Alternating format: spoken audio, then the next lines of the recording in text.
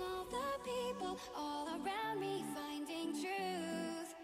I can't help but wonder, do you wonder too? Were we meant for each other, but it just fell apart? That's right. A few seconds off, but hello, one and all, welcome back. That's right. I promised you we'd be back for more midweek muster, and we waste no time. That's right. We have returned for another week of the place to be if you're an AoE4 fan on a Monday, Tuesday, a Thursday, or a Friday.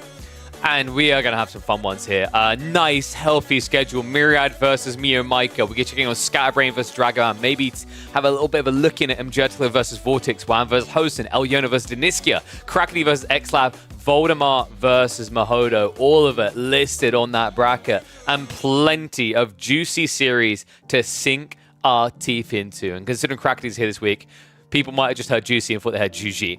So, yeah, plenty of amazing series to open our round of 32. I think we have got in total so far scheduled today about 7 of the total 16 series. If you are a player watching this right now and you haven't scheduled a series yet, don't make me get the beat stick out because I will come at you aggressively with it. Make sure you are scheduling your series, folks. It helps us out immensely. It makes sure that my mod doesn't have to shave his head bald like Brittany. In fact, I just confirmed we're up to 9 series scheduled. So looking good, looking healthy. We're seeing progress in the right direction. So of those, I think the big kind of focus ones will definitely be Myriad versus Miyomika, which we're kicking off with. That starts in about 15 minutes. We're going to have Scatterbrain versus Dragavan. I think that'll actually be a really close one. Both of them very talented upcoming players. Elyona versus Deniskia should also be a pretty tight one, I'd imagine. Krakeny versus Xlab might get a look in just because I'm kind of curious to see if Krakeny's got what it takes to take down the Order of the Dragon Master. If OTD maybe needs some more buffs. And Voldemort versus Mahodo is another series that I think could actually be incredibly close. So some really cool tight ones. I try to avoid often doing the more stompy ones. It's nice to feature people every once in a while, but I don't want to go over the top of it just because at that point it looks like bullying. No Beastie. Beastie is welcome to sign up any week he wants. The schedule is there. Sign-ups are open for week 5, 6, 7. I believe 8 might now be open for sign-up as well. So if he wants to participate, he's welcome to do so. Same goes to all the other players. You know, you sign up, especially when you're higher ranked on the ELO ATR system, you'll probably likely go straight in off of the 8 invite slots that go there. But we are done with KPMM3. It is no longer Skarsgård as the default map. No. This week, we decided to go a little bit different, a little bit, I guess you could say more traditionalist. You know, people wanted a map that appears on the ladder. It's a slightly adjusted spawn one, but we do actually have EGC's Himeyama as the default map for every set this week. So we're going to be seeing a lot of Himeyama. I actually don't mind that. I think Himeyama is a map that, you know, kind of feels like it doesn't get enough exploring on the ladder. I don't know, maybe I'm just not watching the right games, but a lot of the time when I tune in looking to see Himeyama, I get Dry Arabia, Gorge, Lipany 2 to 3 times more, if not more. Never looked at the EGC version of that map? Yeah, so I'm trusting Chum on this. That's my backup. Chum, basically, they created a slightly adapted version so that the spawns were more consistent for team games, but apparently in 1v1s, it's also a bit more consistent with the spawns because they could be sporadic. In particular, the way the tree lines would spawn around the central pond was really incoherent. Sometimes it could just lose you a game straight away if your strategy relied on the pond, but your side had a tree line there, so you couldn't dock. So the changes are minimal, but they're targeted at things like that, in conjunction with making sure that the resources spawn in a balanced fashion for both players. So shouldn't be too dramatic of a change. Like, if anything for the players, what it should feel like is just a version of Himeyama as it should be, right? Kind of like when you queue Lipany on the ladder, and 1 out of 10 games, you get the spawn that Lipany is meant to be, and the rest you just suffer. Himeyama's EGC version is trying to fix that issue for Himeyama. But the boys should be getting online soon. So Miyomika versus Myriad. I think this is going to be a tight series, free game series. If you guys remember, in Midweek Muster number 3, both Louis MT and Puppypaw felt the wrath, actually, of Miyomika and Myriad. Myriad was able to take a game off of Louis. Miyomika able to take a game, the opening game off of Puppypaw. In fact, looked like he might just grind his way to a 2-0, but swift turnaround, actually, out of the now reigning champion back-to-back. But before we get to that, reminder to people that if you are one of the players looking to play, you need to go sign up for the additional weeks. Remember, Midweek Muster 4 is locked. It's too late to be part of this one, but don't be a fool. Don't sit there going, I wish I'd signed up in time like KP had told me. No, you've got week 5, 6, 7. I believe 8 is also now released, so you can sign up to all them. We're going to hop on the game. So Mia Micah versus Myriad should be online in about, got like 5 minutes-ish, 5-10 minutes. In fact, I could probably bump them to see if they're available to begin 5 minutes early.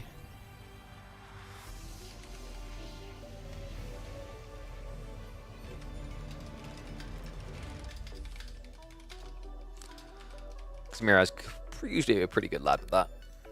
Some connection issues. I'll continue watching from YouTube.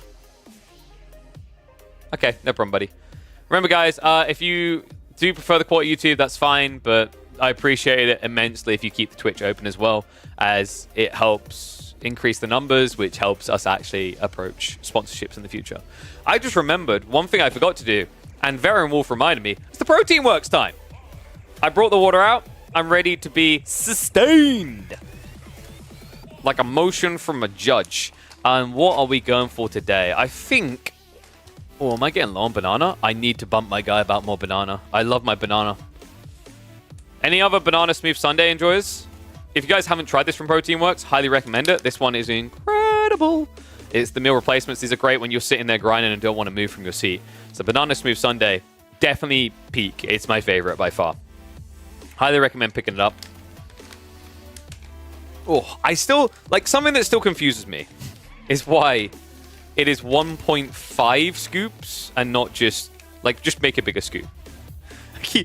Like, they ask us for our feedback, and that is regularly my big piece of feedback. I'm like, just make a bigger scoop. Like, to be honest, if that's the biggest, like, complaint, I think things are pretty good. Whoopsie, didn't quite get 1.5 there. So slap that a little bit extra in there. Nice, good job, Ben.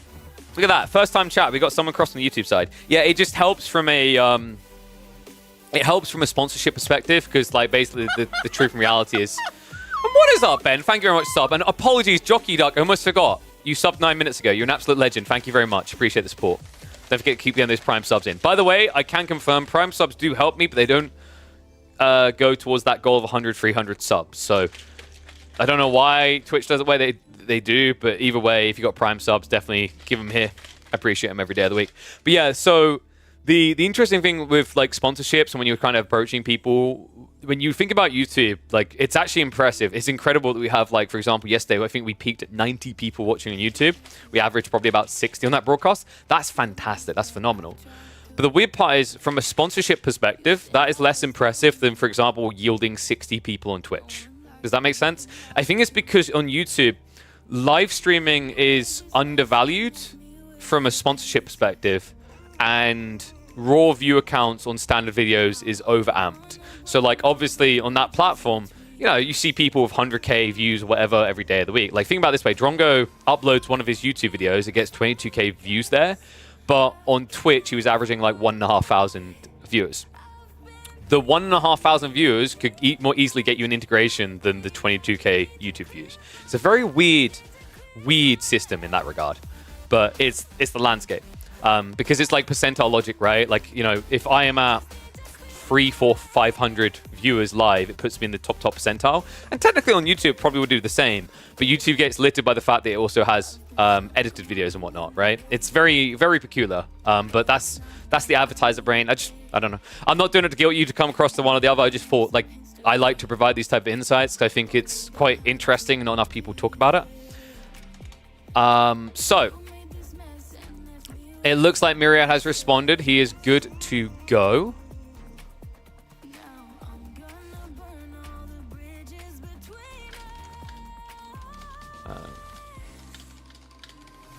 I'm going to ask him to bump Mia Micah to make sure he's in position. So, opening series, like I said, is going to be Mia Micah versus Myriad. And then some of them are going to be running simultaneously. So, like, Imjertical is up against Vortex and Scatterbrains is up against Dragavan at the same time. And then later, we've got a stacked hour with Eliona versus Deniskia, Krakely versus Xlab, Voldemar versus Mahodo. I believe we did just confirm 1 or 2 additional series. Let me see which ones those were for you guys.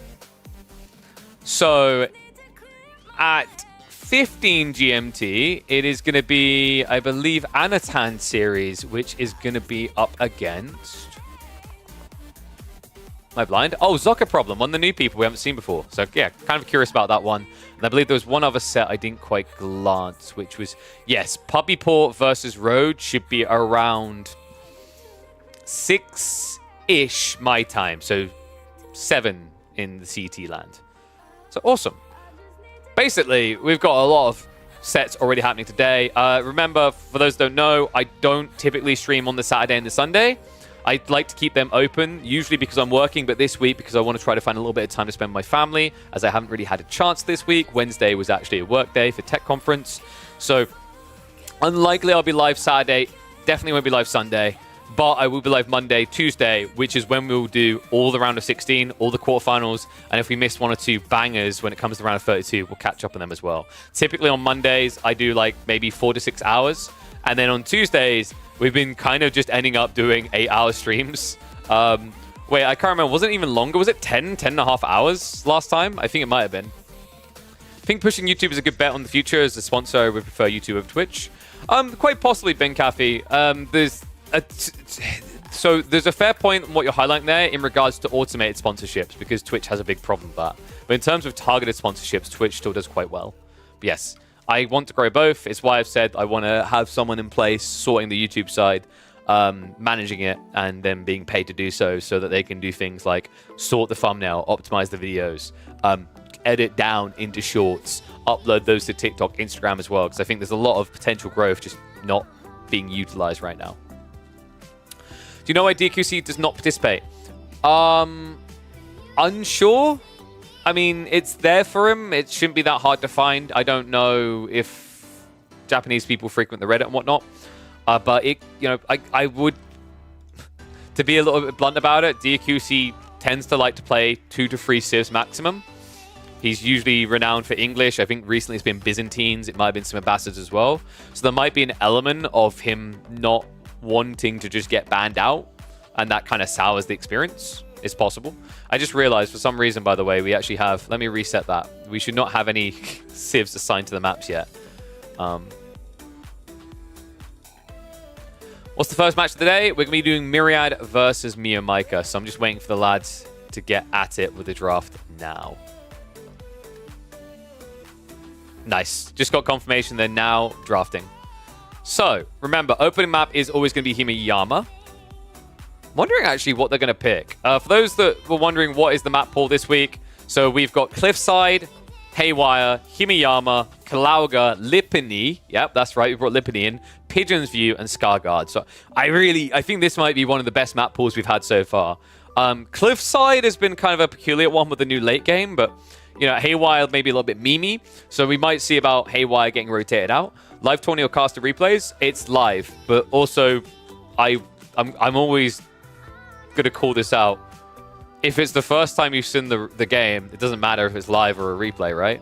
If you're worried about spoiling yourself, just keep away from the Start GG and the Wikipedia page, and you're good to go. So let's have a look. Picks currently underway. In fact, what I'll do is I'll put it up on the screen for you guys so you can see it clearly.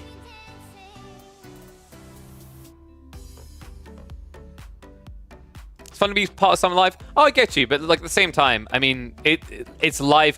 I think like what was the best response I saw is like it's live commentary, right? So it's like, even if the series already happened 2 hours before, there's still that logic of we are actually watching it live.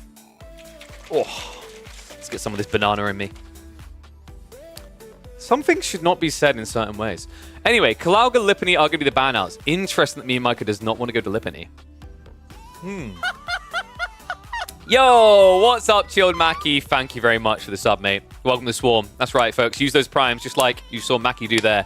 It's a perfect use. And it allows me to go buy myself a Mackie. Hey, see what I done there? Yo, Gunner 480. Thank you, thank you. Absolute legend. Appreciate the subs. Let's keep them coming, guys. Goal for the month, I think I said I'd be happy at 400, I think sounds reasonable. We've got 8 days left, and we're currently at 300. 400 would be incredible. If we hit 450 to 500, I'd be mind blown. You guys have been phenomenal with the support this week. Yeah, especially when it's the Bezos money you're giving. Remember, if you got Prime, you basically have a free sub to give. In fact, if you haven't got Prime, your parents probably do. So go snatch theirs. It's not like they're going to use their Twitch sub. Or maybe actually convince them to watch me. We need that. You know, we are a boom at esports, so we might as well up the average age.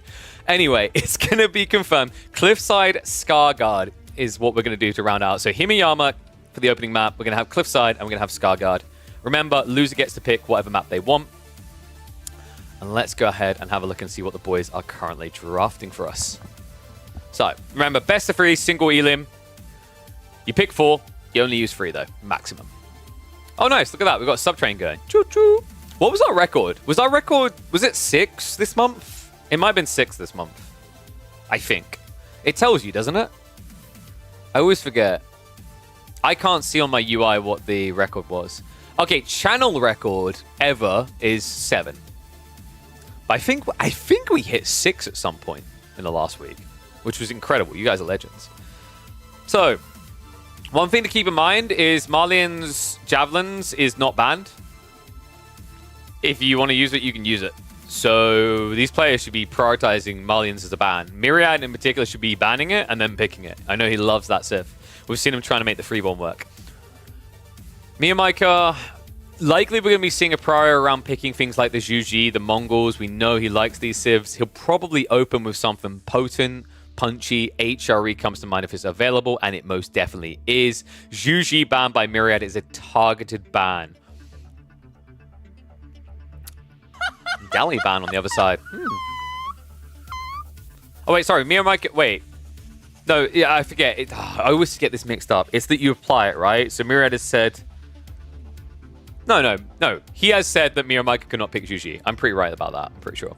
Yo, what's up, Uncle Slim? Thank you very much, mate. What's the issue with Javs? There is a bug. I wouldn't really call it an exploit because literally it requires no loopholes other than accidentally thumbing a keyboard.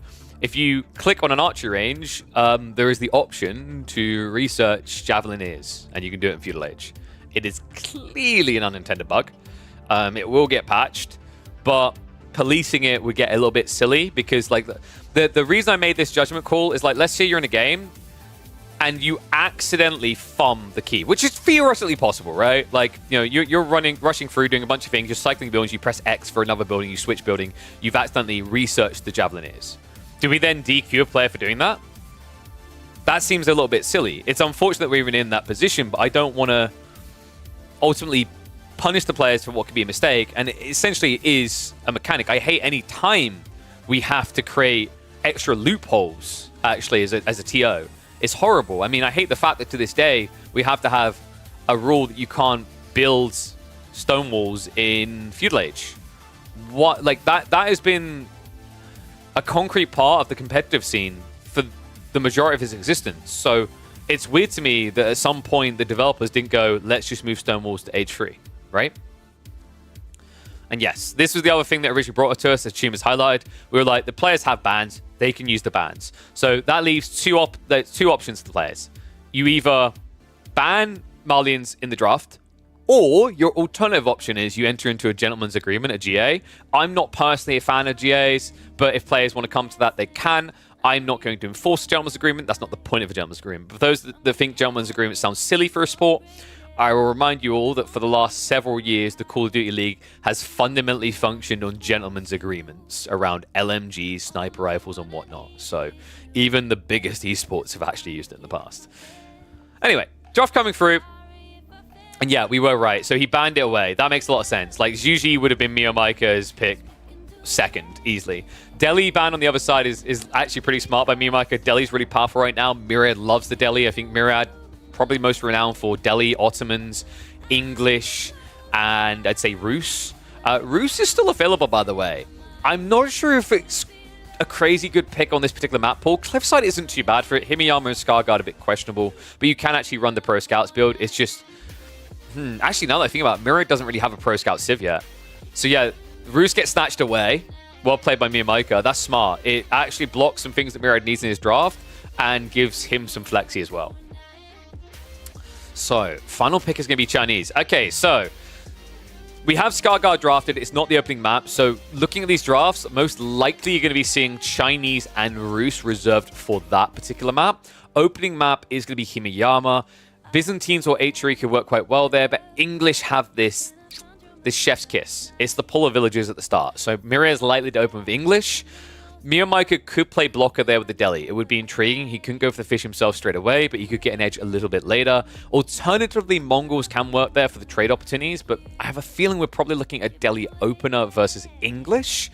Cliffside is likely going to be HRE. I think you can do, or Byzantines works really well there because you get that rush timing. Likely Miyamika's reaction is going to be Mongols. Historically, he picks Mongols there a lot, and that would leave Rus versus Chinese or HRE. I think Miro can flex that. We've seen a few people play HRE for Scarguard. All right, so let's get them listed into the draft. And we'll find out what the lads are going to be opening this series with. What I'll do as well, guys, is I'll play a minute and a half of ads now, so that we're probably about like 3 or 4 minutes from getting into game, I imagine. But that should give a little bit of padding for once we are in game, okay? And yes, Jack Leo, I'm very happy to see it happening. I mean, full disclosure, like in terms of earnings, and especially after like expenses, I'm not at a point where I can provide my family a living. But if this is 1 month of progress, it inspires confidence that we can get there, which is great. Somebody please beat the Canadians. There may be a few competitors this week. I mean, Dumu came very close in midweek muster number 3, and we also have the additional sign-up this time around of Vortex. So, yes, I think they're going to have a little bit more of a challenge this time around. Let me check what our Civ picks are for the first game. So, game 1, they're getting ready to pick now. We talked about this opening map, Himiyama. Probably you're thinking English is Myriad. I don't really know if you want to play English anywhere else. You could try Byzantines instead. You could flex your English Byzantines between Himiyama and Cliffside. I just think English likely is going to work better here for the fishing play. And then on the other side of it, Miyamika, knowing that, what is your option here? You could play Zhone. Zhone's actually not a bad idea. You just play for a fast feudal and stay at home. And then you rush out knights to block the fishing play, right? But Delhi seems more likely. It just comes down to whether he wants to save Delhi for Cliffside. But historically, Miyamika does play a lot of Mongols there. He's going to clap some ass with Order the Dragon. Oh no. How did this happen? Spanish Bro is really back. No one's really heard from Lucifron, but this could just be all par for the course, right? Vortex the front-facing man, and then Lucifron just comes out of nowhere, surprise Mother Ducker, right? It wouldn't be the first time we've seen that type of dynamic, as they are quite secretive, and, you know, if one's back, it's possible the other is. Very likely, actually. But we'll see.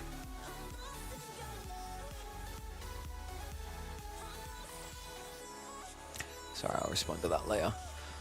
Okay, wait, have we got a bug draft? It's not moving. Let me double check.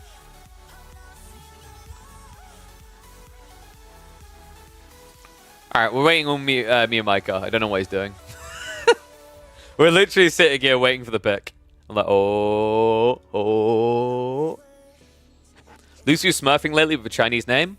Do you guys reckon that Chinese player that clapped Vortex's cheeks the other day on Four Legs might have been Lucifron? I mean, it kind of sounds believable, right? Because then the follow-up game was a really unorthodox Order the Dragon 2TC attempt, from what I remember. It was quite a weird game. It was Delhi versus Order the Dragon on Hill and Dale. So, it's possible. I'll have to see. I mean, signups have they closed now? Tume's in the chat, you can confirm that. I'm pretty sure signups for WTC have closed now, right? They closed, was it yesterday? I think they did. Yeah, seating is done. And the Spanish bros signed up, or do we only have one Spaniard? Do we have none Spaniard? I'm having a look now for the teams. I mean, we've got a sec while me and Micah is fudging around, right? So I'm curious.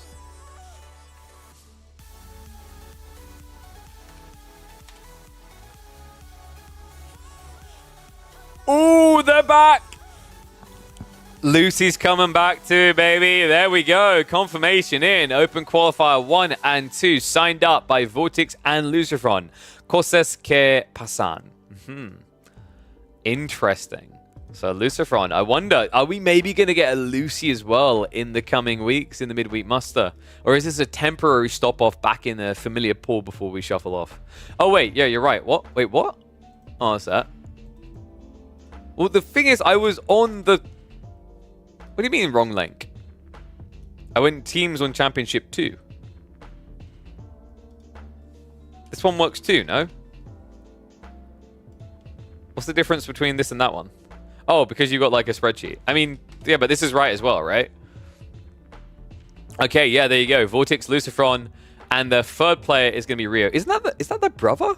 I can't remember. I always forget their brother's name. That's the brother, no? I think so. Blade being a substitute for the Canadians. Marine Lord and Beastie have got Wildman as their backup. Jigglypuff and Gokowski, they got BLB in the backup as well. Gonna clap them and send them back to Stormgate. I mean, we'll see how it goes. I would never underrate these two if they've been grinding for like a few weeks or so. The tricky part is like how secret. Wow, okay, so Byzantine's Delhi is the opener. Yeah, I think Mirai done this because he knew the Delhi would counter the English. This is pretty crafty. We talked about like the Byzantines English kind of like relationship where you can interchange them to a certain degree as they can both get to that longbow comp.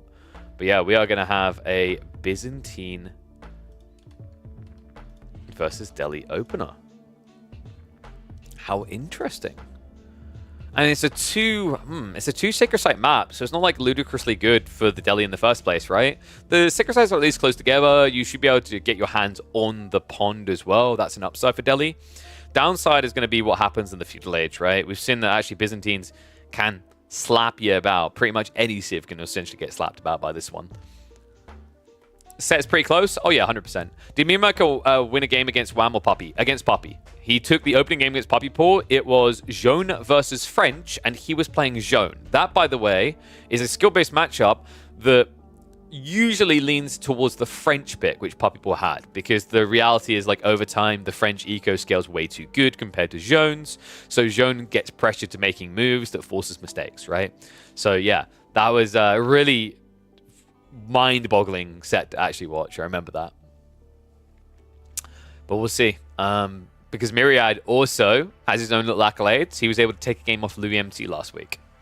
So yes, both of them proving to be capable of cutting deep into the best that are signing up each week. Then again, I guess like you got to argue with Louis, is he really looking on his best form, or is it just a bad matchup, right? Because he then ran into Anatan, got 2-0'd. I think Anatan's playstyle does work really well against Louis. I'm curious to see what will happen this week, because when we look at the bracket, I believe he can dodge Anna, right? Let's have a look. Louis MT on the left side. Anatan is on the left as well? Yeah. Ooh, so he would run into him in the quarterfinals as well again. Yeah, we might have to look at that team a little bit, because although we've been seeing some changes, some of the matchups have remained the same week to week. So I'm wondering if there's some sort of shuffle one to the left dynamic we could do to maybe give a little bit more variability. Because I do know that some of these are rematches, like Louis MT, Knock Knock is a rematch. That was a 2-0 for Louis MT last time. Cat versus Stopper is a rematch. I think there's one or two others in there that are rematches as well. Mia Micah versus Mirad is different. Last time it was Mirad versus Dragavan and... Mia Micah versus Dragavan and Mirad versus MSN. So yeah, it's like it's weird because sometimes it's changing, but that is partially based on players not signing up or whatnot. If they don't grind, it is as it is. True. But I do wonder, like... I don't know. Would it screw integrity if we, like, had a +1, -1... shift? Wait, actually, no. Wouldn't we achieve the same desire if we just flip the order we do ATR seed versus ladder seed? That might do it, right? If we change that each week, back and forth. I don't know if that complicates your job too much, or if that's just an easy thing to track. But if it's an easy thing to track, that could maybe be a nice way of just giving people a bit of versatility, because I've been very big talking about the idea of different matchups mattering, right? Like, for example, when we look at this bracket,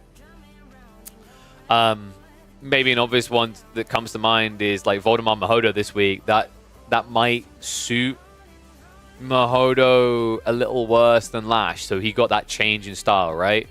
But, you know, like Trackle versus Killjadi instead of maybe Trackle versus... I'm trying to think who would be a tighter match. He's around the same seeding. There were a few examples I thought of in my brain earlier, but it's been a long day. Some players don't move in the rankings, but we would end with the same matchups. I mean, yeah, I'm thinking more for the round 1, right?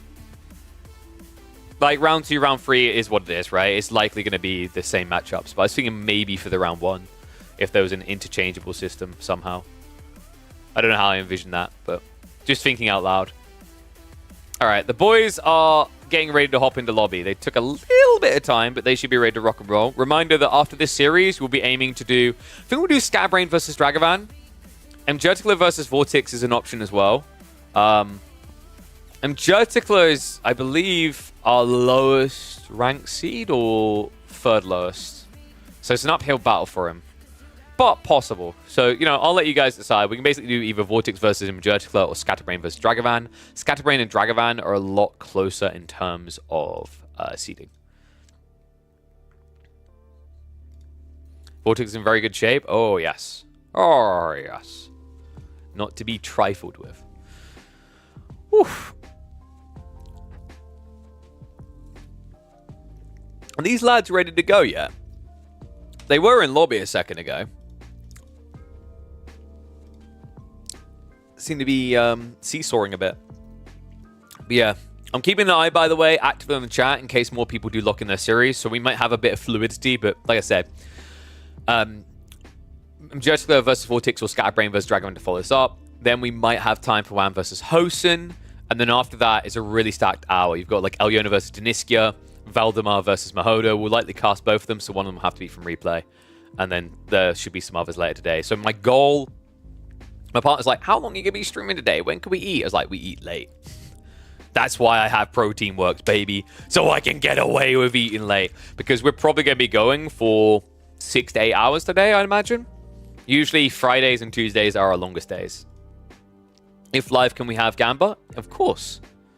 By the way, guys, you should definitely be checking out Protein Works every single day right now. Because their deals are switching every day. So if there's something you had your eyes on, and it wasn't on offer yesterday, it might be on offer today. So, exclamation mark Protein Works. In fact, I'm going to take this opportunity to eat my multivitamin gummies. These are sick. I love these. Summer berries, by the way. If I can get them out. It's bad because I like them that much. I kind of want to eat all of them, but I'm pretty sure there's a point at which eating multivitamins becomes unhealthy.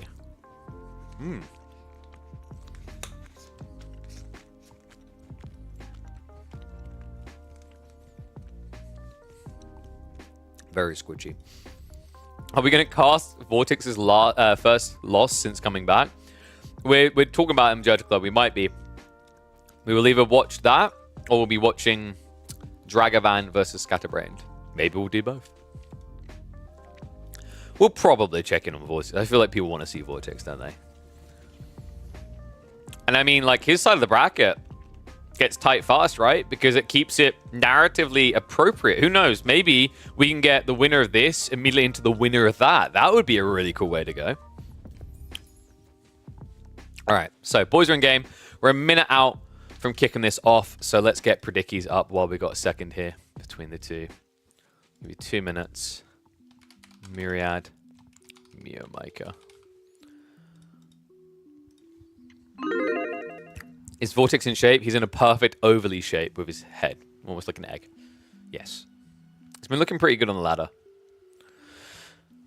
Whew.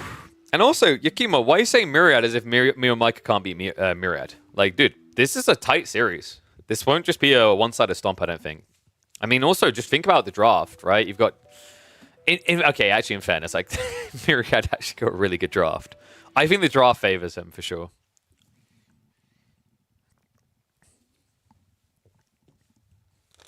Puppy Paw will win it again? That's a hot take. There's only one way to confirm that. You have to tune in Mondays, Tuesdays, Thursdays, and Fridays to confirm it. Each day you can tell me whether you still believe. All right. pause that music. Let's get ready to party.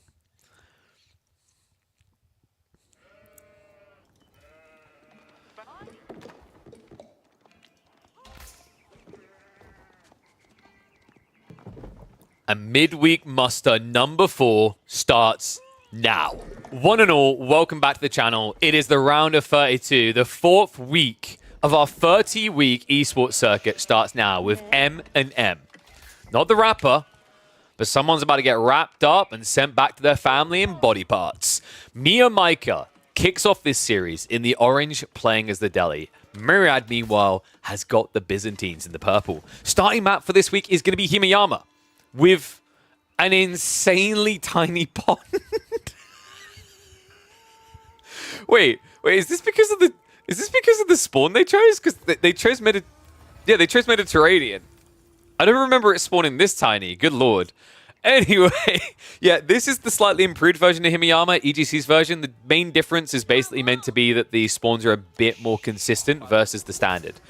So that, for example, this central pond doesn't get surrounded by trees. We've all been on Himeyama in a game where we had a pond strategy and we couldn't play it because our side was completely littered with shrubbery. So, Myriad done a really smart thing here, guys. On the draft, Myriad had the English. English is just kind of like peak tier here. Most matchups, they will just dominate because they can control the pond. You can't, right? They walk out with short bow villagers, you're just going to lose. Mia Micah was anticipating that. That's why he picked Delhi. So Myriad was really crafty in his alteration here, going into Byzantines. However, I do think that if Delhi played TOV instead of Dome of Faith, they can still wallop the Byzantines here. It's tricky. It's not easy, but it is doable. How you guys voting? 25k to 15k split. Is that in favor of Myriad? I mean, Byzantine's pretty OP, right? But then again, Delhi have been rising in terms of popularity consistently. Gold always outside TC range. I feel like the gold was always doing that. Oh, you mean sometimes? Yeah, there you go. Sometimes on standard Himeyama, it wouldn't do that, right? So like the goal with EGC's version of Himeyama was similar to the goal with the Lipany version. Himeyama wasn't as egregious as Lipany was for its weird spawns, but it could happen on occasion, and you kind of want to minimize that occurring in tournaments. This is definitely a more wood-light version of Himeyama, but I think that's also being informed by the choice to go Mediterranean. For balancing logics, we always advise players to pick European temperates, but at the end of the day, it is up to the players. If they want to choose a different spawn, that is on them if they can come to the agreement. So, Dome of Faith coming in. Grand Winery on the other side. Come on, Myriad. He hadn't scouted it, right? I mean, you probably wouldn't play that loose anyway. Not against the Delhi with Ghazi. I mean, in theory, you could, though, right? If you set up the Grand Winery here and you build outposts here and here, you're kind of protected anyway. And it's only once you get here that you're going to start getting really harassed. At which point, you've had map control or whatever. The only downside is if you put a Grand Winery out here, you won't be able to set up farms later. What's the win rate between these two civs on the ladder right now? I'm kind of wondering off the top of my head. I just realized I actually haven't looked at the win percentiles on pubs for Season 9 at all. So if we check the highest ranking for Season 9 since October the 22nd, Byzantines versus Delhi, Byzantines are at 25% win rate. But it's a very small percentage group, right? Only a total of 27 games played. By the way, Delhi are first in terms of pub performance. They're dominating at a 62.8% win rate. The more surprising detail for people might be the fact that French are in second place with a 57% win rate. Damn impressive. So tech out complete. Racks opener makes a lot of sense because you are expecting your opponent to go into Ghazi here. Myriad, this is probably going to be javelins now, right? Whenever you go Limitani, you tend to follow up javelins. However, had Mia Micah gone for the Tower Victory, that would have been his edge, guys. That's why I thought maybe we see TOV. Someone was asking me the other day, matchups where Tower Victory still makes sense. One of the most obvious ones is against the Chinese. I think it can also make sense against the Byzantines, because by going Ghazi, or being expected to, your opponent has to go Limitane. And whenever someone goes Limitane, they want to go javelins. However, Tower of Victory archers can actually beat Byzantine javelin spam because the scaling point just doesn't match up favorably for the Byzantines. A little bit ambitious there. Myriad. Ooh. he got away with that because classic Deli out on the berries. So yeah, I don't know if he knew that was going to be the case and maybe ambitiously dove to try and see the landmark a bit more efficiently. I think that's what it was. So if so, that's really crafty by Myriad because now that you know it's Dome of Faith, you can play into Javelin Contract.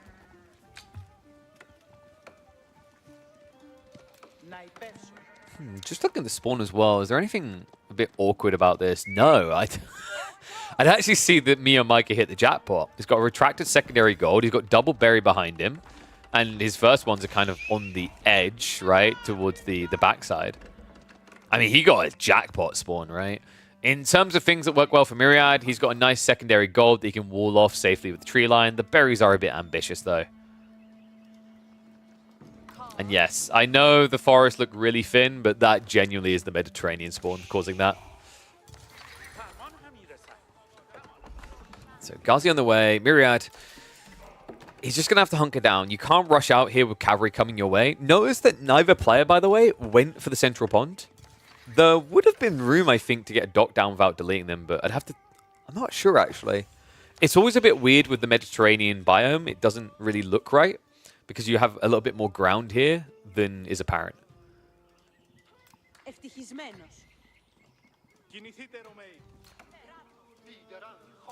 What do you think, guys? I mean, we're going to be getting the Silk Res, so is Javelin Limitane. Ones, if you think Mia Micah's going to win this. Twos, if you're banking on Myriad.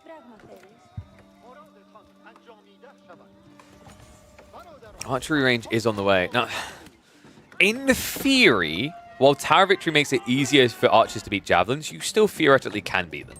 Obviously, this is for the Limitane, but also, if you get enough archers bulked, you can just take on the entire army.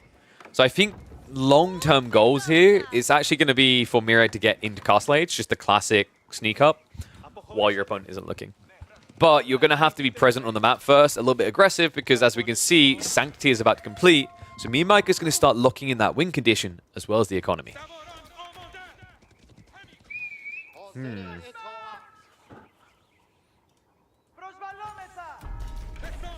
fact, Myriad...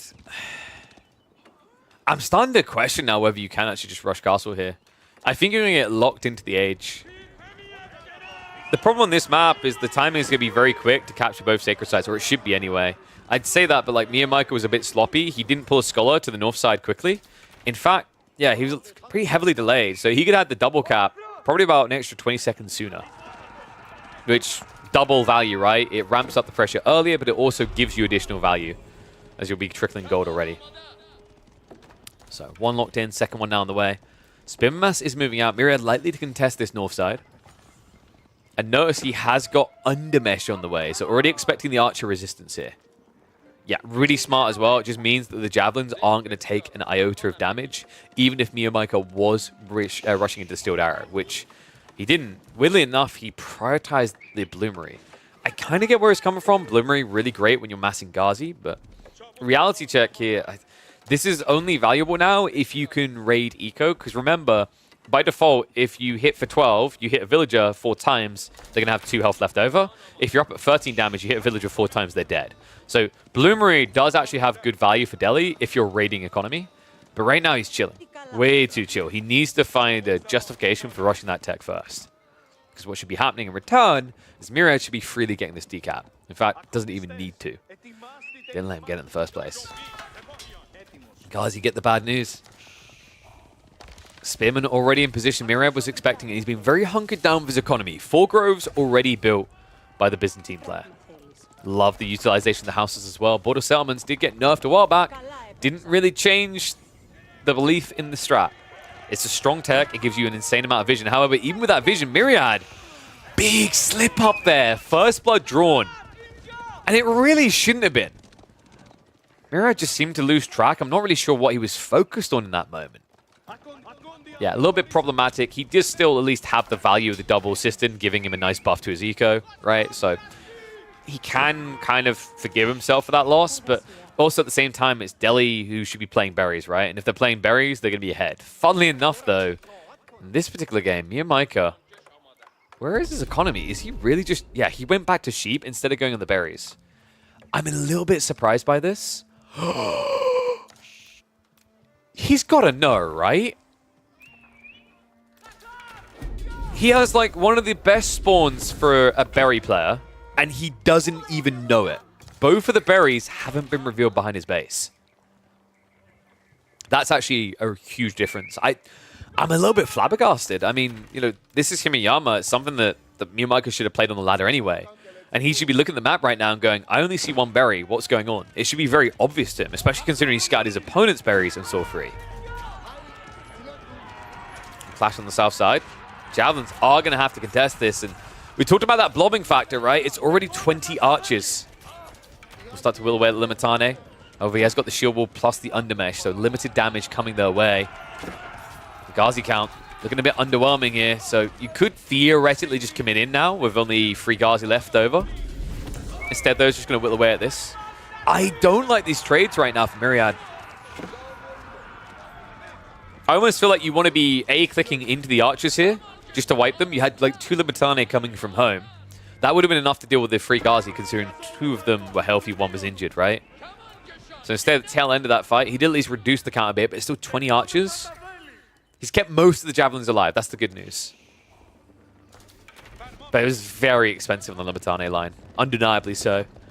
Mio still doesn't have that Sacred Site locked in, though. And although Myriad may have been a little bit lackluster in his initiation there, what he does have going for him is his economy. He's almost ready for Castle.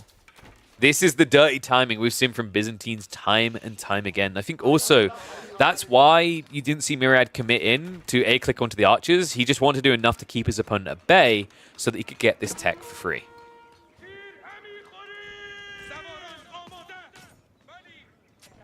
And so Mio is at least now going to be able to secure the Sacred Sites, but this isn't going to feel great. Sure, you're going to start a 10-minute timer, but your opponent's already going to be aged up. And I think Miyamaka might be aware of what's coming. He's starting to save up himself. This still deeply hurts me that the berries are being neglected like this. He still doesn't know.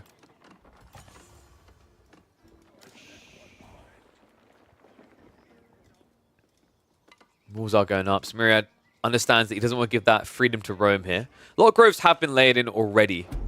I've got the system buff. Trying to reach out now to that additional berry patch. Ghazi raiding the wrong location. I think this is going to be mirrored tech timings, actually. Myriad, this is the issue with the micro in that fight. It really did hurt him. He lost so many Limitane. He's paranoid. He's been replacing. So instead, Miyamaka is going to be the first one going up towards Castle Age. Compounder the Defender on the way. Yeah, quite a little bit surprising here, but in fairness, in this matchup, on this map, right, you can go for those kind of keep drops on 2 Sacred Sites. It's very important as well because there's just so much resource usually around these locations. Stone, gold, wood long term. I think House of Learning still would have been of immense value here. Just because now with your opponent going for the Jav contract, he's going to be playing up with potentially, what, camels coming out? So realistically, yes, you can't play Home Blades into Lancers, but you can still play it to Men-at-Arms. Right, coming in though. Another village does get picked. So if you guys are going to go down, so Myriad, he has started his own tech up, but he's doing so at a disadvantage here. 2 villages behind, now Age behind, and on top of that, he should be behind on relics. The grab is underway. He is trying to yoink everything. Myriad needs to be quick. Javelins are close enough that he should be able to deny this relic grab near his base. Needs to be fast though. Faster than that. Oh, Myriad, no. Freebie given over here. So Mio already has 1 relic banked. 3 on the way home. Make it 4. This is a 5 relic deli game. This is delicious for one side and disastrous for the other. I'm going to be like a kid show. Can you guess which is which? Yeah, this is not looking great. As an opening game, I mean, we talked about Myriad having a favorable draft. I think he got some really potent picks, but doesn't mean you get to throw them around like this. Actually, it wasn't what happened in the 5 minutes, Cracky. It's what happened afterwards. Myriad, he went out to the mid with a fight with Limitane and Javelins, and the engagement wasn't exactly what I'd call on point. He lost way too much with it. Myriad is at least going to poke on the south side. Javelin upgrade has come in now. But we have got to switch into Lancers and Men-at-Arms. Okay, no. Now, Miyamika, this is where I 100% question the compound defender. He has built everything that you would if you do House of Learning here. The only thing he's really missing is crossbows. And obviously, eventually elephants, but they'll probably appear. So, yeah, a little bit flummoxed by this choice. Because it feels like he's going for a timing attack. I mean, I say that at the same time. There's no way this guy rushes Imperial Age. Right? No, I was about to say, that would be a bit absurd. War Elephants are on the way. Do wonder if Tower Elephants would be a bit better, but Tower Elephants can be a little bit awkward to navigate up against Limitane. They have the Teardrop Shield in Age 3, so they can run you down. On top of that, the other problem you run into is that with the level 2 ranged armor, you're just not really doing that much damage with your elephants.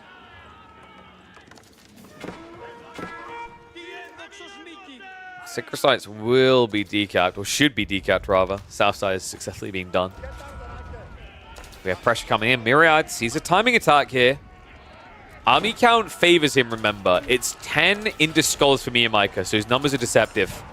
However, the elephant arrives, and immediately Myriad starts to think twice about this. Nice initial charge from the Lancers, forces the commitment to the Limitane.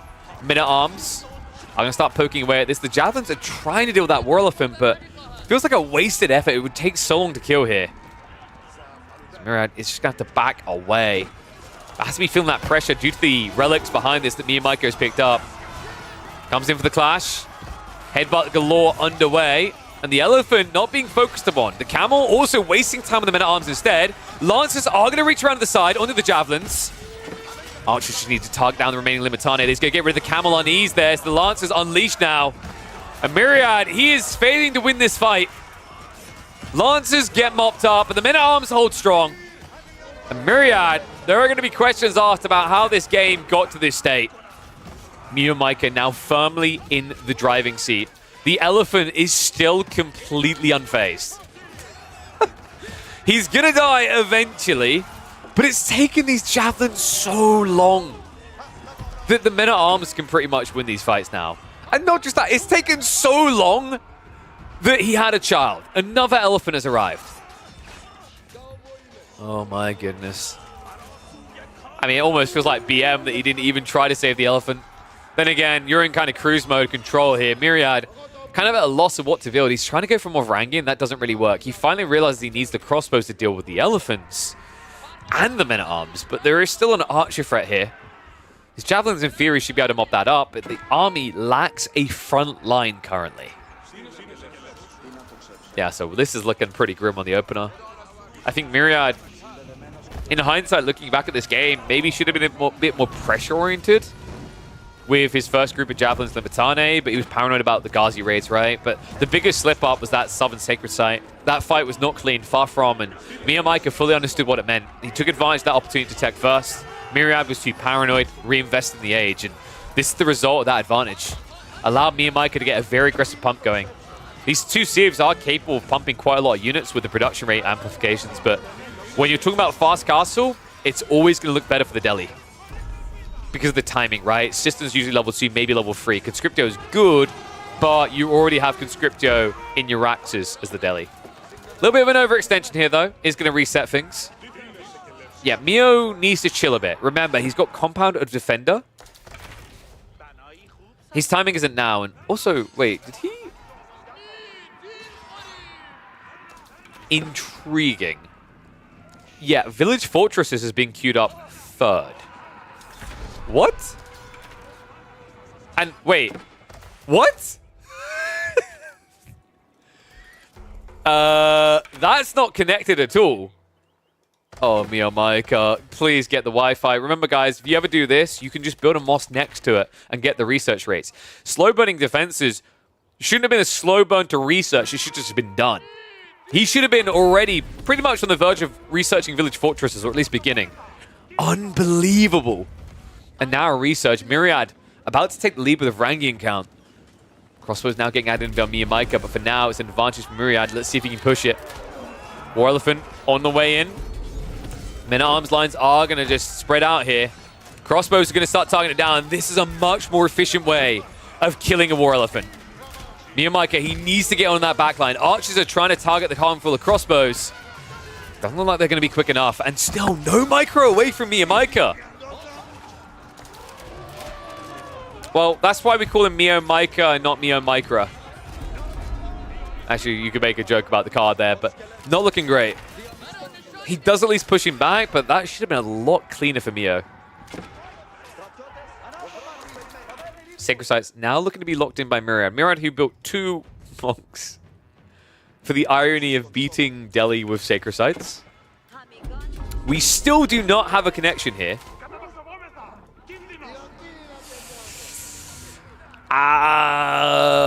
What is going on, man? I think Miyamaika is going to be face-palming after this game. I mean, he did at least scout one of the backberries. He still hasn't quite fully glimpsed the other one. But the fact he went COD like this and just hasn't been getting the value out of it is crazy.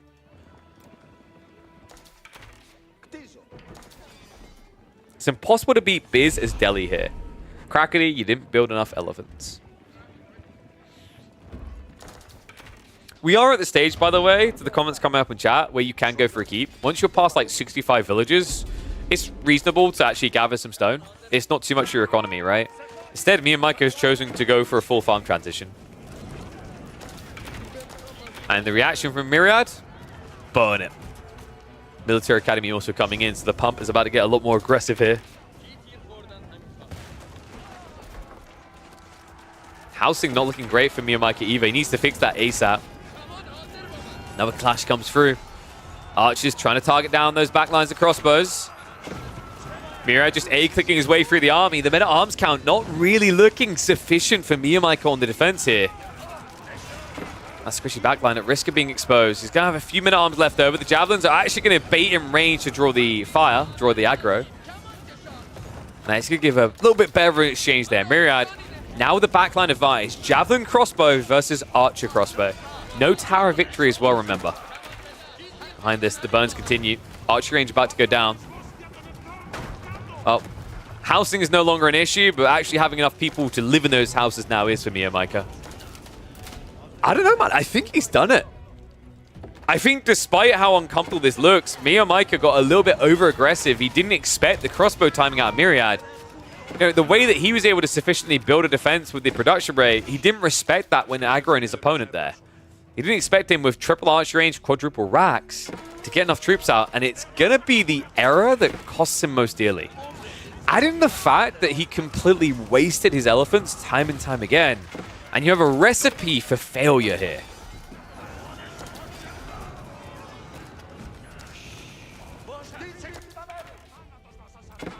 We even have angry Vikings hunting villages. I think this will be the GG moment for Miyamaka. Yep. Soon as the clubs come out, that's it. Game number 1 will be going to Myriad. He's able to scrape it back after a scrappy, messy castle transition to take an early lead in this single Elim best of 3. The question now is whether Miyamaka can rally and strike back. He's got some of his favorite civs. So we'll find out in game number 2. I'm sensing maybe a Mongol pick. I don't know why I have to sniff like that to sense a Mongol pick. That's just how sensors work, I think. Okay, so opening game will, of course, go to good old Myriad. I think Miyamaka is going to go Cliffside. He's really comfortable on Cliffside, right? And you probably want to thin your opponent's draft a little bit more. Can you, though? If you go Cliffside, I think he just picks... I mean, you can pick English in the Mongols or HRE, right?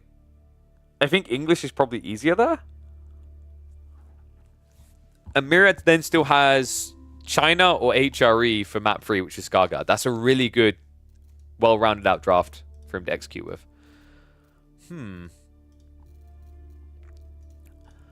Mongols versus English on Cliffside? Yeah, dude, it doesn't sound good, right? But Miyamaka, like, what's the alternative? I guess you go Rus, and then but then you have to pick Zhone on Skarsgård.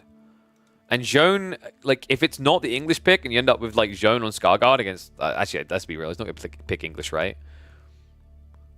I guess Zhone can actually punish the pro scouts play. Because you can just hunt the scouts, starve them, but also get XP. So, yeah, maybe you just... you punt the Rus pick here. It's kind of tricky, though, right? Like, you can't be too aggressive with the Kremlin placement. Otherwise, you'll get Lomboed.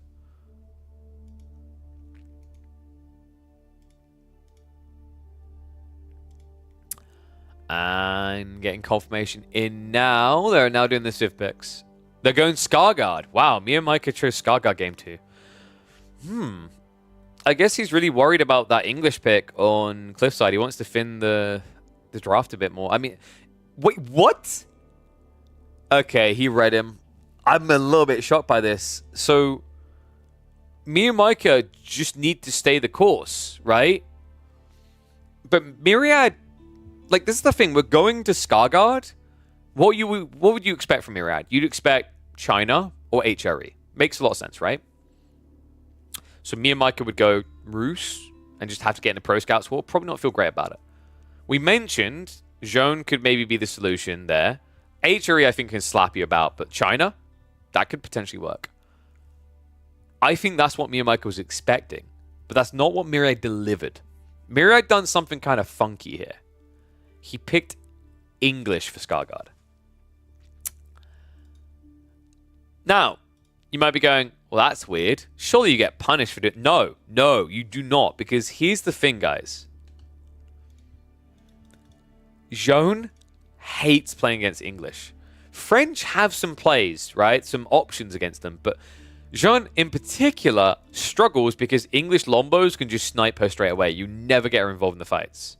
On top of that, there's really not much to stop an English player here just hunkering down and going 2TC. So yeah, this could be a 2-0 quite easily, I think. Historically, this is like English versus Zhone, as is truly historically accurate. Same with French, actually, are some of her worst matchups. Archipelago? Dude, this is... What are you on about? There's nothing like Archipelago. Or Archipelago. Alright, what's going on? Are they getting ready to get in game? The boys have been a bit slow today. I'm still shocked by that. Let's pay out the points, and we'll run some ads so you guys don't have to worry about them in-game. I'll run a 1.5 minute of ads. God bless. Or you don't have to worry about ads because you subscribe. That's the other play. Boom. Okay. So, reminder after this, by the way, and actually it might line up perfectly if this is going to be as stompy as I'm kind of anticipating it to be. Next up on the agenda, on the chopping block, we've got Mjertikler versus Vortex and Scatterbrain versus Dragavan kicking off around 15 GMT. What's the difference with EGC Himeyama?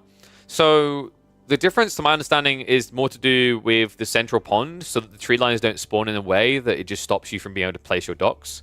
And I think they also tweaked the tree lines to be a bit more coherent and mirrored between the two sides near their base. But Chim should be able to dive into deeper details, as should Kaivayu on that one. The primary reason those changes were made originally, the changes they made were originally done because of the team game for the 2v2 tournament. But the spawns on 1v1 seemed reasonable. Like, if the difference was only stopping broken spawns from occurring as frequently, then I was fine with that being implemented instead of using standard Himeyama. Alright, are we ready to go? Did they remember to make the game viewable?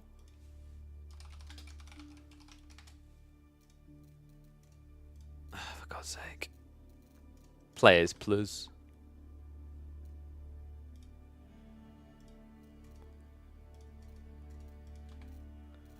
Well, oh. Wait. It's good. It's good.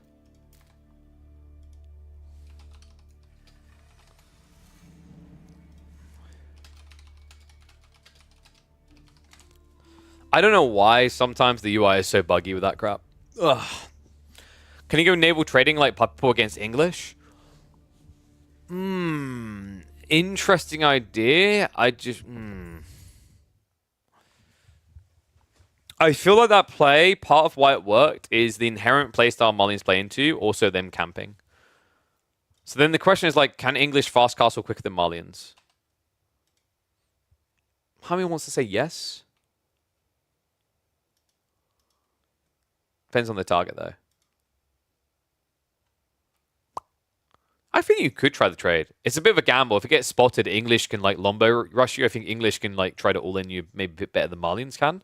But if they commit to the 2TC, it might be complex. It might be a bit too hard to execute. It's an interesting idea, though, for sure. All right, let's flip that score around. And let's get those predictions online. Got 2 minutes. Get them predictions in now. Oh, my foot still feels really weird at the moment. I'm praying when we get this cast off, they're like, yep, looks like it's healing really well. No problems at all. No bone death. No arthritis. You're great. Back to climbing you go by 2025.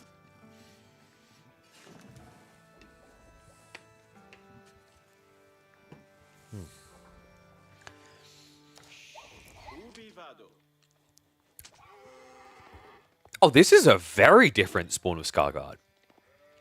Wow, insanely different and also almost perfectly mirrored. One and all, welcome back to the channel. Welcome back to the opening series of Midweek Muster number 4 here. Myriad on English going up against Mia Micah on Jeanne d'Arc in game number 2 of this series. I just realized I actually flipped the wrong way. Myriad was the one who won the opening game on Himiyama. We're now here to see if Mia Micah can keep himself alive. The man who was able to snatch a game off of Puppy Paw, the reigning champion here on Scarguard last week. Can he do it again? We're going to find out. Because funnily enough, in that game, he was playing Jeanne d'Arc, but it was a very different matchup. It was a French mirror, essentially. French versus Jeanne. Curious to see what the approach is going to be from the two players, because this spawn, like I said, very open. It's not often you get both tree lines spawning like this, retracted away, and the stone as well. Kind of wild, actually. Even on the other side, for both players here, I think actually there's a great value in just walling off this corner and safely playing to it, because usually when we get these type of spawns, there's a bit more access around the flanks, whereas this is more easily walled, so you'd be able to secure a hell of a lot of deer. Now, English don't usually go for deer like that, right? They'll have to at the start, because remember, you only start with 5 sheep on this map and a 4 deer stack close by. But I do think there's value in English playing deer if there is a wallable area. I think it's something that English players learned a long time ago on Altai, if you guys remember. That map really drilled it into them, because that's where we got some really cool fast castle builds, where you got there by just going onto the deer instead of going farms. So School of Cavalry is going to be on the way. Mia Micah just using the 1 to make it efficient. We did get to see a very crafty trade game out of a French pick on this map before. I don't know if we can get the same, because remember, there's no fishing on this map. The only thing you can fish from the other game is trying to scale trade. Later on, though, you have got the gold veins, you have got the relics, you've got the stone, and the boars. So a lot of things in that mid-late game that are worthwhile out here. I do wonder if the boar's really worth it, though. I feel like maybe the boar should spawn here, closest to the mainland. And maybe, and I'm probably asking too much here, but maybe you make a shallow crossing here, just for this piece. That would be kind of intriguing, but I guess it would make it very easy to secretly play water just by like walling this off then and building a dock on the other side. But it does feel weird that the boar is so far out there, because often they shouldn't really be utilized by the time you're playing onto water, right? When you're like 14, 15 minutes, you're not really thinking about boar anymore. So we are getting Abbey of Kings 2 TC. So Myriad is just going to do what every English player does. Me and Micah should see this as an opportunity, not a downside. Right, there is some potency available to him if appropriately targeted. Joan can now just kind of harass in the early game without a fear of mass Lombos attacking her. The other cool thing here is you can just try to poke with knights and maybe go for like a fast tech play yourself. We did see a very interesting English-French game in the last Grand Finals, if you guys remember. And it involved a little bit of pressure into a fast castle build so that you could spam men-at-arms as Jeanne. That, funny enough, led to a giant rant about men-at-arms. I'm not even kidding.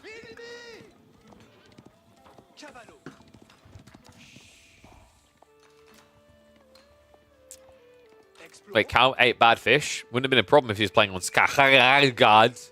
There you go. Did I say it correctly? Was that Norwegian enough? He always complains at me, the way I say it. Because I refuse to say Sjargard. Shown down the way. First knight's been queued up. And I'm imagining we're going to be seeing range zone here just because you don't really want to be diving the enemy TC.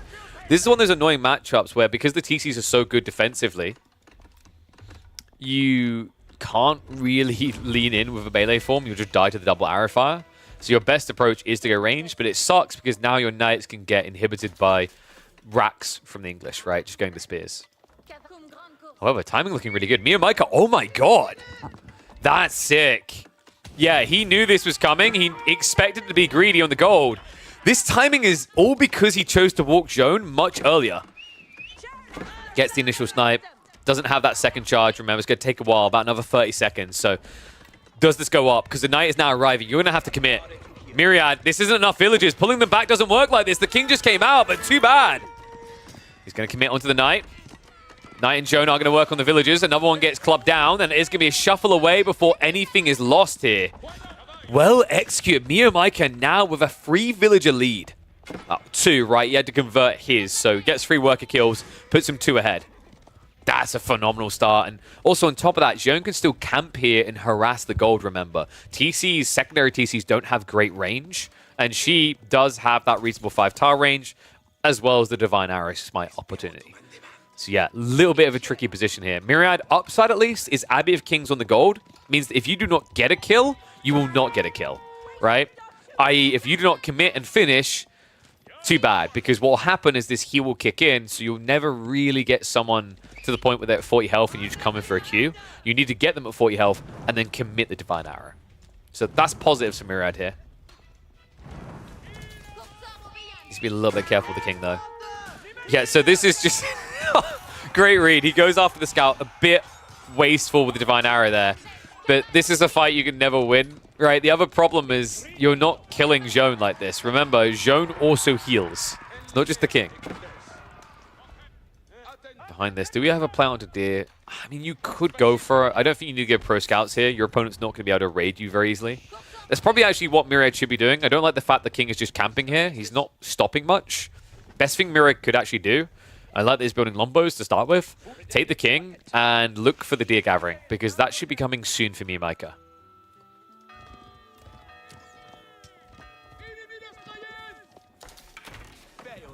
So racks plus archer range. You're going to need a really good timing into blacksmiths here. I actually think Steeled Arrow is worth semi-rushing just because you've got the TC defending for you. So actually, like, it's going to force a reaction to Undermesh. In fact, Miyamika's already on his way to that, which is then just going to simply force the blacksmith play so you can even compete. Because we're at a point now where when these knights keep scaling like this, Miyamika's going to contemplate a dive, right? And he's going to have the Divine Restoration to pump him up when he starts to lose health. An insane effective HP here. Remember, you can scale this primary TC up to double Arrowfire, 9 damage. But he doesn't have that 9. So right now, with the ranged armor advantage for Miyamika, he's reducing the damage he takes by 50%. And that is brutal. Myriad losing the king forces another reinvestment. That's 200 resources down the drain. Knight's getting ready to shuffle in as well. Myriad needs to be instant on the reaction. Oh, Miyamika, he actually cancelled the charge. A little bit unideal. Does at least get 1 villager for his troubles. And able to shuffle away. Yeah, he could have got 2 there. That was a poor micro by Miyamika. He actually overclicked. When he just A-clicks there, you charge in, you basically wall up the first villager, and then you clug with the sword on the second, right? Just going to keep fishing. Comes around again. Myriad. Just slow on the reaction, and there's that connection with the charge. So should be able to club them down. Gets another kill. Yeah, this is another thing that's kind of dumb about English TCs in the Bell. If you're not actually paying that much attention, you don't really need to. The giant golden glow on all of your people gives it away. Oh no, we're being dove. It really does feel like a Civ that plays with a harness. Oh, cheeky, gets the kill. Really important that Miyamika keeps doing this. It's not just escalating his XP timing, it's keeping Myriad's eco lead non-existent in this game. He invested in a second TC. You just wouldn't believe it at 9 minutes in when he's only 1 villager ahead, and barely that. Miyamika queues up 5 more knights. This is very inefficient. I don't like what he's doing here. You want to add in a second stables at this stage. You're just not getting efficient production. You know, if you've got more than 2 knights backlogged into a building, build another building. He's also saving up for castle, which I quite like here. I think the extra undermesh is just going to break Myriad. Because right now, like, what does he have? He doesn't even have a blacksmith. He doesn't even have that steeled arrow. We talked about the effectiveness of armor here. The way it's going to scale, you're going to end up going up to 6 armor on your knights when you dive these TCs. While also, remember, having additional health. You get an extra 40 health.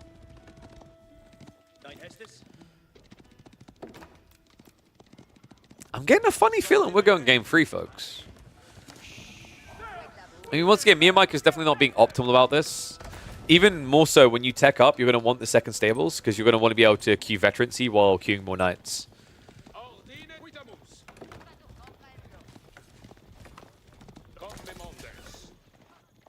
Miyamika likes his captives. It's interesting you say that, Crackety, because at the same time, like when he plays Mongols, a lot of the time he doesn't main Keshiks, right? He's more of an archer boy. Archers and spears. So yeah, usually likes his captives, doesn't necessarily mean he likes to always build the cap though.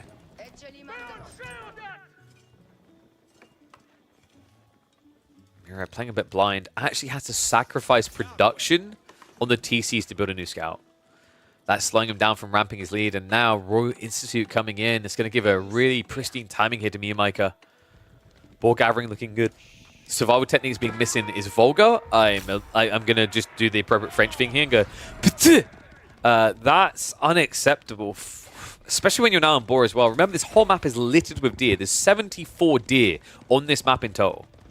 Minus 4 because 4 are just inaccessible. They're underneath your opponent's TC. But with that, plus the fact there's 4 boar, and the fact that you get a 30% discount, this tag barely costs anything, 65 resources. So yeah, very big oversight there by Miyamika. And by the way, this is fine. He's queued up Royal Bloodlines before Veterancy. That makes sense. Veterancy takes 30 seconds. Royal Bloodlines takes 1 minute and 30. However, I still am not liking the lack of stables here. Really intriguing that he also went into farms instead of just playing more pocket resources. Like, especially this backside, which, he hasn't scouted it again. He sees some of the deer, but not all the value in this corner. Joan, remember, can secure those sacred sites, so easy 50 XP. We have to be getting close. Miyamika probably looking at about 14.5 minute level up timing on Joan. Especially with that second sacred site. Meanwhile, Myriad getting close to his own tech timing. I'm starting to feel like Miyamika is too defensive here. I mean, his timing is now, right? If he doesn't start much, he's going to miss it. Then again, Myriad is coming out to him. In fact, this might be overly ambitious for Myriad. Yeah, and he's starting to realize it. He needs to back up. The other problem is there's no Undermesh 2, which is just as big of a surprise here. I mean, you don't really need it against the Lombos. Actually, yeah, you still don't need it against Lombos because Myriad just didn't get Steeled Arrow for whatever reason. I guess once the tech play came in, he just didn't see the value of it. Is it pound time for Miyamika? Oh, this might force an engagement. He's trying to capture the second Sacred Site. Lombos are going to move in, but because he goes to the Lombos, that means that Joan does get the XP. Able to shuffle away here. Miyamika still far too complacent in this game. I mean, it's funny that Crackety always calls him Meow Meow, because he's acting way too much like a cat here. Like my cat. My cat Lena, who refuses to budge when you kick her. At some point, you gotta make a move. You're giving time to Myriad here. The eco lead is starting to show. It's time to see those kitty claws, right? We're at 18 knights. If you charge in on this spear line, dead. Instantly. Myriad also, because he had to invest more into farms, yeah, that feels like a slip up, but he didn't know that Miyamika was going to be this defensive. Had he known, he would have played out onto these deer instead to get an optimal Castlage timing. Instead, Knight's now ready to commit. Divine Restoration was forced very early there. Miyamika does realize just how good these Knights are against these spears, right? I mean, he might be waiting for level 3, but it feels a little bit misinformed. Charge is going to come in now. Good initial clash. He catches the Lombos on the wrong side. Level 3's in. So he'll peel back now. That should be the sum of the champions. Remember, champions, they do get bonus damage up against spears. He's able to shuffle away with Joan here. Target fire from the Lombos to bring her low, but not low enough to kill. Knights are going to commit again. Spear count at 19 currently. Champions getting body blocked by the Knights, though, in the choke point. Does give a favorable trade, but the spear count isn't going to last long against this pressure. Myriad, he has to reinvest into more spears. He has no castle play coming. No Undermesh 2, but it doesn't matter. These boys should be chunky enough. 310 health on every single night. They have the collective health remaining of the primary TC. Jones just going to stride back in, doesn't care. Good aggro into the farmland area. Myriad now fully idled up, and the target fire comes in on the secondary TC. Looks like Joan did go down. Wait, was that the villagers? Villagers and TC able to get rid of her? I think Miyamika has got the wrong play here, though. You don't go after the town center, you go deeper. Think about the maths of this. It doesn't make sense that at 15 minutes in, your opponent only has 23 economy. There's 30 economy that is not safe right now. Miyamika just needs to find it. Night's starting to peel off. He can taste the victory. He can taste the game free, and that is where we're going. GG gets called. Miyamika, not just puppy paws kryptonite on this map. He's vicious and volatile no matter the opponent. Whew. Kitty Cat got claws. What do you think, guys? Did Myriad have a way out? Did Miyamika just play this to perfection? Maybe there should have been that tech play sooner. I almost feel like Myriad's lack of engagement with Deer on the map at a key point cost him a recovery arc into Castle Age here. Would have been an uphill battle against the Royal Bloodlines, but there should have been some potential there. Let me know what you think in the comments, and I'll catch you all in the next one. We get a game free! All right, let's go ahead and put those in. So that was De Anglais versus De Français. That's going to be a win for the French. Tight series. So it comes down to Cliffside. Miyamika still with Mongols and Rus. Myriad with China and HRE. I think you have to go Rus. What does Mongols do for you here against HRE China? I mean, even if you outpost Rust the Chinese, they'll just tax. You can't. I don't think you can do anything to the HRE quick enough. Maybe if you gamba and get really lucky and your opponent gets like double forward gold, but then he's just going to play H2. You should get enough gold for that, right? You play mass archers with a 40% better economy. This is tricky. I think Miyamika is predictably going Rus. He can get a good Kremlin on the short ramp, which will stop a rush. But then we're probably looking at a Castle Age race. And the Castle Age race plays differently these days because it used to be Rus was favored against HRE because they went 2TC and built walls around the relics. But you don't often go 2TC anymore with the Rus. You do sometimes, but more often it's going to be the Golden Gate build. Oh my god, he actually... Alright, what was the point in even thinking this deep when we know Miyamika likes the Mongols? He's going Mongols. It's Mongols versus HRE. Alright, let me pay out. Look at that. Everyone thinking Myriad had it on lock. Don't doubt Meow Meow. So we are 1 minute out from being in-game, so I'll start the predictions now. So yeah, Miyamika with the Mongols and Myriad with the HRE on Cliffside. And yes, you're right. I just put French instead of Joan. Good catch. It's the same thing. It's the same thing, Adama. Have I got myself some Battlestar Galactica fans? I recently watched Battlestar Galactica, actually. I don't know why it took me all these years. Absolute banger of a show. Thank you, Maxius. Appreciate it. Actually, is it Maxius or Maxus? Which one? The new one? I've never seen the old one. But there's meant to be this idea of like time travel or something, isn't there? Maxus. Okay. Too many Battlestar Galacticas? I thought there was two. I thought there was the one that Sky 1 done, and then there was the OG one from like the... Was it 80s? I want to say? At least that was my understanding.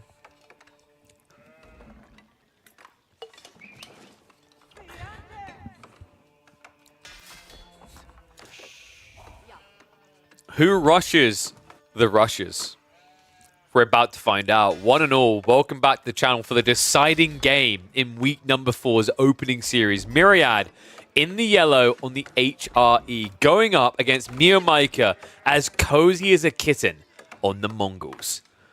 Cliffside is going to be a map A tight, claustrophobic, quick rush type map, and an interesting choice being made here by Miyamika. No decision to go into aggro with a Rax play. He's going to be in a reactionary phase instead because his gold hasn't even been touched yet, and Myriad's first Spearman is on the way. This is pretty crafty. We've been seeing more and more of these Dark Age rushes on Cliffside, in particular with civs like HRE. Really good for them on the opening, right? You're talking about a civ that has a 40% buffed economy at the early phase of the game. Up until now, he'll basically be able to buff everyone, right? He's got 9 villagers, a prelate can buff 9. Once you go past this, you start to lose the efficiency because your prelate is capped. But for the opening play, you can get a lot of damage done, especially if your opponent sets their base up wrong. And Miyamika, he wasn't expecting this. There's going to be a clutch reaction, double villager on the Rax build-up just to maintain. And Myriad, this was a mistake. Yeah, he got baited by the Khan. He could have been diving onto the villagers and forcing them to idle here. Instead, Rax is now up, and Myriad, you got to wonder, how far does he take this? Torches are being hurled. He's already got double Spearmen here, but one of them is injured, so Miyamika should be able to win this fight. However, there are more Spearmen on the way. Keep in mind also, Miyamika hasn't been grabbing extra sheep, right? So he does his opening rotation, and man, did he hit the jackpot. That's kind of crazy. The disadvantage for Miyamika is he kind of needs the Khan to now fight with the spears. But the disadvantage doesn't exist. The disadvantage is usually you have to do it so early, you don't get enough sheep, right? He got 14 sheep. Meanwhile, Myriad only has 8.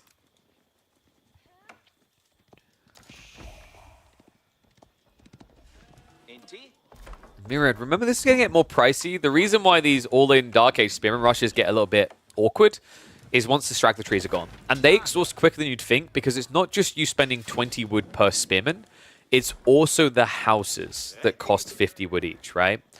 So that means one house equal a third of one of these trees, equals a ninth of your total easy wood. After which you have to add in a lumber camp. Folks, nobody wants to add in a lumber camp in Age 1. That is the nightmare. And that's usually why longer Dark Ages favor Mongols, because their TC is placed on the tree line. Even if it wasn't, they have a movable Gur as their drop-off point.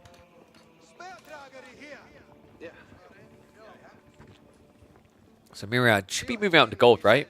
Yeah, we got the transition coming. A little bit surprised he hasn't dove towards the gold line, so Miyamika is going to be able to get the gold required. It's actually surprising Myriad stood still this long. He thought there was going to be more spears. He didn't scout for it, right? Because he was low on sheep. So this is the problem with that opening. The sheep difference defines the outcome of this early game. If Myriad had the haul of sheep that Miyamika did, Miyamika would have desperately ran around looking for sheep. Meanwhile, Myriad would have scouted out that it was only a 2-spear play, and that would have allowed him to rush out onto the gold and block Age 2. That's brutal. Now Miyamika just chills and goes Age 2 here. Archers to follow up. Meanwhile, Myriad probably going to be going Arc in here. Spawn isn't insane. Wait, you could like maybe go a bit loose with your Arcan to clip the gold, but against Mongols, it always feels risky to do. I don't think there's a world in which we see Arcan, right? Minework, rather. I think Minework has some potency when you open spears like this in this matchup, right? Because like, the reality is, I think usually Mongols just do a good job of scaling archers. A really good job, in fact.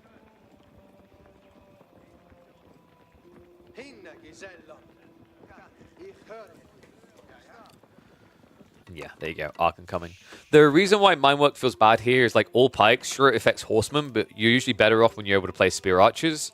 And Mongols play archers really well. It's actually like the best unit comp now because the Deer Stone with the Khan Hunters giving more range and the mobility, right?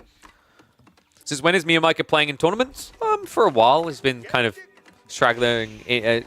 Straggling? He's kind of been wiggling in and out of them, I think. He's been playing team tournaments as well.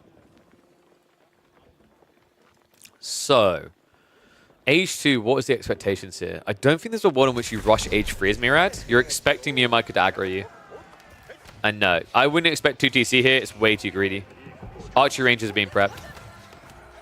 You want a 2TC with this sport, right? Like, what do you have in range, right? It just feels a bit awkward. Especially with the Arcan about to buff the entirety of Myriad's economy. Right? If you were struggling to keep him away from you on his current eco load, now he's buffed everything. It's got, what, 3 villagers over here, not buffed. Everything else is going to be in range of the Archon.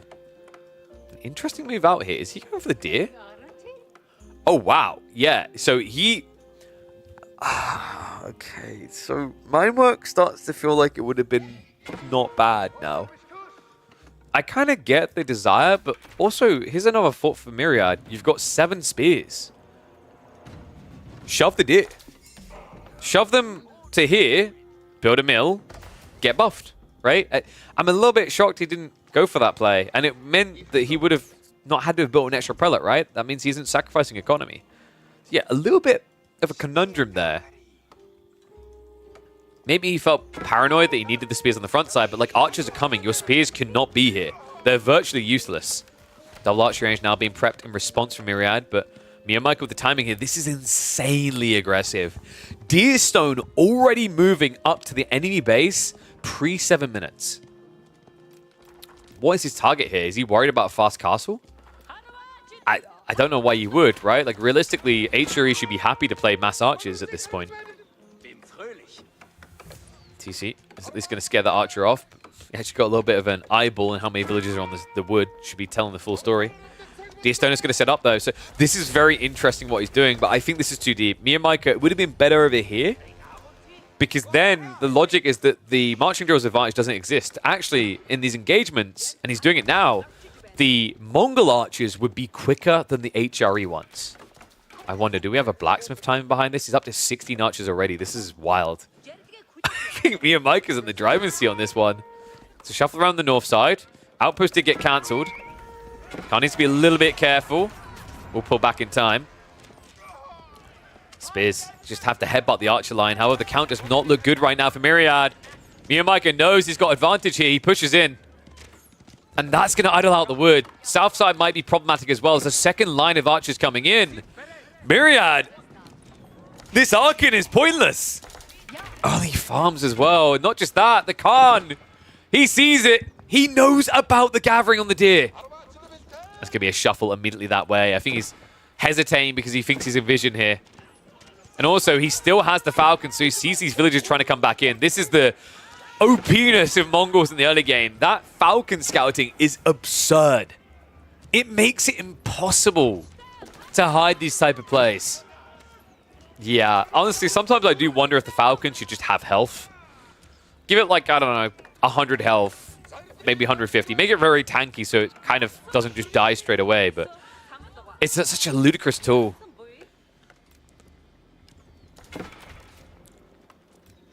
I think the issue with it in my mind is like, you know, if a tower sees you, you can kill the tower.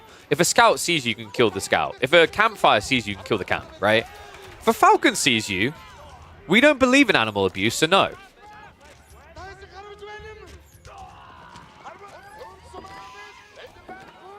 Mongols has an interesting mechanic, let's nerf it? No, Mongols has an interesting mechanic, let's balance it. Is it a nerf? Yes. Giving a feudal, like giving something that is available in Feudal Age 150 health though, wouldn't really make it feel bad, right? That's pretty bloody strong. Like if you left the TC to kill the Falcon, it would do 8 damage each shot, right? So it'd take almost 20 shots to kill. With an attack rate of almost 2 seconds. So you get over a half a minute of scouting anyway. Oy, oy, oy. Nice raid on the backside here. He's even going to find the prelate.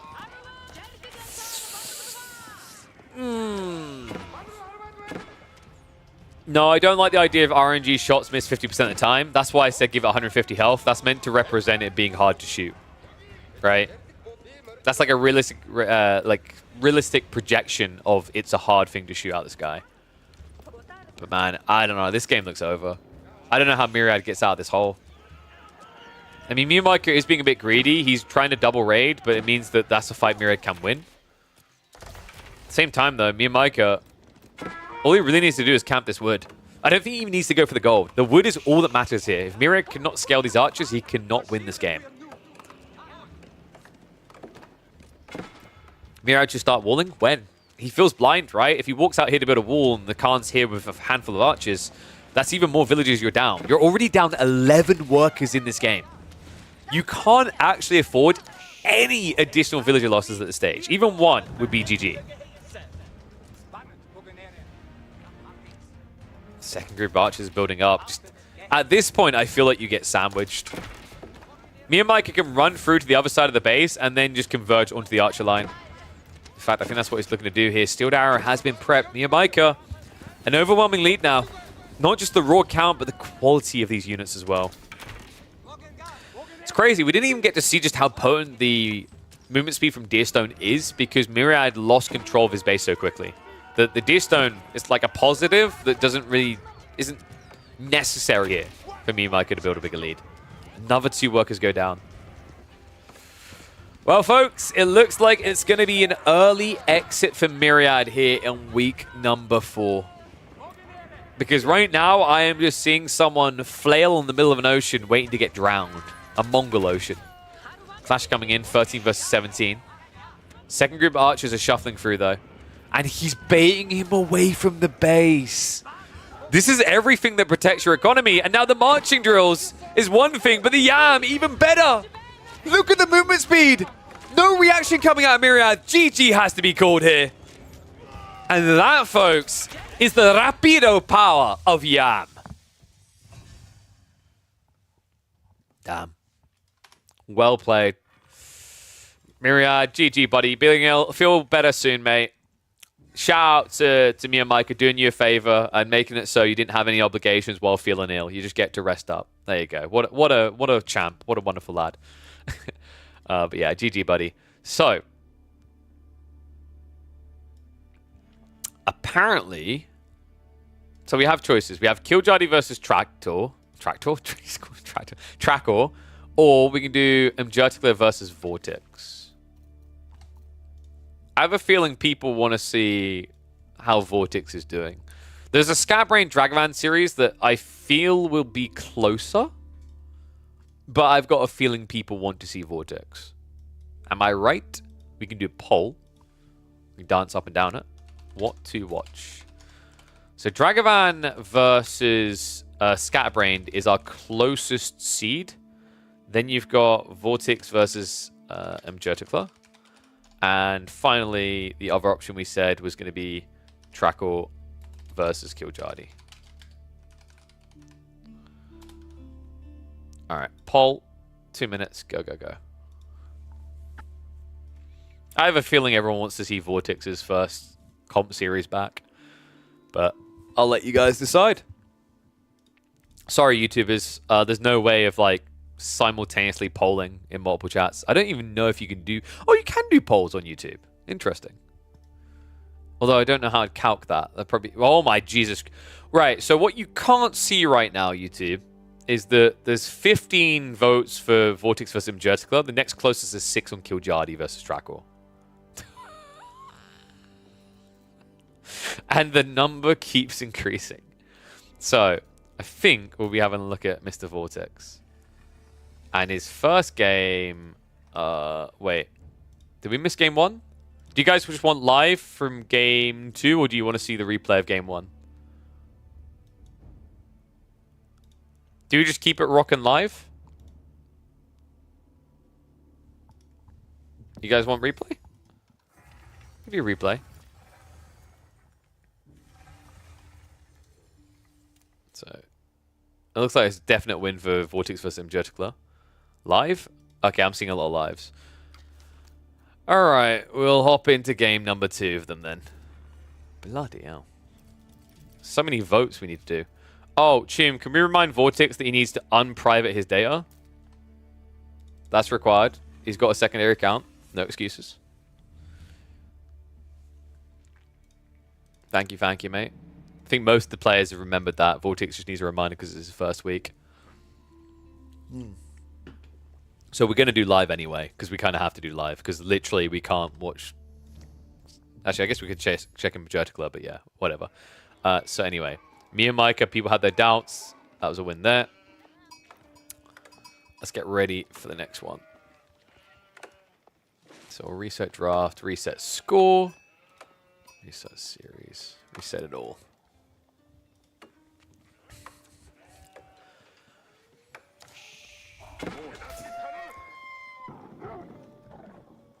That's right, he's back. Fox's Vortex. He went to Mythology to get signed by Fox. to return to Age of Empires 4 to get a new org in the scene.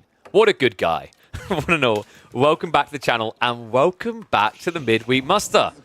We're getting more and more known pros signing up to this. Proof that the process is working. Is it going to work for him in this game? I believe we're getting confirmation. This is game number 2. I'm going to look for confirmation, but I have a feeling... Did Vortex take it? Do we have conf on that? Let's see if we can get confirmation. I'll look for the confirmation. But we're in game number 2. Calagua is going to be the map.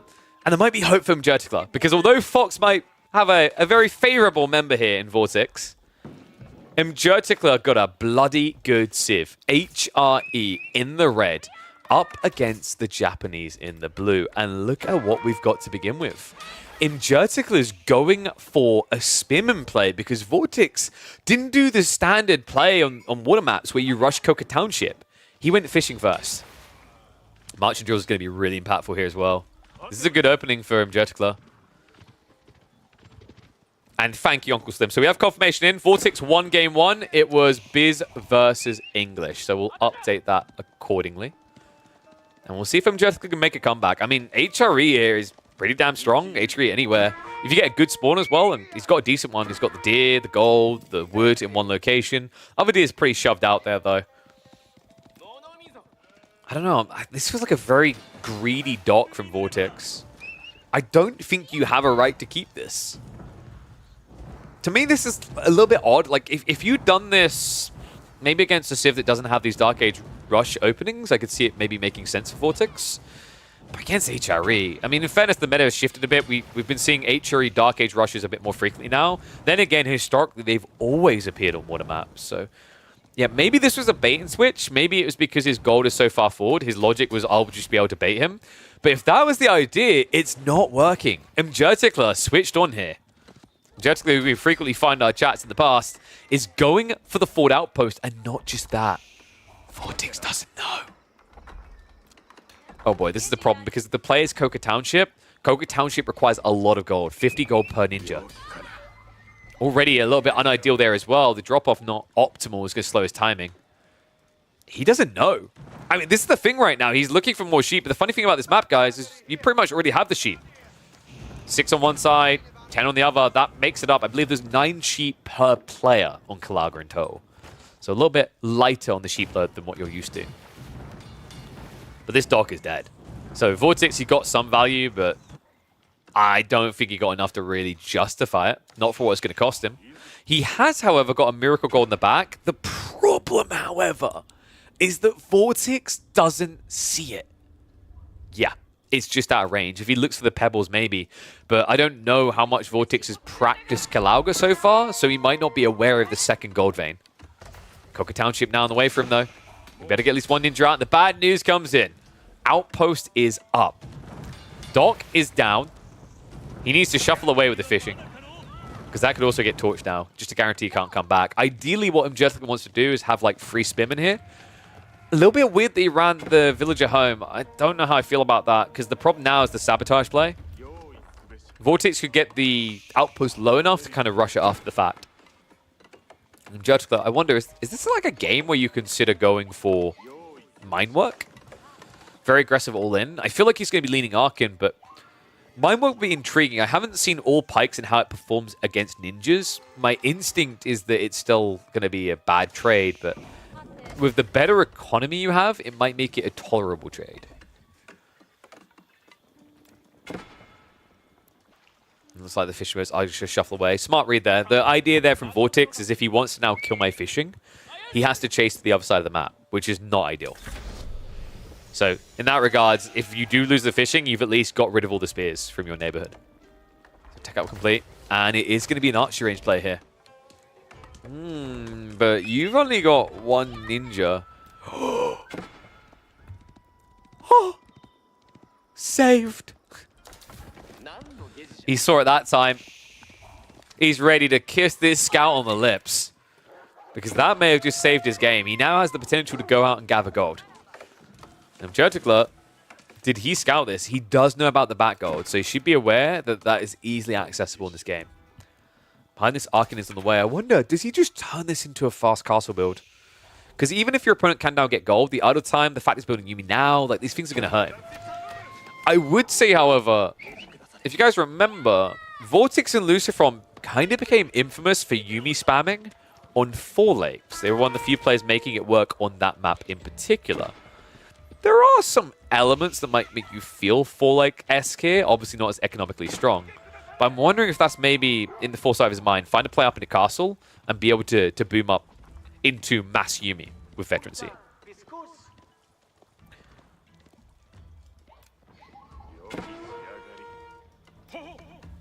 Looks like Shinobi did at least force an outpost commitment, but Imjerticler, that was quick response. Wait, did he lose? No, he's killed one. Okay, I was about to say, he shouldn't have lost a village of that. Gold gathering on the backside, so Vortex. Does he just try to fast castle here? I mean, he knows it's fast castle on the other side, right? He hasn't seen a new unit type. He sees the outposts. But he's going to be so far behind on this. Nice sniping. Does at least get a villager, but that is going to cost him the 1 Shinobi he has. Second one now being produced, though. Wait, what? How? How? Alright, Naruto. Shinobi is not dead. Somehow, he survives that.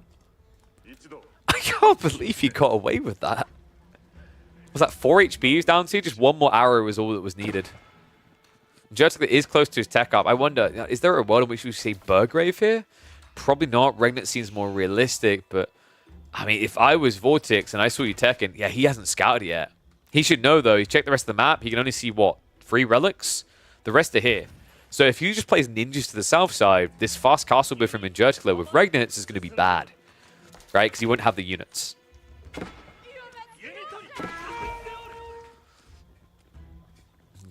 Yumi's still going to be a little bit annoying. Shinobi is not ready for another dive. They're like, can you do it again? He's like, dude, I only just pulled the arrows out of my shins. Give me a minute. He's got his bros, though. The triplets have arrived. Jessica needs that last ounce of gold. Shinobi can go for the dive in. One's going to be targeted. Sabotage should be used here. This is not enough torch damage, though, from Vortex. Yeah, has to back away, and that does mean that Jessica can repair. Also, this is difficult to do because of that. E-repairs a little bit expensive in a different way, I think, from Jessica. Because if Vortex is spamming a lot of Shinobi behind this, you've now given him an opening to kill the outpost. We do have a redock. Not just that, a second dock here. Fox's Vortex looking to extend his stay in the feudal age here. We talked about how this isn't terrible to a certain degree. Like, if you scale a lot of Yuumi and tech up, same with Shinobi, these are valuable units in castle age. The Shinobi automatically upgrade, and the Yuumi really become somewhat of a real threat once you reach that castle.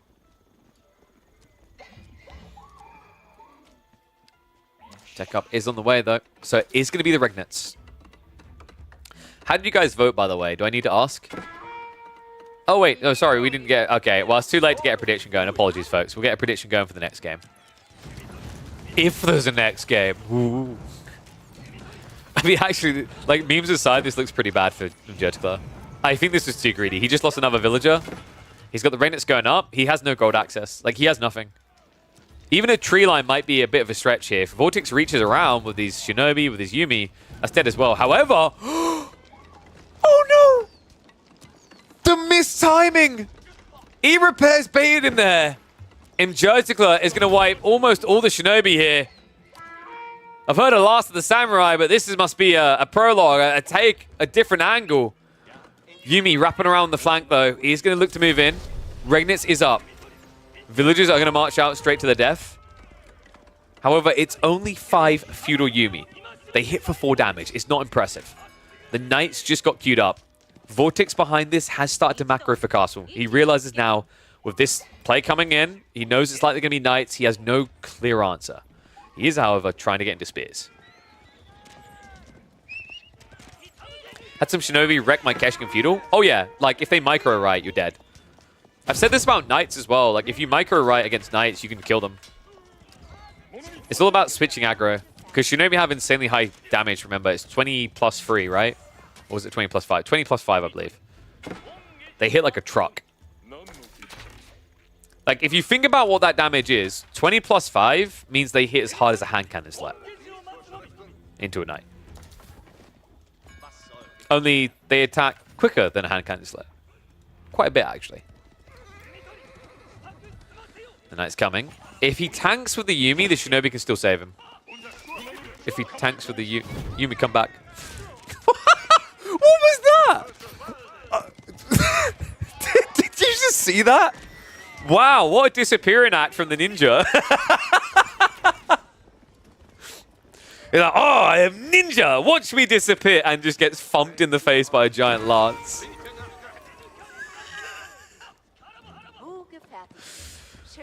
Oh, bloody hell. That's like when someone with a guidance stick, a blind guy, whacks you in the shins right there. That giant stick there. Some Jerskler able to keep Vortex at bay, but the inevitability of Castle Age is approaching. Floating gate now coming. And we do have the stables being dropped, so it is going to be the way of the samurai, the mounted samurai at that. Scary moment in this game for Club because he hasn't been scaling his quickly, guys. He's back on the goal with a small handful, but, I mean, 2 knights, 2 more in queue. It's not really the big punch you're looking for here. In fact, it starts to feel a bit more like a punchline. Club does at least have 1 relic on the way home. Second one to be grabbed here as well. Remember, we said that all down this side, and then Club does know that. Vortex should be suspecting it, though. You've got a dog move in the center. That shouldn't be able to scout on its own. Knights are going to raid in, though. Vortex losing a few villagers here. This is a scrappy game. However, Vortex is a mile ahead. Look at this. Fishing making up a lot of it, right? That's 9 fishing boats. But even without those fishing boats, that is still an 8 villager lead. In fact, it's even bigger. He dives in the Yuumi onto the villager line. The spear's keeping the knight busy. Even if they weren't, remember, it's only 1 or 2 knights, so using the Yuumi on the villagers instead is genius there. Vortex now a mile and a half ahead, and Mjertler already 1 game down. It's starting to look like he will not be able to put a dent in Vortex's win streak. He was in our chat earlier going, are you going to watch the series? Are you going to watch for the first time Vortex losing since coming back? And we said, sure, you know what? With confidence like that, we got to turn up. I'm starting to think maybe Mjertler would rather we didn't. Shinto now shoving out to pick up these relics as well. Yeah, I've got knights wrapping around the back, but oh man, he's already ahead of him. He already knows. Right, he has to protect his gold. He could have went for outposts here, but he'd already built the spears. So he pulls them back to defend. Shinobi easily able to club that one down. And well, it's only 2 mounted samurai right now, but we should easily be able to see 4 or 5 more coming. I'm wondering, is Vortex going a different angle though? We have Yuumi and Spearman upgrades queued, which is a little bit unusual from this position. I guess his thought process is like he doesn't really need to raid anymore. Right? Like, you can build a few more mounted samurai, but maybe you should be blobbing army when you've got this much of a lead. And oh my god. Don't anyone tell me Yuumi suck, okay? This is a raiding unit, and this is pristine proof. Look how many he's found here. The Shinobi arrives out of nowhere to provide the vision. And Mjertler is about to be down to 15 economy. Yeah, this is over. Oh, a commendable effort from Mjertler. But Vortex being an Mjertler in this series absolutely beats him up. I know that pun was pun. I don't even know what to call it. Use of words was terrible. Shinobi is still hunting, by the way. Takes 3 hits, but once it's standing still, might as well hit quick. So that means that Vortex will make it through the round of 32 for a showdown with Mio Micah. We just had that series. Myriad vs Mio Micah was a 2-1 in favor of Mio in the end. Crazy final game in particular. Definitely worth checking out if you haven't. I'm wondering, maybe, I don't know, Chum, can we maybe get that now? Do you reckon they're available for that now? We could add them and see if they're available. That would be pretty cool. That'd be quite the treat, actually, if we can get Vortex Mirror today. No pressure if not. Second TC. I love how I look at chat. It says, he's turning it around, boys. And then immediately I just see second TC from Vortex. Yeah, about that. I mean, Mjertler could go for his own TCs.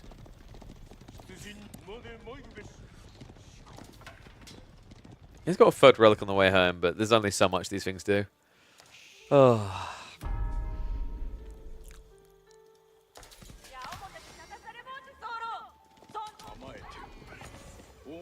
What could he have done different? I think Imjudicla's issue was going castle, actually.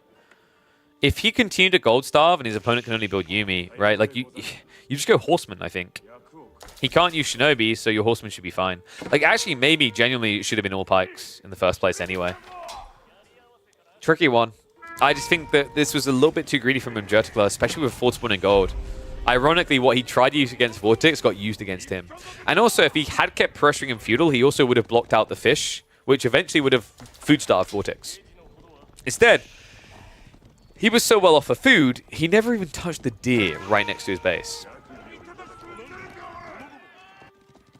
Yeah, this just feels a little bit too old gen HRE. Isn't HRE Feudal pretty strong? Yes. And Japanese Feudal is kind of underwhelming. Shinobi can make it tolerable, but like once again, you know, like what happens there? You build a Horseman or you build Archers. Like you actually, weirdly enough, Imjudicla could have won if he just went Age 2 and massed Archers. Because your opponent's going to build what? With limited food, they could try to go Horseman, but you've already got Raxus for Spears. They can't play Yumi into H3 Archers. You have the same movement speed, but their stats are better. So I do think the trick here that was missed from Jessica was just play H2. Play H2, win the game. It's almost like he got a bit excited when he saw the damage done. He's like, and now, getting H3 makes it easier to win the game.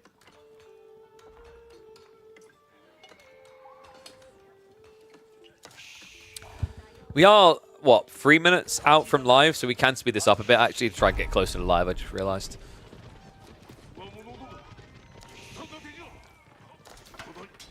So, Jessica could go for that Hail Mary that H3 players do, where they go Imperial, but you have to remember he's going to have to save up 3,600 resources with 22 villagers.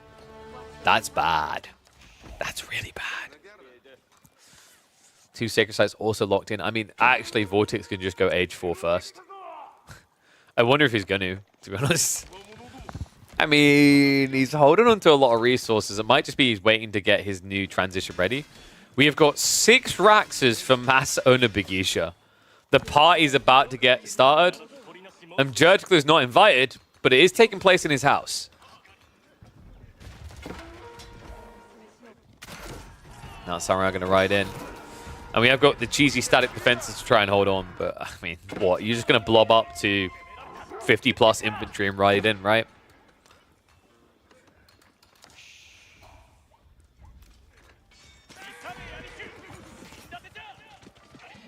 A little bit of raid on the slide. I mean, okay, let's look at the positives here from Judgeclaw. One knight can probably do a lot of damage if he finds the eco, because there's 78 targets compared to 25. All right, that's the positive I've got.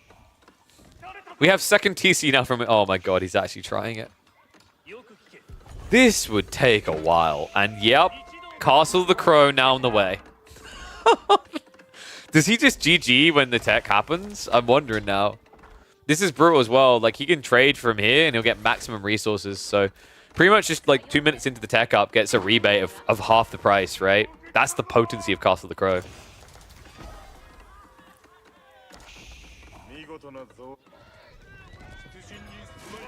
Happy Hanukkah, Jurgler.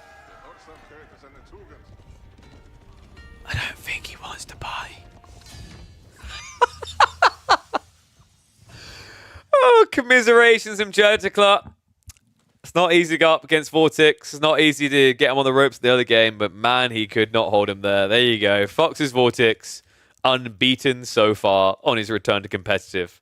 I'll have to see if he can keep the journey going. Yeah, your start was good. We said what the issue was, though. Like, your issue was you didn't keep playing the Feudal Age. I think Castle Age was way too greedy there. If you play Feudal, I think you win. I think, like the way I described it is I think your mindset was like, oh, yeah, just, like, you know, go Castle because Castle, like, leads to easy win, right? And I think that probably cost you quite a bit there. But GG's, buddy. A good effort. We didn't catch the first game. So, I don't know if Vortex and Myriad... Is Myriad still here? Oh, sorry, no, it wasn't Myriad. It was Mia Micah, wasn't it? My brain. I wonder if we can get Mia Micah and Vortex now? I mean, they don't have to. They can schedule when they want, but that would be awesome if they want to play now. I don't know what the time is for me and Micah. Is it +8? So it's probably close to midnight. So I'm guessing he probably doesn't want to play today. We could check, though. At Mio, at Vortex. You guys want to play your set now? Figured I'd ask.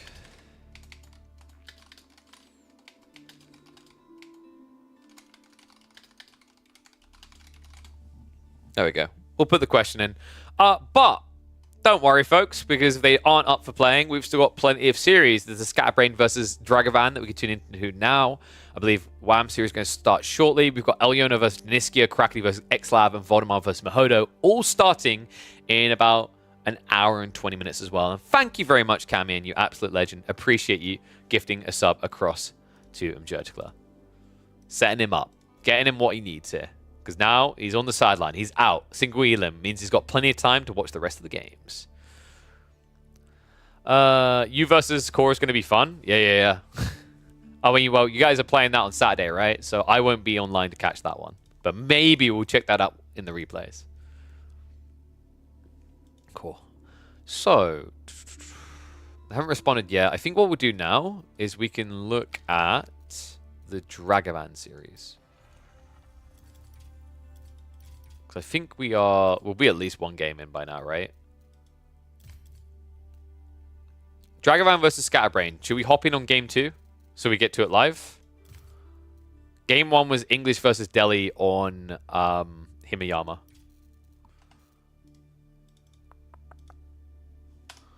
I'm guessing you guys want live because you're obsessed with predictions. That's fair, Gully. You have so much stress to play, but dude, don't think about it that way. Just play your game. That's the way I always describe it. Like don't internalize, don't like exhaust yourself with all the details. Just play the goddamn game. That's the best way to approach it. So we know that Vortex is available. We're gonna check if Mia Micah is. In fact, what we'll do.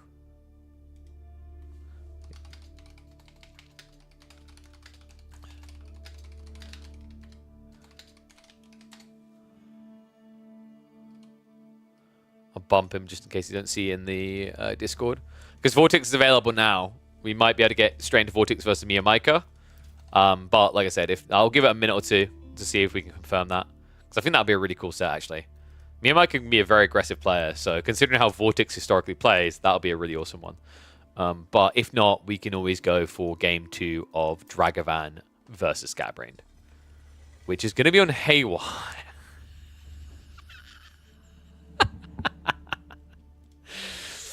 Oh, dude. I mean, I'm happy with either. It'd be an awesome series to have, but if the alternative is we get to watch Haywire, a meme map with a meme player, because I know Dragavan likes his memery, that'd be perfect too. Yo, what's up, Pathos? How's it going, buddy? Thank you. Yeah, I had a tech conference today, so we put some effort in. Thank you. Always happy to have you listening in. So, should we, like, if we can't get the Vortex versus Mia Micah, do you guys want to see game 1 of Dragavan versus Scatterbrain? Or do you want to just hop in live with game 2? Great thing about KPM is playing versus pros will be just a normal thing for all. Yeah, that's the whole idea, right? Because otherwise, like, it's gatekept. It's gatekeepy. They don't get to see. They don't get to. They'll never get to play them, right? Unless they go into an EGC tournament and then they lose, which is likely to happen, right? And then they don't get to do anything for another 3 or 4 months. I don't like that system. That's a bad system. It's not an EGC. It's just something needed to be put in as like a baseline, and that's what we've been providing. I'm very happy to say. Okay. Not Koi can't play without Sheeps. Yeah, Gully, if you just go double scout, you can get Core to GG at like 2 minutes. So I hear. Rumor has it. Okay, we're not really getting any response out of me and Micah right now, so we've got like 2 minutes until we're live for Dragavan versus Scatterbrain. I'll get the draft. I think we'll go live. So game 1 was a win for Dragavan. So We've got Rus Iabids for the next one. So let me have a look here. Where's their draft? Oh, there it is.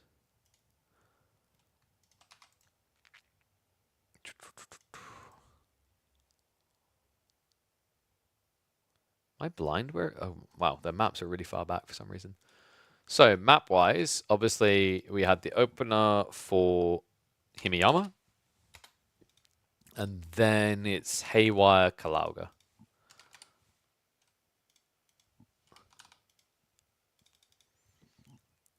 And we're going to Haywire with Rus versus Ayu.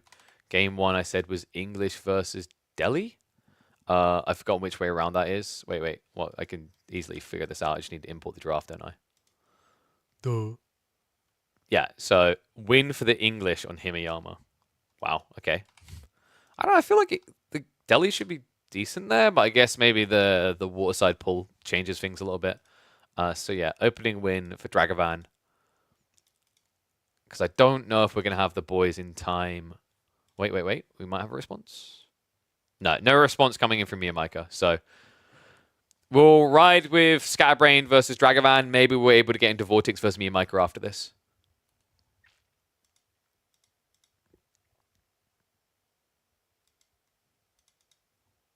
Oh, and I'm going to run a minute of ads. Oh, wait, I think it just auto ran. Okay. I was going to run a minute of ads. I think I might have just done 30 seconds. Oops.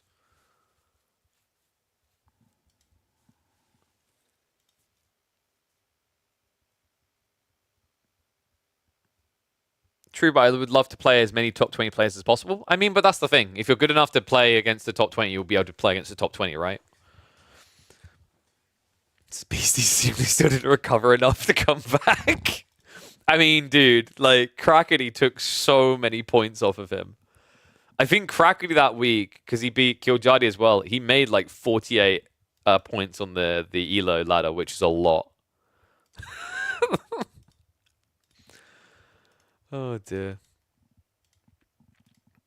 All right, yeah. So we're 30 seconds out. We'll get ready to go live. I'll also get the predictions up for you guys.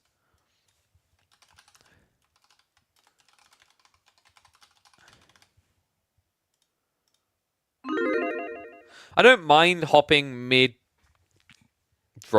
for like these type of ones, by the way, because like, as in hopping game 2 instead of game 1, because I think there's a lot of round of 32 that inherently just won't be castable, so it's not too bad.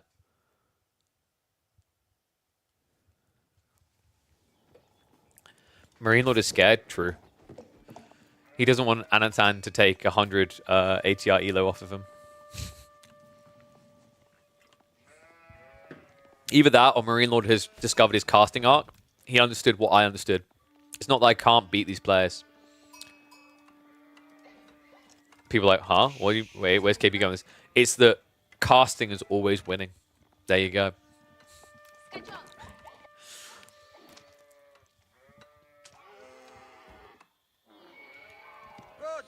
If it's in the ranked pool, is it still a meme? One and all. Welcome back to the channel, and welcome back to Haywire with a Memo player himself. We've got Dragavan, the Clown Car boy, on the Iabids. One of the Clown Car civs, but of course Clown Carring has been nerfed. However, this map is as memeful as always, and the other side it's going to be Scatterbrained, playing as the Roos. Game 1 was a win for Dragavan on Himiyama. Now we get into the crazy town, and by the way, speaking of towns, the town centers are absurdly close together. We've watched one Haywire game so far, right? That was Puppy Paw versus Wham. The TCs were not this close. The TCs were separated by a relic. They had quite a bit of distance. This time, they're basically on the same screen. I'm not just imagining this, right? This is pretty absurdly close together. And we already have the hunting cabins coming in. Remember, this is a really powerful play for Roos. That's why they feel so good on this map. You're able to generate so much passive gold really early on because you get things like this. 41 trees in range, a.k.a. 28 gold from that hunting cabin per minute. What's Dragavan's play here? I'm curious to see. Is it just growth wing because you have to apply pressure? Like, you don't want to just be stuck in a static game here, right? Because Roos will just spam more hunting cabins, and that essentially just is like having extra villages. It has to be growth wing. Meanwhile, other side, I'm expecting Scatterbrain to go for the Kremlin drop. Does he go north side or center, though? I mean, if you go center, you could actually set yourself up for a ram timing. Yep, there it is. Nicely slotted in. Needs to be careful gathering that tree line. If you go too far through, you might end up getting shot by the TC. But Dragoran sees it. However, what do you do? Because the TC is in range, so if you now pull villagers to kill this, you're gonna die. Oh no. He goes bizarre. Hey, when the map draft gives you memes, you lean into it, okay? I wanted to say, before anyone's like, why is this map in a tournament? This map is in ranked pool. Players did ask for more maps from ranked pool. But also, this helps them collect competitive data on the map.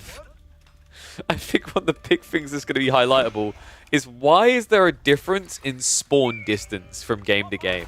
Such a drastic difference at that. Oh my god. Well, Dragoman, it took 31 minutes to get the winning game number one. I have a feeling Scatterbrain might not need that much time here. Then again, it really comes down to the RNG, doesn't it? We are 40 seconds away from knowing whether Dragoman hit the jackpot or flopped. Gold being gathered quite aggressively here as well by Scatterbrain. Kind of intriguing. Wait, is he going to go... He wouldn't go pro scouts here, right?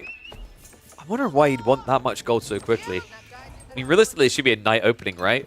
Because now, when you think about it, when the TC spawn this far forward, the tree line isn't safe at all, so you can harass it. And also, Knights is great, because if your opponent gets the skirmishers or he gets the Bedouin, it doesn't matter, you can beat him. Sorry, Bedouin. There we go, remembered. And what are we going to be doing? We're going to be getting the boys. Look at this. We've got food traders, Bedouin swordsman, and Bedouin skirmisher. One of each.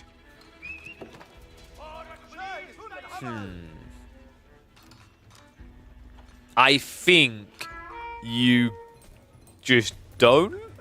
Is he just going castle? And yes, Scully, that's why I literally just called out all four of them. Kids these days and they're hearing. We get the Bedouins. So here we go. The army to fight. I could toggle off the chat, but it's literally 3 different separate asset layers. So it's a bit of a ball ache. And to be honest, no one ever does the bazaar. So, eh.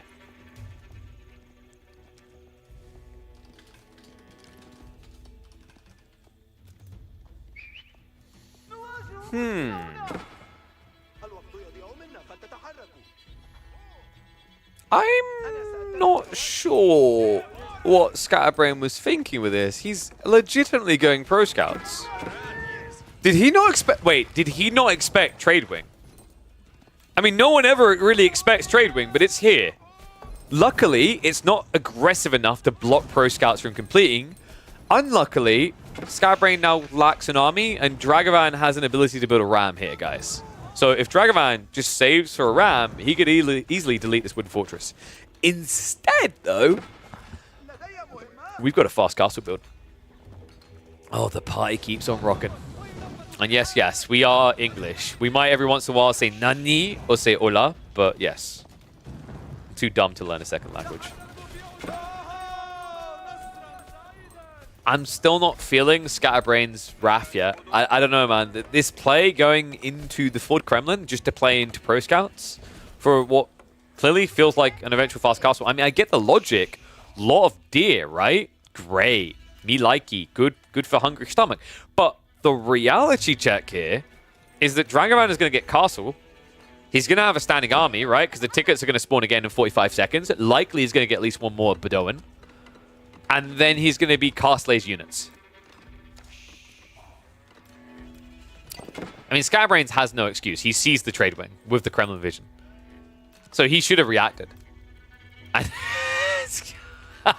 oh my god, it's happening. See, I warned about this, and someone told me, nah, they still suck. I said, when they made the Season 9 changes, when Springles got nerfed and changed, my biggest flag was, what's the counter to Tower of the Sultan? Really? Like, what is the counter now? It has 800 health. I think he's going to build one. And that's the answer to the Kremlin. That's the answer to everything, because Scatterbrain doesn't have a standing army. And with Fast Castle, Rus want to go Horse Archers.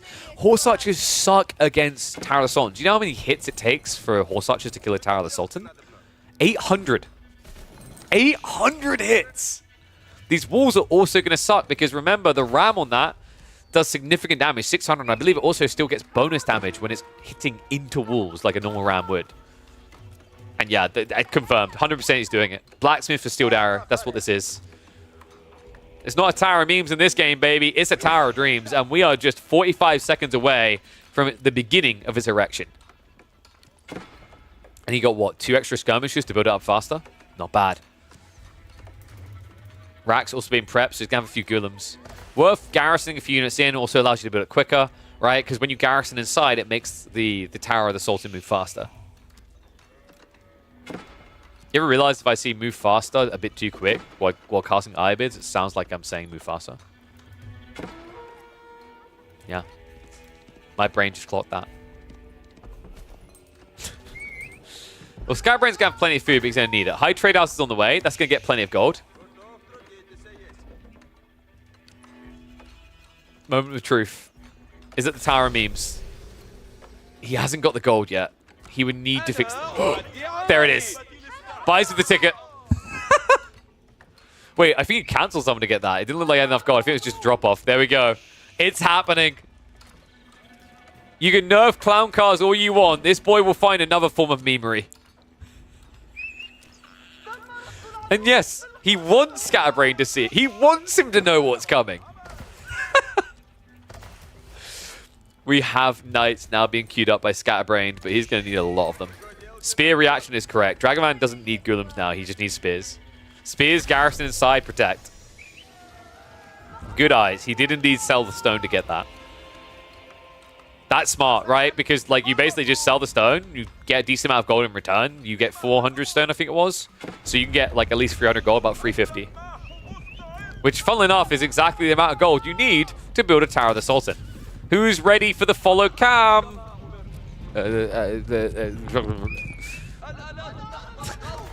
It's appropriate, because this thing is about to shake Scatterbrain to his core. Knock, knock. He's even start-stepping it. I love this, because now you can't even try to sneak a repair crew. In fact, he doesn't even want to wait around. He's like, no, no, no, no. I've got another one coming. This one goes into the base. He's trying to catch him before he gets knights out. Catches the villagers trying to build up more stables here. Shunts it down. Has to cancel it. Loses some of the wood. Militia have been pulled. Spears are going to come out to play, though, so those knights can't engage. The Bedouin swordsman as well. A perfect counter to the militia pool. Oh, my God. Second militia pool. Bedouin still not answered. Skirmishers also partying on this. Remember, they get bonus damage against light infantry. Knight count non-existent. Army essentially non-existent for the Rus. And guys, do you want to know the most gruesome part? At the end, he can just come down here, knock down the wall, take it back and repair it. Because this is now a cyclical experience. The second one can come in. Does need to get them to build it up though. A little bit of miss-micro there by Dragovan. Knight. Oh, he doesn't even finish off the skirmisher. So that's going to be another unit lost. Don't let it die. He finally realizes, yeah, this would have been built by now, by the way, but Dragovan lost track of what was happening for a little bit. Oh my God. What is happening in this game? I mean, he could have been more efficient, by the way. He could have knocked this wall to get out, but whatever. We ride the villager pull as well. Is he just going to gather wood down here to repair? It's like repair and then just gather wood so you don't have to walk them back. This is a very aggressive repair. However, like there is another play I've talked about before. Like you just leave 3 villagers with the Tower of the Sultan to repair when needed. And when not, sure it's idle eco inside, but remember every unit garrison gives more movement speed to the Tower of the Sultan. Second one is shuffling.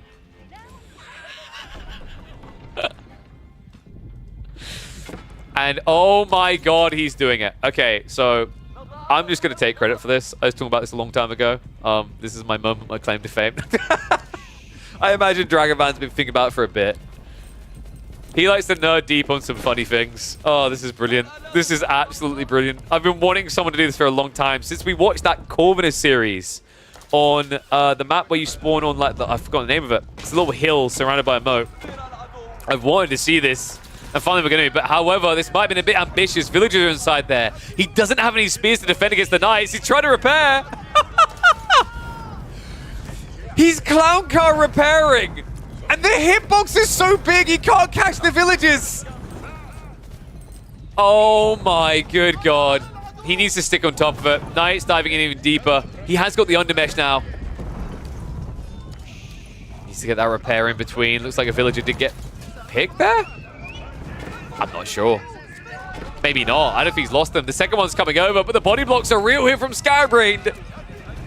However, with two here, he can't stand and fight. He has to leave. Oh my god. It's truly happening. The all-in repair strat. Double Tower of the Sultan now coming. Spearman waiting inside this time with the villagers. There's no escaping this. Scatterbrained, he has 7 knights. He needs the level 2 undermesh. Remember, these still hit you pretty hard. 9 damage times 4. You only have 5 ranged armor right now. Dive coming in. Any hesitation to commit is going to cost you dearly. He can spring the spears though. There we go. Stabs into him. Goes for the repair. A little bit ambitious though. Dragonvan needs to pull back. The goal here isn't to really force the fight into the Knights. It's to force into his economy, because then you have to defend. A little bit of a miss micro there. Looks like another villager lost there, so 3 kills on each side so far.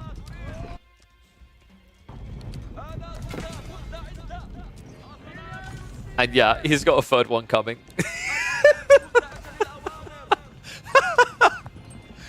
Oh my god, this is so toxic. Men at arms now, because Scatbrain's like, I mean, dude, if I'm committing, I'm committing. I need enough. And these cost 1,000 resources, folks. So before anyone's like, Imba is 650 wood, 350 gold. They are not cheap. And historically, they have been underwhelming. Springalds used to just easily counter these, but Springalds is no longer an option. Because remember, they changed Springalds now. They're range damage, not siege. Just going to make an opening for the next ramp. He hasn't destroyed the Kremlin yet. He could easily do that. Wall's going to break. He baits him to chase. Spears want to come up. You want to be out of range of the defenses first. However, one of them's been lost. Villagers. They can still hop inside the secondary here. Speaking of that, secondaries, another one is on the way. Scatterbrain has to commit to this. Repairs are coming through there, and the Bedouins, they're hitting into that back line. They're being ignored. He's just committing the torches here.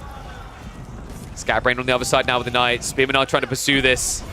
Crossbow's now starting to arrive as well. Can he get rid of her? The Tower of the Sultan going down. Villagers need to shuffle into the other. There's 4 left here. 1 Tower of the Sultan. Scatterbrain refuses to die to memes. Tournament life on the line. He can't afford to fail here. However, the Jivs are out. The villagers are even joining in. He's doing everything he can to try and make this work. The Ghoulam's being added in. I think they're outnumbered. Dragovan, he can't break it. He can't break through. Crossbow's now arriving. He even has bloody traders. What is this game? Oh my good god. He's just running through every meme opportunity possible. He tries for repairs. It's another explosion. I think this is over. I don't think he's going to get a 2-0. I mean, Scatterbrain, as long as he doesn't just go into heavy armored units, right? You see your opponent has gone for crossbows. Just don't one-dimensional here. You've got all this pro scouts play. Build horsemen, for example. Or just build spears. And then it's cruise mode, right? He's got the high trade house giving him 290 gold. 44 from hunting cabin here. Other one got deleted. He can build extras, though. And the pro scouts play is OP on this map, guys, because of the amount of deer. All of these are 5 stacks, and it spawns, I think on the outskirts, it's like, is it 10? It's either 8 or 10.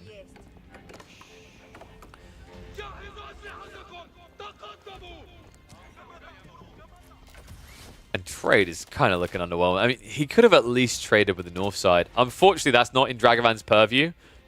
He hasn't ever ventured beyond the center of the map.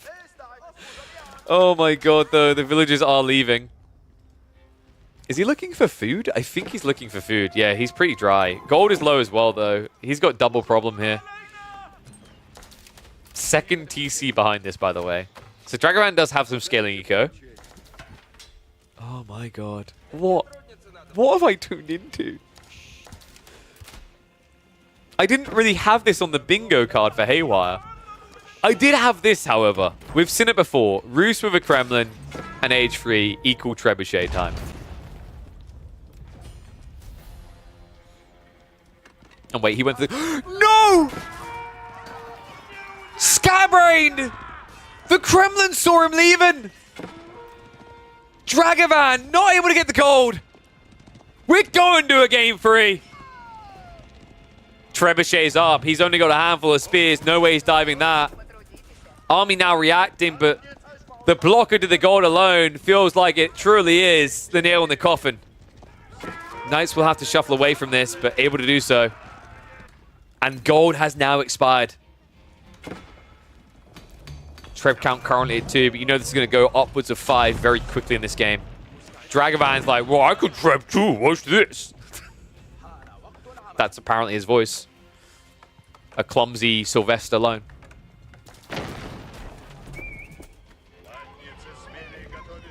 And the men-at-arms wave is prepping, so Scatterbrain has the commitment to follow up afterwards, right? This is smart because you need this. The problem is you can't just treb down the House of Wisdom. Your opponent will just repair it. Remember, House of Wisdoms don't cost anything to repair.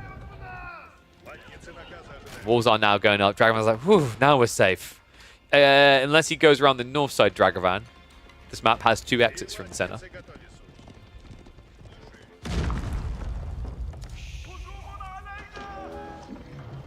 I mean, he's not even trying to repair it, right? He's just conceding that TC is going to be going down. Even Hutch ranges now. I mean, Scatterbrain could just blob and go, right? He's trying to play it safe. So likely we're going to be getting, what, some horse archers to raid the flanks, just in case Dragovan's able to claw his way back in with the gold gathering. So we're going to buff Tower of the Sultan, right? I think that definitely feels like that's what this means. Tower of the Sultan's going to be buffed. How would you guys buff it? I'm curious.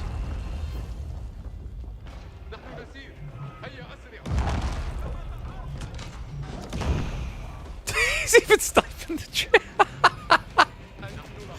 People have been talking about this. Trebuchets are not too bad at sniping infantry. Oh, shuffle forward now for the House of Wisdom. Kremlin is being repaired en masse. Scatterbrain does need to move up a little bit. This is uncomfortable positioning right now. 12 crossbows have been queued up, though. House of Wisdom is in trouble. I mean, Dragovan, I said it's free to repair, but it kind of isn't, because you have to use villagers to do so, right? That's the price.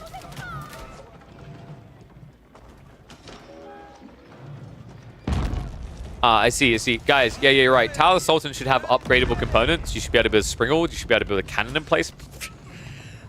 All right, I'm going to stop.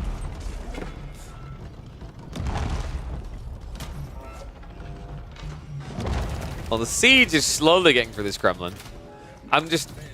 does he win the fight when he does, is what I'm wondering. Eco looks really good for Scatterbrain. He's shuffling around on the north side now, so we'll better start reaching. Puts him slightly out of position, so it might offer up an opening to Dragovan. Half his army is crossbows, the other half spears. Not exactly a rushed killer onto Trebs. House of Wisdom with only 1 village to repair isn't going to work for long here. It looks like he's going to go for the attack. Forces the reaction. Knights able to just shunt this away. Men-at-arms in position. Scatterbrain, I don't even know why he's backing up the Trebs here. This is the play. This is the timing here. What we have to do is make sure you do not over-aggro this. 5 trebuchets, sieging it down. 1 villager will not keep this alive. Kremlin, in the meantime, is about to break. It's too strong. 5 trebs, able to bring it down. Pulls the militia, though. He knows he's going to have to fight for this. Dragovan, essentially out of time. Down to about 5k HP on the landmark. Mango does arrive. Wallops onto the men-at-arms, though, instead of the crossbows. Okay, that is not enough front line. That is not going to work. Mr. Meme Man is going to have to find another one in game at number 3 because Scatterbrained has found his win condition. Roos OP on Haywire. What a crazy game. Guys, let me know what you think of this in the comments. I think this one will make the YouTube channel. Dragovan just has a way of finding the entertaining content we all secretly want to see. Tara the Sultan almost getting a win in competitive play, and not just because it was added at the end. What do you think needs to change? Is there something that still needs to be buffed with this building? Building? Feels like a building. With this siege? Or was it maybe a misexecution by Dragovan? Let me know in the comments, and I'll catch you all in the next one. Oh, man. What a game. What a bloody game.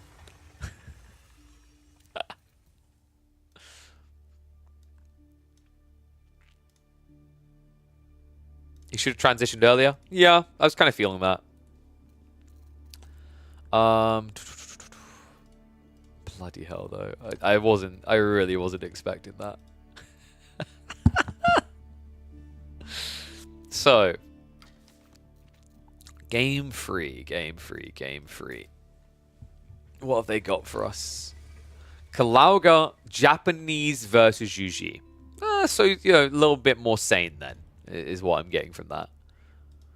By the way, I reckon this series should be long enough that we'll be close to ready to go with the 5 o'clock series. Which means we could do... What do we say was happening at 5 o'clock? Alyona versus Deniskia, Voldemar versus Mahodo, and Krakni versus XLav. So we have quite a few options there, which is really cool. I think the Voldemar Mahodo one might be the closest.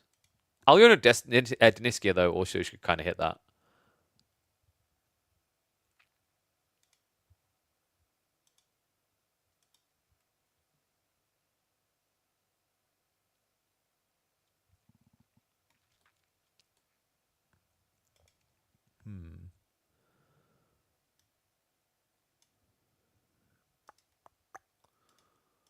One sec, actually, I just realized we need to pay out the predictions. So, Scatterbrained win.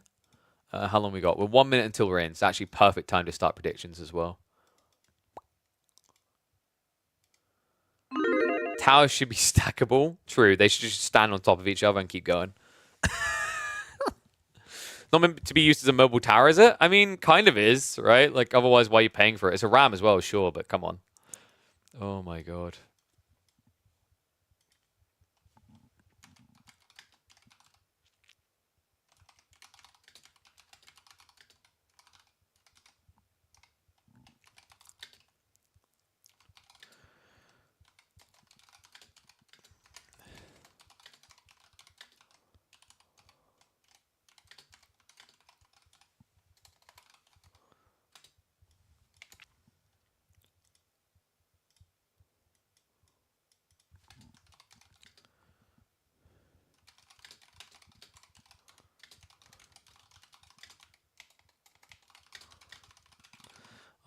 Just name that up.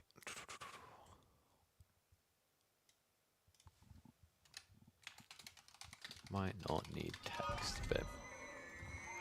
Oh. Okay. Let's get ready to rock and roll.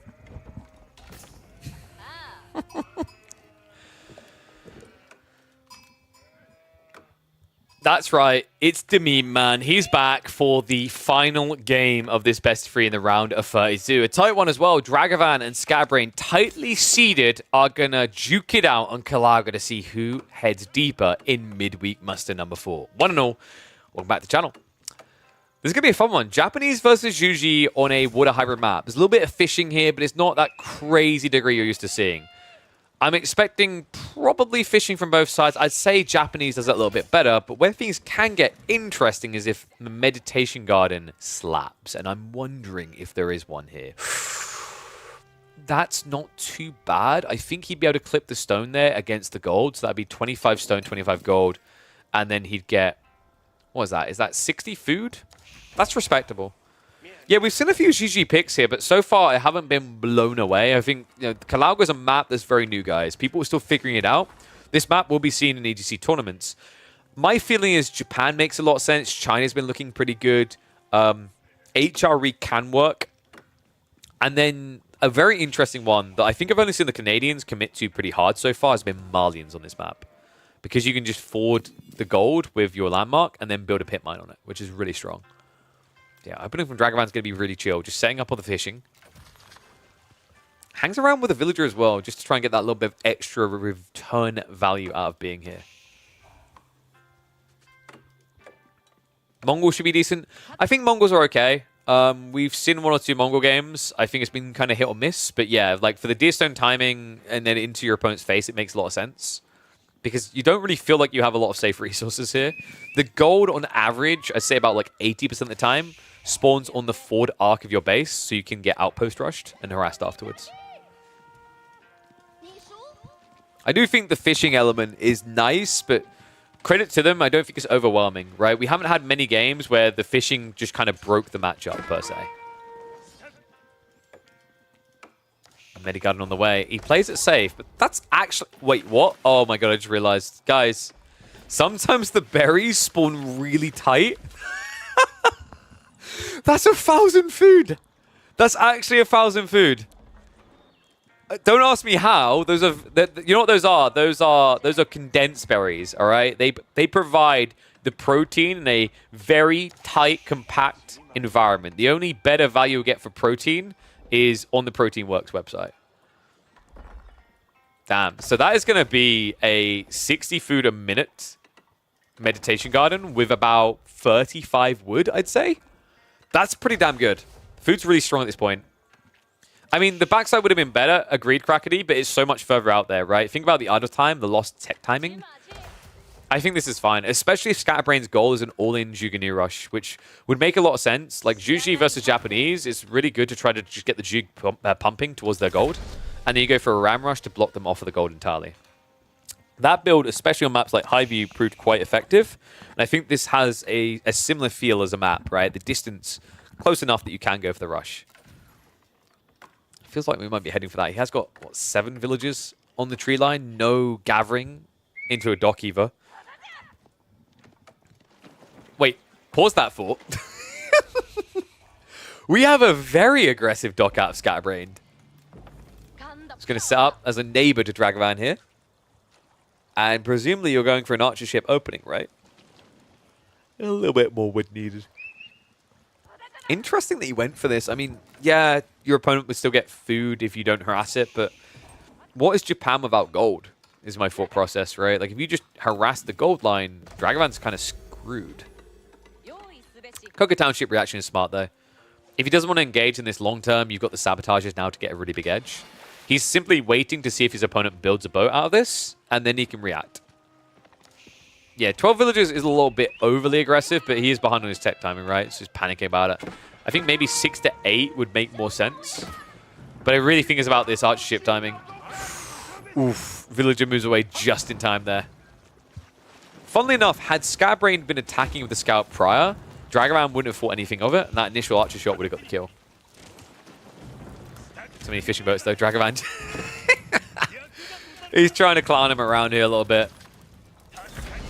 This is fairly micro-intensive, though, and clearly too micro-intensive. Still loses one. So we have the Coca. That means that Scatterbrain probably isn't going to be rushing him too quickly here. I think you could still play Jugen here, though. Doesn't seem like he's particularly interested. No, instead, he's mirroring the move on docks. I don't know if he knows that Dragavan went north side, but he's setting up his own dock on the east now. He even builds the fishing boats. He's like, yep, that'll do. I'll slide that into my pocket. Dragavan's going to need more than this. One Shinobi isn't really that threatening on a dock. Over time, maybe, but it's going to take a long time. Dragavan being a greedy boy here. Only getting a tiny sliver of food, though. So it should chin away, but like, look at this. It's nice, but you're going to have to do this like 4 more times, right? It's not exactly the aggressive timing you're looking for, considering all your eco is being starved out here. Dragavan's goal behind this, by the way, should just be fast castle. He shouldn't want to engage in H2 at all. H2, long H2, just benefits Jugenu and Juji a lot more than it does Japanese. Funnily enough, though, Scatterbrain isn't looking for that all-in timing. He's going for castle as well, by the looks of it. We have got pro scouts coming through also, which is a little bit surprising here. I think you've got enough food with the deer underneath your TC, the follow-up deer, berries nearby, right? You could just play for castle. And Shallow Monks would be your answer to these annoying shinobi. Can you delete build docks there and delete them to let in the fish? You could, but you get banned from a tournament. Most tournaments have this in the ruling and have agreed. Like, in general, you don't do it. Because it's laming. Laming of the most lame kind. Basically, I can provide context on this. When Frisian first got added to the map pool for competitive, I noticed all of the ponds with the fish. And I, on the broadcast, asked the co-caster, couldn't you just walk around building docks on these to stop them from like, you know, existing? And the next day, there was an ad going out on the EGC. Petito had updated the handbook to highlight that you were not allowed to delete the fish with walls, docks, and whatnot. So yes, would have been a cool strategy for one tournament, but my bad. we kind of gave a flag to the admin on that one before they even knew it. Ah, thank you, IRC. They flagged it some time ago. Shoreline fish respawn. Got it. Yeah, I think I remember reading that. Was it? I think that was around the time Sultan's Ascent came out. But in general, people just don't do it now. Anyway. If you think about it, it kind of makes sense. Like, sure, you can temporarily block him, but if he's going to take out the dock afterwards, he's still going to get the fish, right? Maybe, I don't know. I'd have to check rules now. I don't know if we still have it in the rule books. I guess with that change, we could just remove it, and it could make for a very intriguing pocket strat.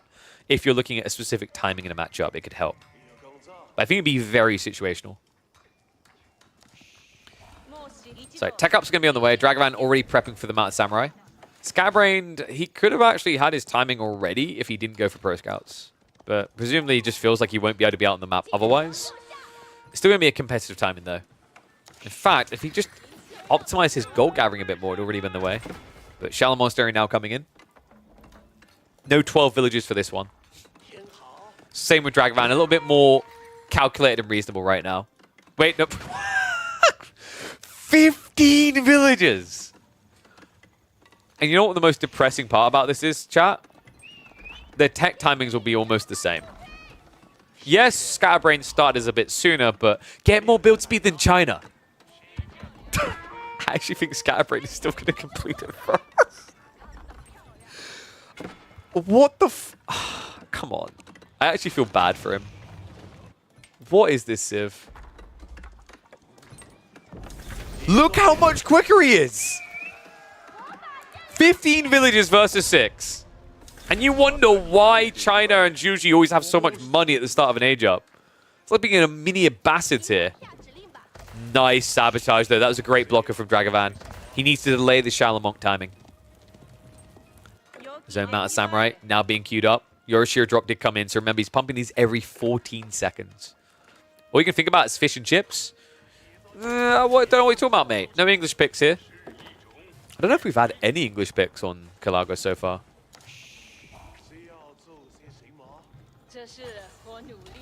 And yeah, wait, what?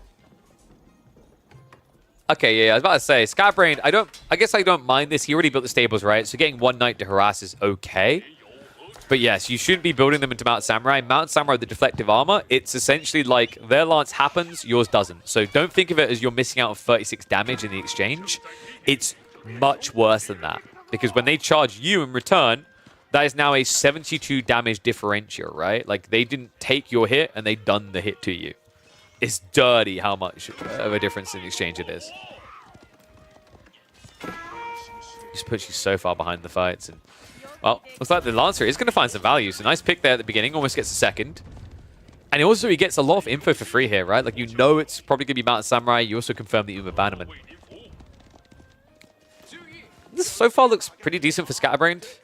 Relics really is going to be the telling tale. So far, Dragavan already banking one of them. Yeah, very fast on that timing, actually. Already shuffling out for the second. Wait. Does Scatterbrained know where the relics are? Yeah, he scouted them on the left side. He's just been very delayed on his timing, right? Like, yes, he got sniped with the delay from the Shinobi. He wasn't able to due to the sabotage, but also Unless there was a second dive in, he should have had a Shaolin out by now. Spears are going to be able to scare Dragavan away. It's another relic snatch, though. This is not looking great. Scatterbrained at risk of only getting one relic in this game. Because remember, the Yorishiro just came in. That's a second Shinto priest to work with. So already got a second relic on the way home, so could easily be shuffling out. In fact, wonder, is he going east side now? Wait, is he going even more greedy? Okay, no, there we go. He's being reasonable about this. We also have a Yorishiro drop in the archer range, so it's going to be Yuumi spam. Pretty smart, right? Scatterbrain went mass spears. In fact, he's only building spears here. Okay, can we blame Anatan for this? I'm pretty sure Anna has been saying spears are OP a lot, right? I mean, most people have. Scatterbrain and Anna do train together a lot. This is a bit one-dimensional. Scatterbrain, now that he sees the Yuumi, needs a quick switch. Luckily for him, they aren't vetted up yet. Unluckily for him, they still do double damage. Screen placement coming in as well. Pretty clutch there. We'll force him back. Scatterbrain losing a lot of spears for that dive. Also, still dire follow-up. Dragavan is looking to counterattack. Scatterbrain is getting crossbows, but the problem I see with crossbows here is you're going to overkill Yuumi a lot, right? I feel like if you want to try to outplay Yuumi in a range battle, you need attack speed more than anything else, and not base damage. Because remember, these guys have less health than standard archers at every phase, right? And that's the trade-off, is you get a lot more of them as a result. But I've talked about this before. Like, Yuumi have a very intriguing value proposition in that because they are trash, the whole idea is the sum of their parts, right? When you have 50 of these guys, it's much easier to have 50 than have 50 archers, right? And you know they're going to die quicker, but usually when you blob armies very big, what happens is you tend to overkill more frequently. So what you're essentially doing is wasting more of your opponent's DPS in the fights, if you think of it that way, right? If they have like 50 archers and you have the same cost amount of Yuumi, you can actually win that fight because of how often they're going to overkill the Yuumi, versus you're going to be more on the threshold. It's a bit more micro-intensive to get right perfectly, but can pay off in the right hands. Extra archer rangers coming in, so it looks like we are going to get the spam going here. Does he still... Wait, is he... Oh my god, neither of them knows about this relic. This is just going to be 4 relics and probably nothing else. Scatterbrained, he's already behind by 7 economy. A lot of spears, a lot of crossbows, but his timing is now, not later. He has to make a move soon.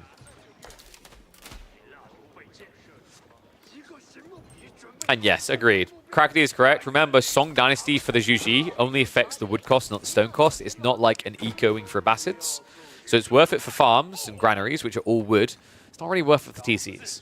Maybe you can square it off and justify it if you go for free TC/4, but that's very rare. In general, like what you'll see is people will go Yuan to get the pagodas after they get the relics, and then they'll go back for Song to make the farm transition. Ambitious gathering from Dragavan. Not sure why. I guess he's worried about the Lancer at the back, right? There's one roaming here. Let's give a potential opening there. Scatterbrain able to find a pick. And I feel like we've been here before. Yuumi count. Decent, but not insane, right? It's 20 crossbows. Knights are going to have to dive in. They get forced to fight into their counters, into double counter here. I mean, Mounted Samurai can be absurd, but they have their limitations here. Dragavan forced into an unideal situation, and look at the follow-up, man. Scatterbrain, is he going to do this? 0 relic Shaolin monks, and yet he is winning. This is huge. Dragavan is likely now to reinvest into Yuumi after seeing the comp.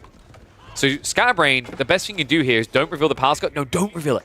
You want to hide this. Hide the Palace Guard until you have like 15 of them, and then you jump in. Because at that stage, Dragavan won't be able to prep Mounted Samurai to counter. He won't be able to go into his own Samurai foot soldiers to counter. Steady chooses it's worth the dive. Heads into the base. Dragavan, a little bit blocked to the goal, but he has plenty in reserve. Villagers are going to go for the repair here. They're being ignored for the time being, but not for long.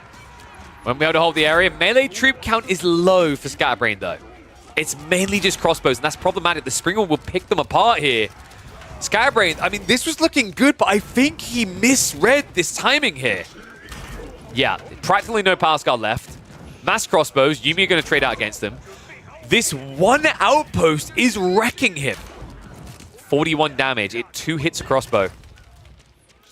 And Scatterbrain, he does have the Pro Scouts play, right? But that also has a limitation, and it just hit it. He's out of deer. Last one now being exhausted. That's going to slow down his timing after this. Dragoman, meanwhile, does have a lot of fish to play with. Scatterbrain, not so many. So outpost is going to go down. So more damage being done. Dragoman is falling heavily behind, though, folks. Look at this. 14 worker difference. And also, when you talk about raw eco, it's 49 to 30. Dragoman, 12 of his is temporary. Once the fish runs out, he's dead. So Dragoman doesn't have many choices at this stage. He has to go 2TC, right? Like, if you don't go 2TC, you die.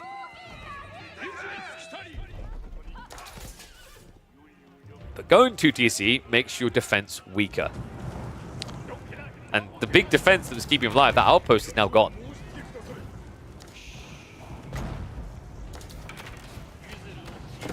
He also just spent the stone that he would use for a new outpost with emplacements on that town center. So although Scatterbrain may have been a little bit scattered in his thought process approaching this assault, Brute Force is winning out here. Dragoman now on the ropes. Also, he done a 4 Yorishiro. This is huge, losing these. I mean, in fairness, he's going to get additional ones for free, right? Because it's capped. But it also has a hit on your ability to produce an army. Dragoman, I mean, at this stage, just pumping into Yuumi when your opponent was knowingly going to Palace Guard. Not ideal.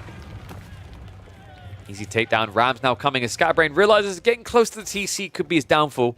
He's learned his lessons from his last experience with static emplacements.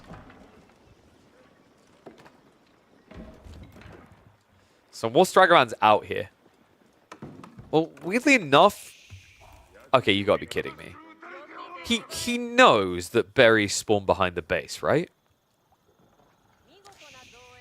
Because I feel like if you just sort that and the gold, right? Like, oh no, guys, Dragoman has played this map before. He should surely know about the gold and the berries. But the way he's playing, I mean, you could argue he just doesn't have enough economy. Going on the wood doesn't help you a great deal here.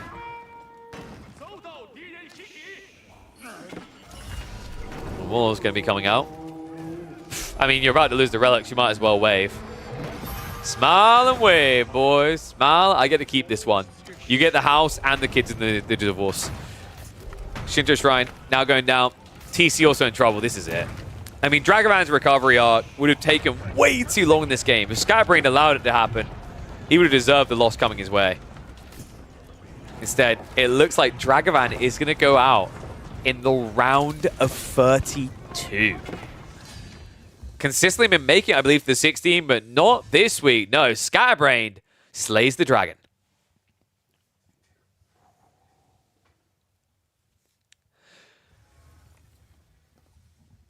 Last time of it. Oh, wait, you might be right, actually. Yeah, he might have went out in the round of 32. Yeah, tough one.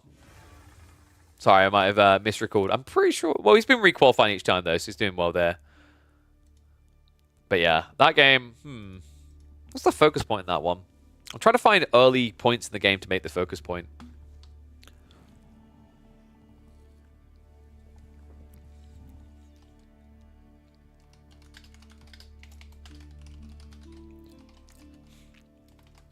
China's tech up timings are not reasonable.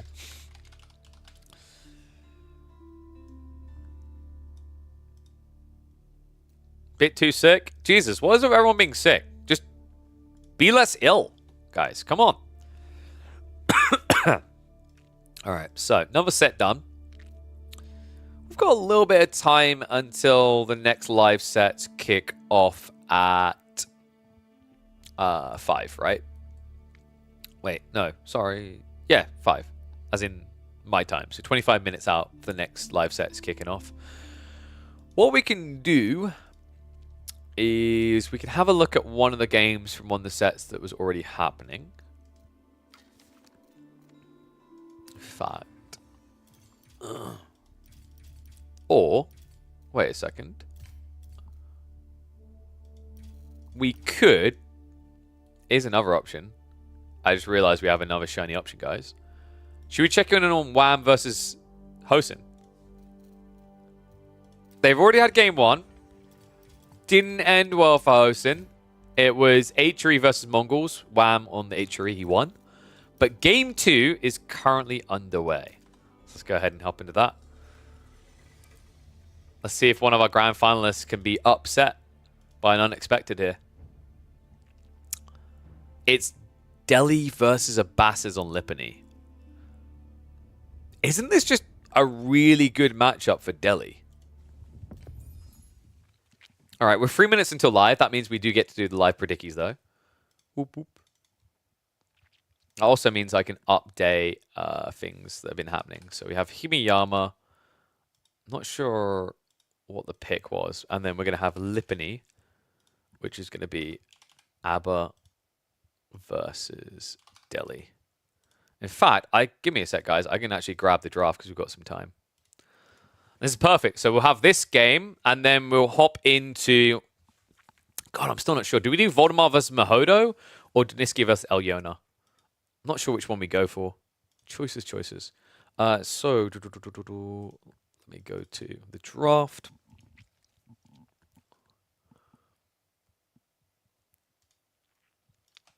And we will check. What was the final map they've got on offer? Pigeon's View. Hosen drafted our map. Bless him. He's like, I remember what happened in your grand finals. Fear it. Okay, so let me swap them around, update that, and there we go. We have full details now. Mahodo? You think we should watch Mahodo versus Voldemar? 5-hour series for a best of 3? We know Mahodo doesn't like to GG. He somehow just exists in the corner for like an hour. Yeah, so that was a win for Scatterbrain. Well played. Scatterbrain does make it through to the round of 16. I'm not live updating the bracket, but for those wondering, results we've seen so far, we have seen Scatterbrain versus Dragavan. Scatterbrain won that 2-1. He'll have a showdown with either Puppet or Road that play, I believe, later in the day in about 2 hours or so. Killjadi versus Trackle has happened. I'm not going to spoil the results for that in case we do happen to shuffle it in there. Louis MT versus Knock Knock and Voldemar versus Mahodo. I think Louis MT's hasn't been scheduled yet. Voldemar versus Mahodo is the one we'll watch. Anatan versus Zoka, I believe, has happened. Elyona versus Deniska will be happening at the same time as Voldemar and Mahodo. Core versus Gully needs to be scheduled for tomorrow. Dimu versus Sinvexor is happening right now. Vortex was able to beat Mjertikla 2-0. Myriad versus Miyamaika was a 2-1 victory for Miyamaika. Vortex and Miyamaika probably likely to play their series tomorrow. That might be one that we look to catch up on Monday. And then finally, I believe Beam, Rivtal, and Sass Bit Cousin has not been scheduled yet. It's already scheduled, actually. Oh, is it? Is it in the? Oh, you're right. It was 10 a.m. in the channel, wasn't it? All right, actually. Are you that kid? Are you that kid? We all know the kid I'm talking about, right? Actually. I bet you are as well. Oh, that's true. It's it's gonna be like Cause looking in a mirror 20 years in his past. Jesus. All right. Anyway, let's get ready to go. This is where I'm going to find out Core's actually like 24 or something.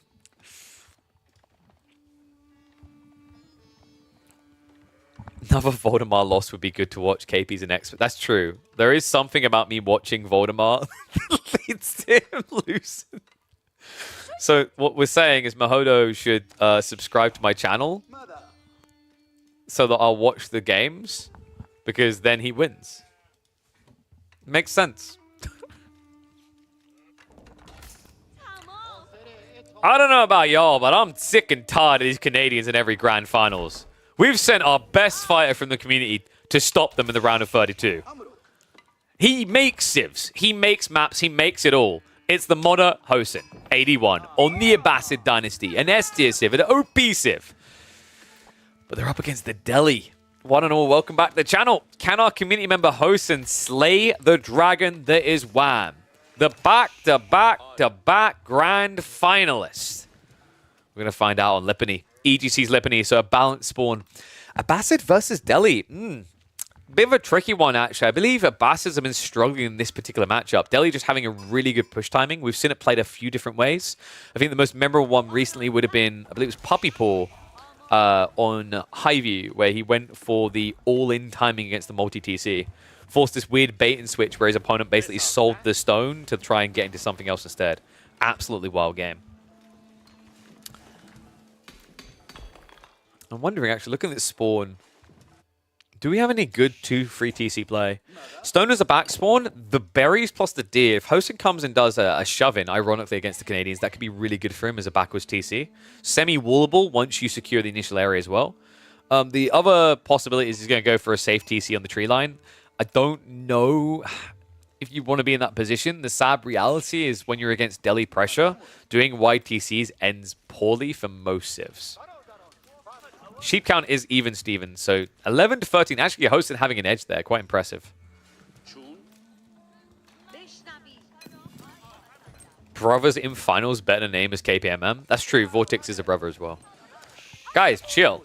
This is how this works. It's like peer pressure. Over time, some of the other players are like, man, we're missing out on this. This looks fun. And then they're going to join in. And then you can have all the top names. You can have a bunch of the upcomers. Have aspiring grinders on the ladders that get a chance to show themselves off in tournament play before they make their incredible underdog stories in giant tier 1 tournaments.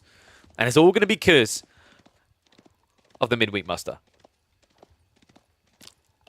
I'd call that a resounding success. Oh, look at that. Eco Wing. I've never seen this build before. Did just get nerfed, by the way, guys. The patch changed that. It went from 35% down to 30%. It's still bloody strong, but less potent than it was just a few weeks ago. Dome of Faith on the other side, however, didn't get nerfed. Am I the only one sitting here still like question marks in my brain as to how it didn't get nerfed? Because we've seen how powerful Delhi are. Like, it's a weird one, and the reason it's weird is because Tower Victory was everywhere, and we've finally done something to make it not the case. However, the result of which has created an ugly demon in the woods, and that is Delhi late game. I think the change that probably needs to happen here, you could, I don't know if you go for targeting the early game. For example, the efficient production is way too good. The alternative is...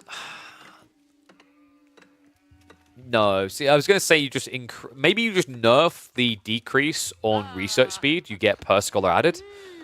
But I feel like if you do that, you're just nerfing Tower Victory, right? There's such a conundrum right now. Maybe you just need to think of a complete rework where Tower Victory gets fundamentally changed, and then Dome of Faith gets nerfed, and then you have a balance point. I don't know. I think Delhi have been kind of like burrowed into a weird hole here, where it's very difficult to find what's a fair point for tech unlock speeds in Castle Imperial, where if you do nerf the Dome of Faith build, you're essentially crippling and killing the Tower Victory build entirely. So yeah. Let me know what you think in the comments on that one. I think it's probably one of the more intriguing and difficult balance issues to solve in AoE4 right now. At least ones that are aggressively meta, right? Like, I mean, we've already given the answer to the English ones. Just Network of Castle needs to be changed. Bassett's going into spears here, though. Well, Wham's got to be happy with that. He even gets the immediate scout info on it. So Ghazi... Is he going to cancel it? No. Wait, he's just moved the scholar back because he's probably going to build like 1-2 Ghazi. But now he can focus on an archer timing. How do you guys bet, by the way? Do I even want to look? Oh, wait. Oh, my bad, guys. We didn't put a bet up. Apologies. Oops. And no, we aren't seeing 2TC. Oh, that's... interesting. Did he not have Golden Age yet? No. So he was a little bit paranoid. I don't mind this. Hosen, he went for the spears first because he was worried about the Ghazi timing. And the stone was really far out. Unfortunately, he kind of got bait and switched here because it wasn't a scholar pump into the stables. Instead, Wham saw what Hosen was doing and reacted by getting a quicker sanctity timing. That was really smart by Wham. Yeah, it's amazing little details like this, the big difference they make, right? Reacting to your opponents is a really big part of AoE4. You don't want to be locked in. Like, you know, people have asked, like, what's the easiest way to improve? It's understanding the process of what your opponent is doing and pivoting in response to it. And, you know, that's really the difference between the best players in the game and those that just make conk.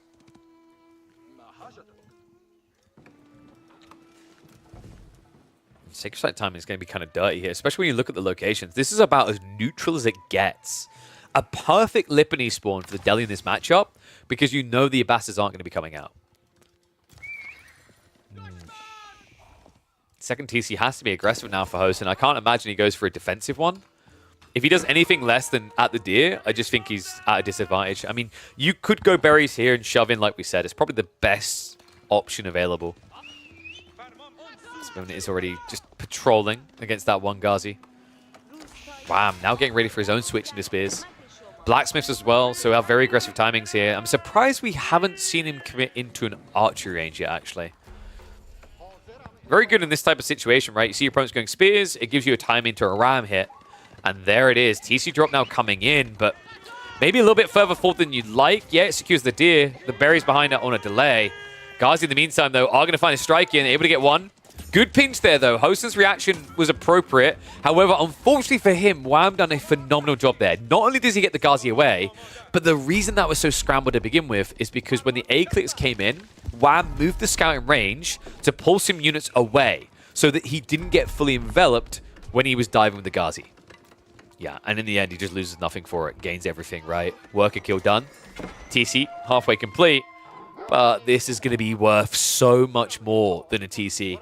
Triple Sacred Site for the Deli. 375 gold. Equitable to about 9 villagers extra in your economy.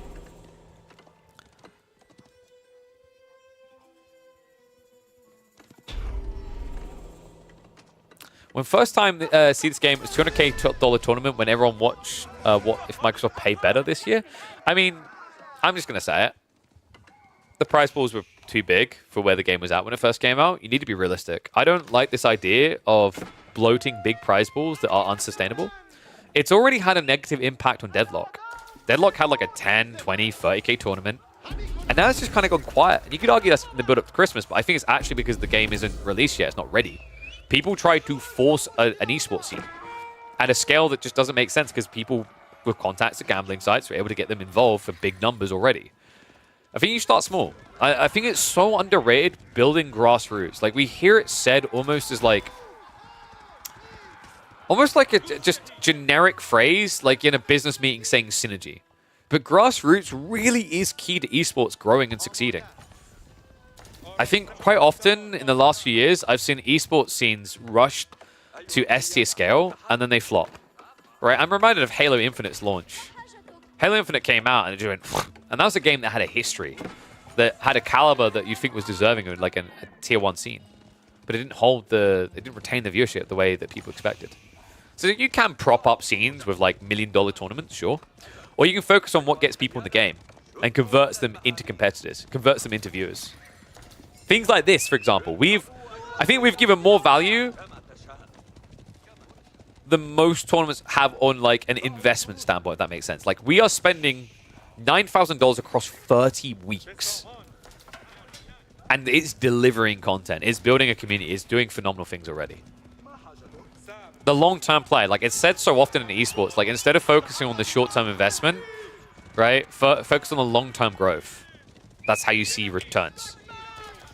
Something that's been missing in esports in the last few years in a lot of areas. Some understand it, some get it right, but some blow unnecessarily. Like, Counter-Strike was built to the size it was built, not because it was built overnight. That was built over a decade plus. And look at where it is now. AoE 2, another example. Sustained across 20 years.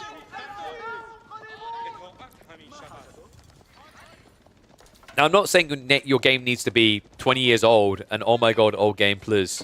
But I'm saying you do need to focus on how you get asses in seats. A lot of the kings of esports that originally came up succeeded because they started with that.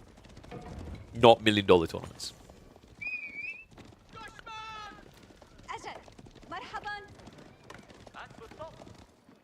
Ram's now coming in. Wham. Looking pretty good in this game. Hosen, dude. Up Craps Creek without paddles is kind of the feeling I'm getting here. His army is just not that frightening. This Ram timing, he doesn't seem to be aware of it. He just scouted it. He's got to get in position to defend it. This is going to be a very hard hold because look at the other difference here. It's the Blacksmith. Stilled Arrow, Undermesh, now also Bloomery. Hosin doesn't have a Blacksmith tech to his name. I do, by the way, think that with... And I hope Netflix didn't get the wrong taste in their mouth with that stupid fight with the Ball brothers. I think Netflix needs a pivot, and a pivot that can make sense to them is actually trying to get to esports. That could offer a huge boon of growth. We'll see that. Clash coming in.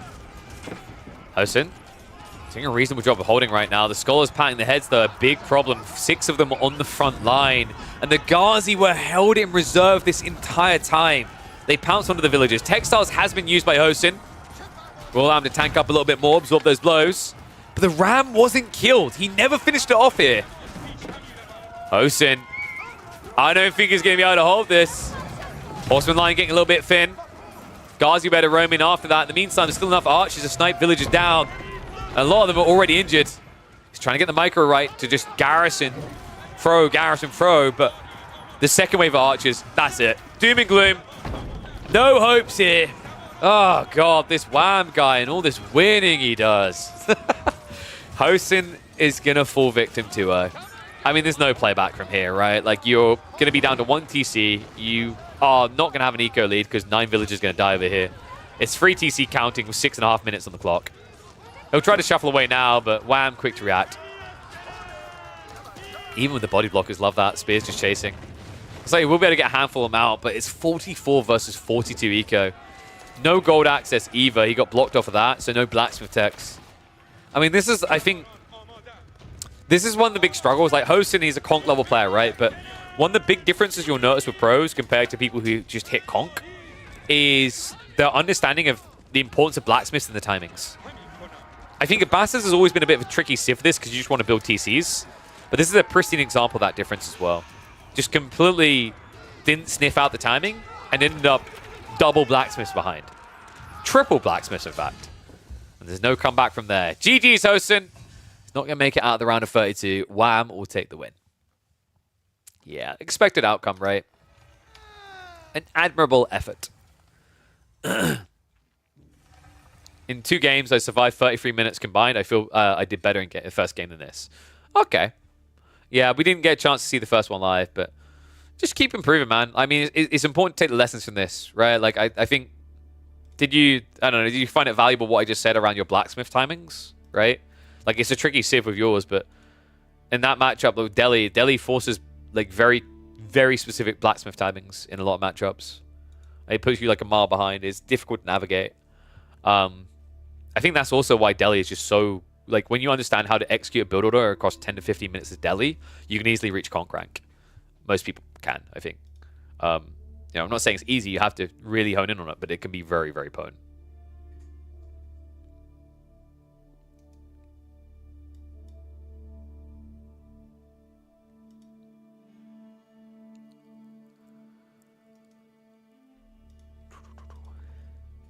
Okay, so next up, and they should be drafting in just a few moments.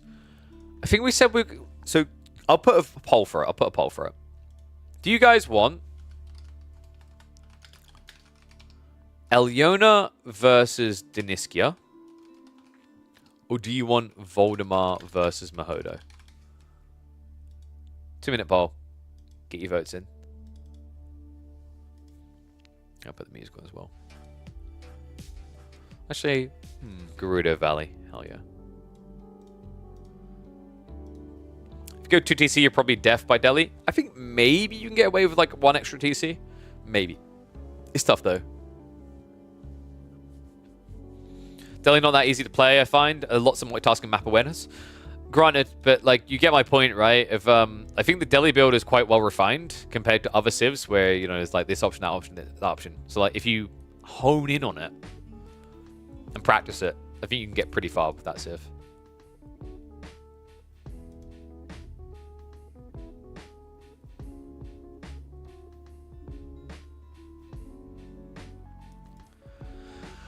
Nice. Got some awesome deals for my influencers to sort out later today.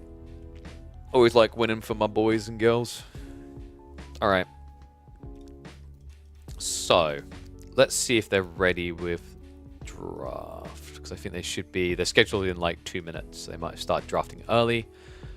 Voldemar versus Mahodo getting a big what are the votes? Looks like that might be where we're going.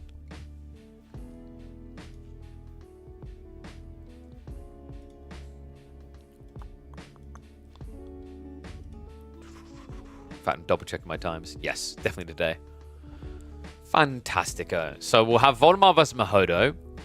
And then likely what we'll have next, we might hop into Puppy Paw versus Road afterwards.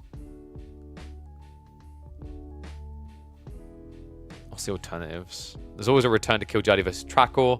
Or depending on if it's a quick series, right, we might hop across into Eliona versus Deniskio if that's still going. So I reckon we'll probably be looking at like what? 4.5, 5 hour stream seems realistic, seems reasonable. We'll see how it goes though. Democratic stream. It's just the perception of democracy I knew you guys were going to pick. Okay. If Voldemar makes a deep run before this tournament is over? What, you mean the 30 weeks? I think Voldemar will benefit a lot from these type of like tournament formats. I think it's going to help with improvement a lot. I know something has eagerly been wanting these type of things, so yeah. I think I'm expecting a few people to start rising up the ranks courtesy of like these type of tournaments. I think it does help a lot.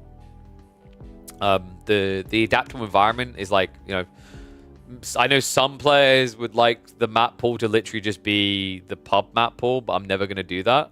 I'll have elements of it, but it's never going to be entirely. It just doesn't make sense. Because tournaments aren't that way. And honestly, my feeling is developers just need to adapt and bring tournament maps into the ladder. That's the way it should be. If a tournament shows a good map, make it into a ladder map. Don't try and rip it off in a poor form and make a worse map. But the thing is, you know, with the fact that you're required to adapt here, I see this as like justification for scrimming new maps. Also, kind of you can treat like scrims itself as well. It's a practice arena for players that they just genuinely never get otherwise. Like there's a player playing against Dimmu right now that would probably never get to play against Dimmu. No offense to him, but like realistically, he probably would never get to play against him, right? So that's invaluable practice. He gets to draft against him because that's the other thing. Queuing against someone on ladder does not compare. It's completely different. You don't have a draft to think about. It's a different map pool, right? It's a completely different atmosphere.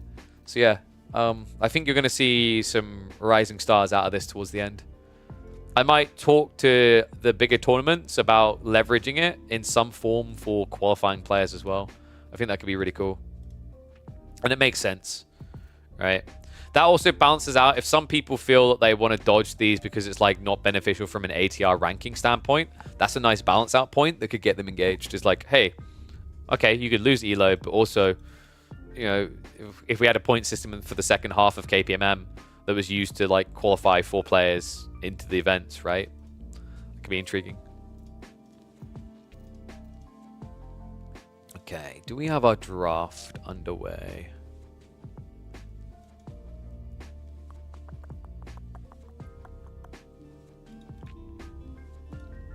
Oh, is it taking a second there?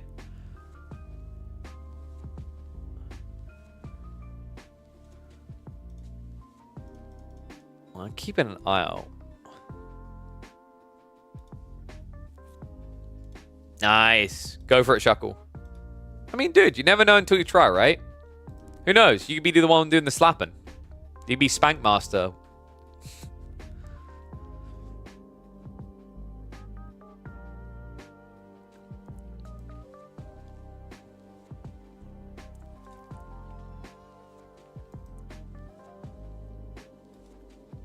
Been offered a key for Shrapnel.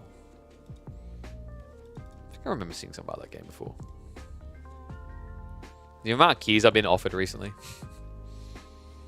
I wouldn't mind having like a day where we are able to do like a variety stream type approach. We'll see. Could be cool.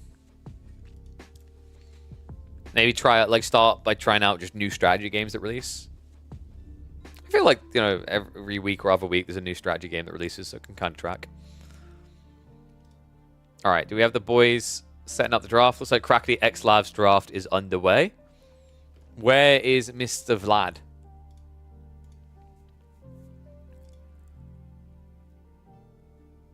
I didn't misread the time, right?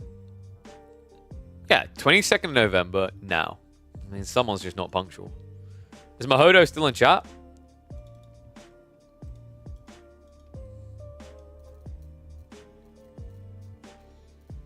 You ever get that creeping feeling that one of them's in a game or something? You know? Well, since we've got a sec, now feels like the perfect time to click that link that's about to pop up in chat. You guys know the link I'm talking about? It's popped up on your screen to the side. I look the right way? Yeah, up there. Protein Works. We've got to talk about it, guys. There's a bunch of Black Friday related sales going on right now that you need to be taking advantage of. You can get yourself up to 70, sometimes 80% off. In fact, with my code, you'll get an extra 10% off that price as well. So you guys want to go across to Protein Works, use the link that appears in the chat, or use the one that's down in my panels below, and take advantage of these amazing offers. Look at this right now. Got the whey proteins, which we had someone in the chat the other day who's clearly using whey protein quite frequently. They were saying that the price it works out to is insanely cheap. Compared to a lot of competitors' whey protein, these are banging on price. And I can tell you, the banana is banging on taste. There's also another type of clear whey protein I highly recommend. Love the iced peach tea of that. But I have highly been enjoying the meal replacements. I can definitely wholeheartedly recommend the strawberry flavor ones. The banana flavored ones are incredible. If I can actually find them, because I'm an idiot. There we go. Boom. On top of that, I love these to no end. The multivitamin gummies are dope. Highly recommend. But yeah, these are pretty good value, actually. Like, you can basically just keep playing your games. You don't have to hop off to go eat a fully cooked meal or go cook a meal. You can just shake. No need to bake. And you're good to go. But if you do go into these, like I said, you've got the big Black Friday sales. They're changing every single day, so see what you want. If you use the code KillerPigeon, you will get an extra 10% off. And shipping is free on, I believe, £65 or 70 euros. And then for Americans, sorry, it's not quite like that, but it has scaling shipping. Spend more, gets cheaper. So, that in mind though, I believe we are ready to go with Voldemar and Mahodo. Did they set them up really far ahead of time? Where is your draft, sir? There's the map draft. Am I blind, or did I not see a full Civ draft? Ah, there we go. I think it just rendered the wrong way. So, live with the draft, we're going to be getting... So we're getting Kalauga, Skargard, and of course the default map is going to be Himiyama. So let me set that up. Himiyama, Skargard, and what did I say the final one was going to be? Kalauga. Getting quite a bit of Kalauga this week, aren't we? Interesting. So reset the draft as well. Good old Mahodo. Yeah, it was quite interesting watching him up against Lash last week. Really close games, right? That Marley and Roos game, I was shocked, actually, that he was still alive for so long. And remember Voldemar constructing a wonder 5 minutes before BC's wonder victory? Oh, was this in Outback Octagon? I didn't really watch much of the Outback Octagon, to be honest. I remember that unfortunate Sacred Site game. Yo, what's up, Nick? Thank you very much for the sub, mate. Welcome back to the Swarm. Wave that flag. You want some Iobids? Hasn't been banned. It's possible. Both of them getting some solid openers. Voldemar loves his Chinese. Abbas, of course, had to be banned. Roos for Mahodo. I've been here before. Marlins is available, by the way. HRE going to be locked now. The reason for that is there's another ban coming. He doesn't want to risk losing the HRE to the final ban, so locks it in while he can. Highly coveted, of course. Really good on the maps we've got as well, right? Because we said we've got Kalauga, Skargard, and Himiyama. Himiyama can work quite well for Holy Roman Empire. We've seen a few players enjoy it for Skargard. Kalauga even works. I actually think like you can slot HRE into any of those maps and it should be quite solid. China, kind of similar. I think Kalauga, we've seen it work for a boom game. Skargard, phenomenal for the Pro Scouts play. Himiyama, a little bit less so, but it can be flexed there. Didn't watch the 3.5 hour game? No. What? That's not how free-for-alls are meant to go, guys. They're meant to be quick. With the Regicide, at least. All right, I'm going to ask the important question, though. Was it a truly engaging 3.5 hours, or was it like, I'll be back in 50 minutes? That's the tricky one. When I hear 3.5 hours on a free-for-all game, I'm like, oh no. We've been here before. So Ottomans for Voldemar is a little bit peculiar, no? I wouldn't really have expected Ottos. 3 hour stalemate? Yeah, that was my worry. That is the eternal sadness. I don't know, like, there's some games that just, their stalemates are really depressing. Like, I think AoE 4, when you get a stalemate game, it does feel really underwhelming. I remember I've seen, like, 3 hour games of Dota 2, though, and, like, 3 hours in, it still feels insanely intense, right? Because the difference with the way that game, like, obviously is approaching the late game is a sort of knife's edge. Someone makes one tiny slip up dead, and it can have a swing. But with AoE 4's late game, like, oh no, I lost 20 villages, whatever, I'm just going to replace that in like a minute, sort of thing, right? Unless you have this environment where your king is always on the front line in some form, it wouldn't have that same feeling 2-3 hours in, right? Not often anyway. Sometimes it can, like we've had 3 hour stalemates, we've had 3 hour stalemates in our community games where it's a freeway, and it's like, kind of cool. But it does, even then, like, to a certain degree, at some point, it gets a little bit ridiculous. All right, draft's complete. Mahodo has got the Malians. Uh-oh. That's the problem, guys. There's a neat little party trick. You can make Mansa appear in Age 2. I don't know if he's going to do it. I don't know if there's going to be a gentleman's agreement here not to do it. We'll have to find out. I mean, Malians otherwise on this map pool is okay. Kalauga can be intriguing for them. We've seen them look pretty good on Scarguard as well. Don't think they've been looking as good as, say, China, though. Mongols, of course, just a comfortable pick there for Voldemar. I'm still curious about the Ottomans pick, actually. Is he trying to roleplay history, Byzantines versus Ottos? Because, you know, that doesn't often go the way in AoE 4 it did in real life. Anyway, we'll see. They're getting set up in lobby now, so you should be underway in just a few minutes. Can I run ads? Or did... I think the ads just triggered. Did the ads trigger at the weirdest of times, always? It's kind of crazy, actually, how often they just trigger at that exact moment where I'm like, okay, wait, what? Maybe Twitch is using AI and they just know. Oh yeah, I just realized I haven't got Dimu added on that account. I'll have to add him for future. Likes to torture himself with civs like Ottomans. They could be good, guys. Alright, has anyone found a build with Ottomans that legit works? Like you think it would work in Conk Plus? That feels good. Because I have not seen much Ottomans. Right? In theory, if you think about what the Cav Archers are, they sound OP. But your economy just sucks, so you can't really support them at scale. By the time you're able to scale like Cav Archers, your opponent's going to be age-free and have solutions, right? It's such a weird and polarizing unit. You haven't even found a build to have fun with Ottomans? Good. Wait, no. I know the fun build. The fun build is legit. You go for the Great Bombard in Age 2. Because then it's like a survival game, right? You have this one Great Bombard you have to protect. Actually, that's not true. Has anyone in the history of ever playing an RTS enjoyed escort missions? Not even, actually, no, not just RTSs, in general in any game. What is the percentage of like enjoyable escort missions? Isn't it under like 10%? Because most of them are like, why is this guy moving so slowly? Please. Jesus Christ, someone get him a Zimmer frame so he can speed up a bit. You guys know what I'm talking about, right? MMOs as well. You're like, okay, yep, I've cleared all the mobs. Can we, like, maybe this guy could just speed up because all the mobs in this area are dead. Next. Don't play the campaigns. I mean, dude, you get them in, like, MMOs as well. MMOs is one of the most simple ones for them. The slow strolling guys. I do my Throne and Liberty dailies when I have to deal with the goddamn token guy in the skeleton zombie area. Oh my god.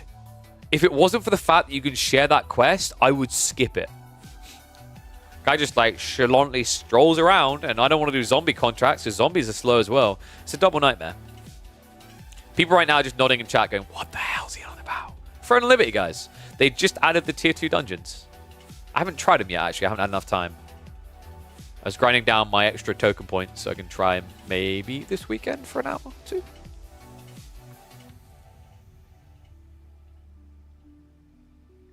Okay. Oh, one sec. Am I getting...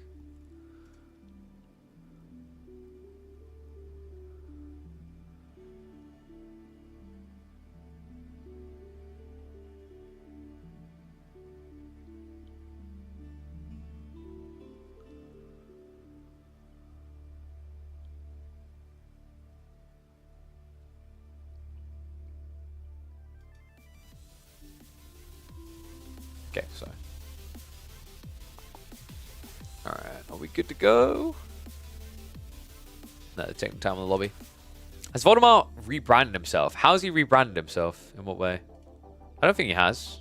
Did I miss something? Has he become the teen?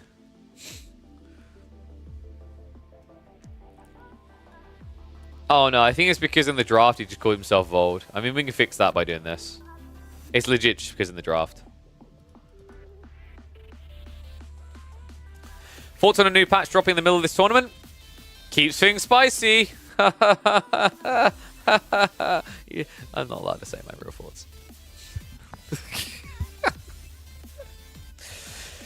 I mean, it would have been fine if they had at least communicated it. My frustration with them was the fact that they didn't communicate anything. And that's not coming from an entitled standpoint. It's more, bro, we legitimately are an official Microsoft tournament. It would be nice to have had a heads up. But can't go back now. So we just play on in this tournament with Mansa Javelineers available in Age 2. Wadu. Alright, what are they going to do for game 1? Himiyama. He's going for the Molians. Oh no, dude, is he going to do it? I mean, it's completely within the rules. I think he's going to build Javelineers. Change my necktie? Oh, bro. You know I limp, right?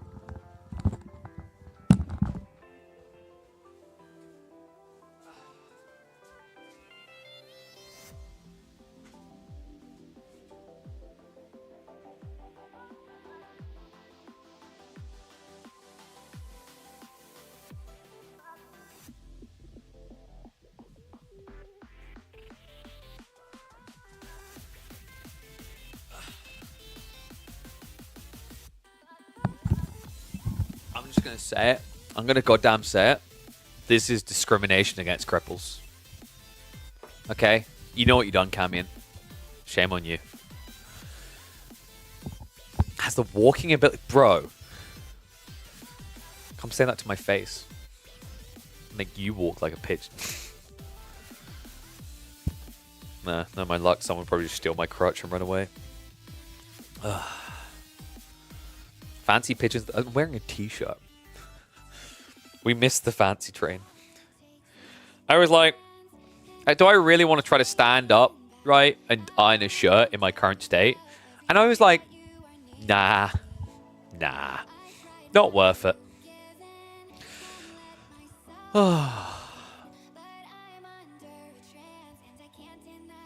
Zero prep show match for new patches is a good idea.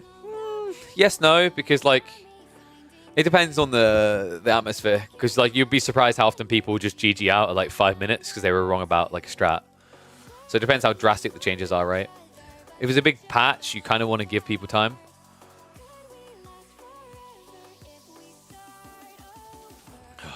I mean, Camin, you say that as if the ability to time you out doesn't exist. And you know, if someone in chat requests that, I am a democracy, as was highlighted earlier today.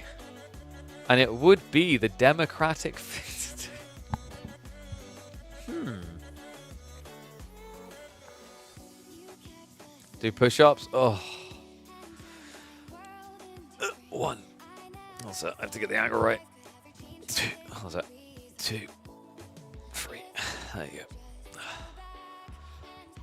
Oh, look at that. A timeout for Camion. Don't know how that happened. Bye, Camion. Man, ain't it a shame when that happens? All right, should we do predictions? Wait, can you even predict if you're timed out? I'm not sure. I'm sure you can tell us in a bit.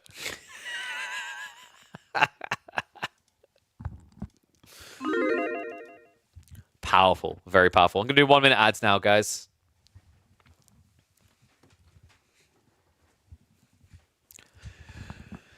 Oh. Yeah, this is the content you guys get if you subscribe. You don't have to worry about ads. Just me going, oh, hard life. I don't think actually how late we're going to go today. Like I said, we'll see how things lie after the series. Obviously, at least going to do this series. I imagine this series is going to be like an hour and a half. So probably 5 hours live today at least.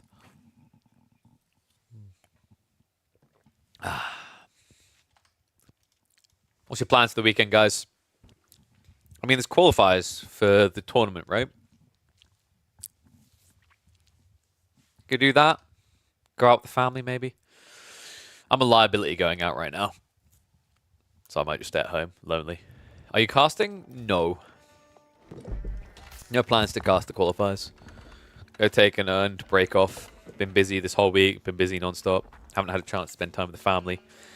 So we'll be spending this weekend as a bit of a catch-up. And then we'll be back at it Monday, Tuesday, into Thursday, Friday.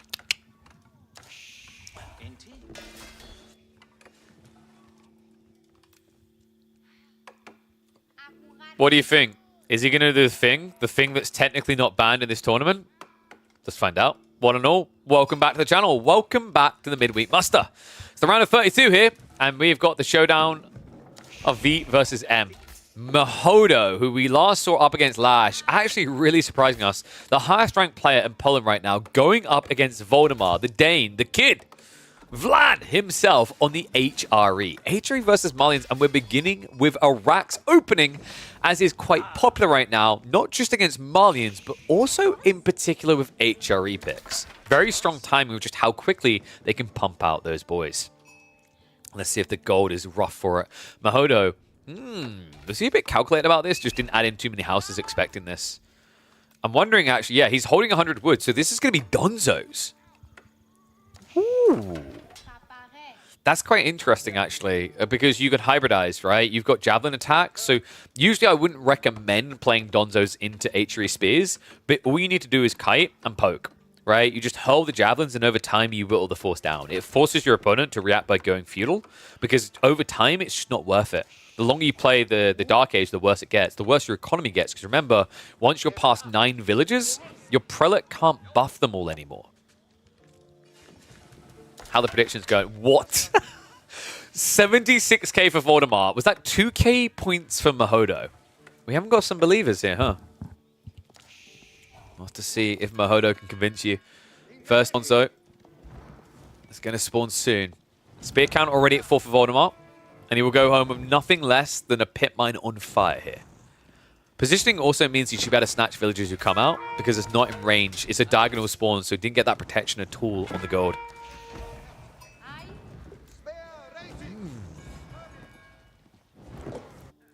How many spears do you pump here?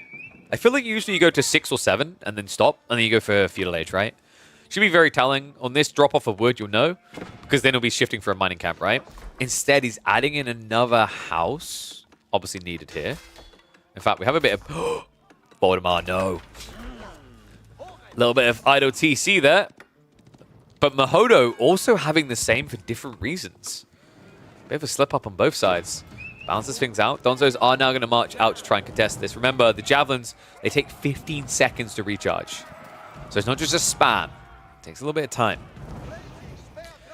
If you have equal numbers, by the way, the Donzos can beat the Spearmen.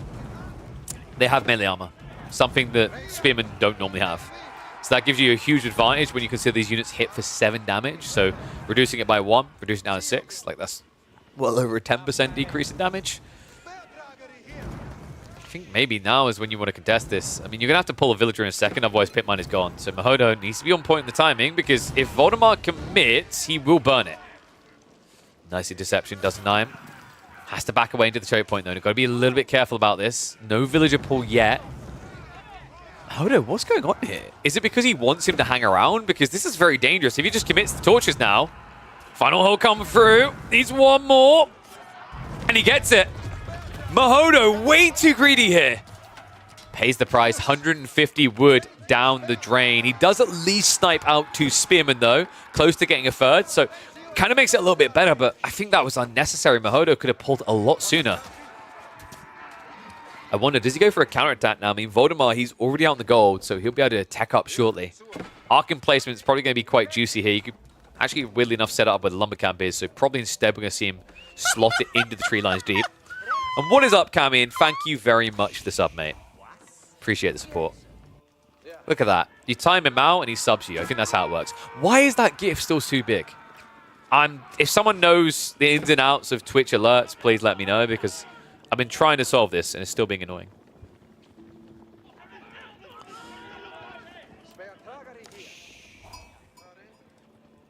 Looks like Mahodo is now ready for tech up. It should just be a Mansa. There's no forced pressure to go into the Saharan at all.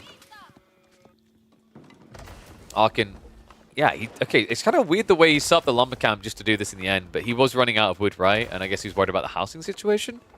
Then again, it's more like you need to be gathering wood anyway to prep for the archery range transition, right? This should be, what, double archery range? Do you even want to play into that, though? You need to make the box smaller on obs? I'm pretty sure that's the opposite of what we need to do.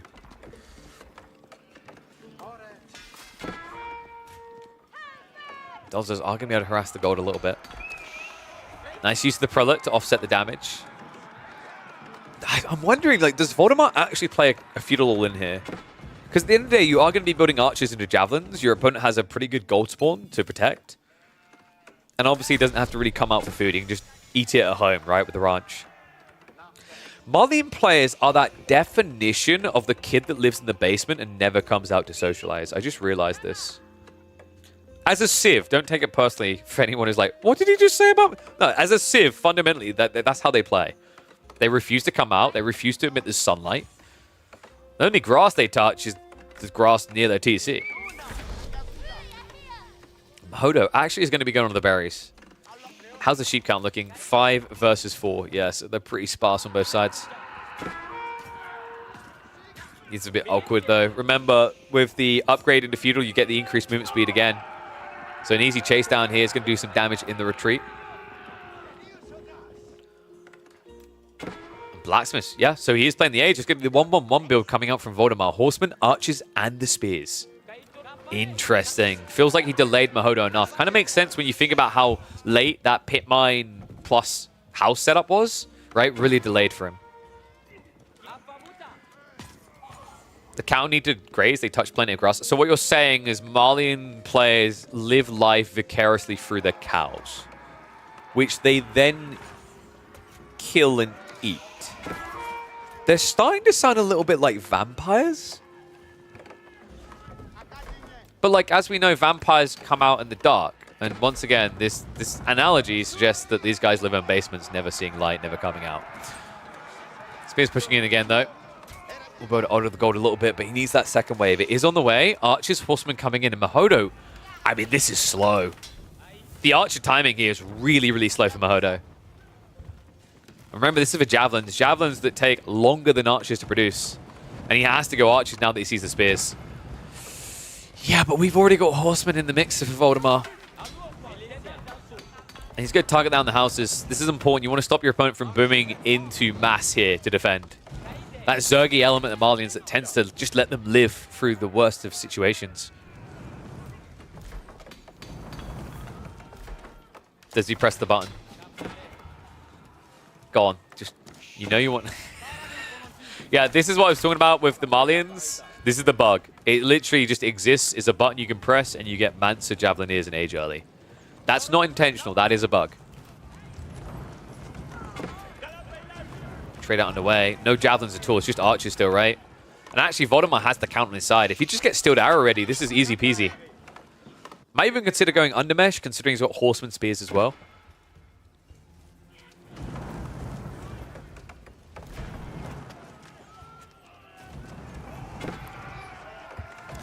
I I mean, Mahodo is close to being pop blocked right now. He hasn't set up the next pit mine, so he's going to end up having to build houses underneath his TC.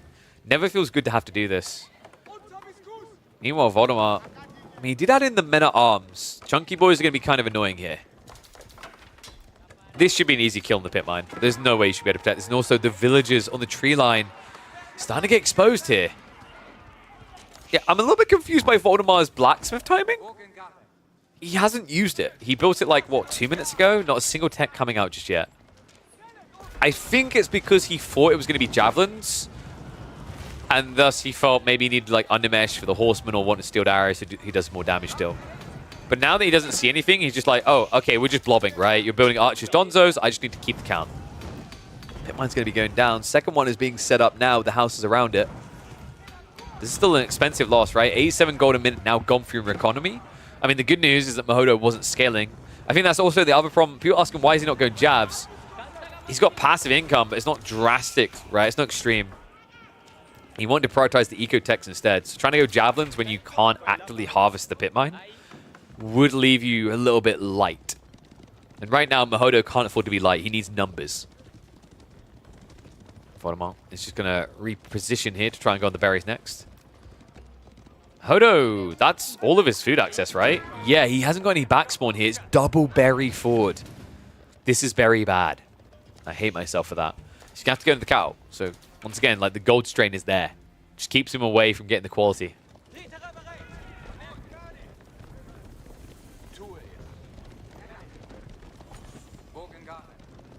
Voldemort. He has got Steeled Arrow. Undermesh was cancelled. That's interesting. He switches into the Ecotech. I mean, it makes sense. He's a decent count of farms right now. He's gathering the berries. He just wants to amplify his food income to keep massing this bigger army. I'm trying to find what Mahodo's out is. I mean, over time, usually you say you scale a quality army, but that's usually javelins and donzos. This is archers and donzos. It's kind of different. It means that HRE archers can trade quite sufficiently against you. Like, there's an argument, actually, that Voldemort should only be building archers. He's adding in a few men-at-arms here or there, but until he sees a javelin transition, there's really no reason to build anything but raw archer.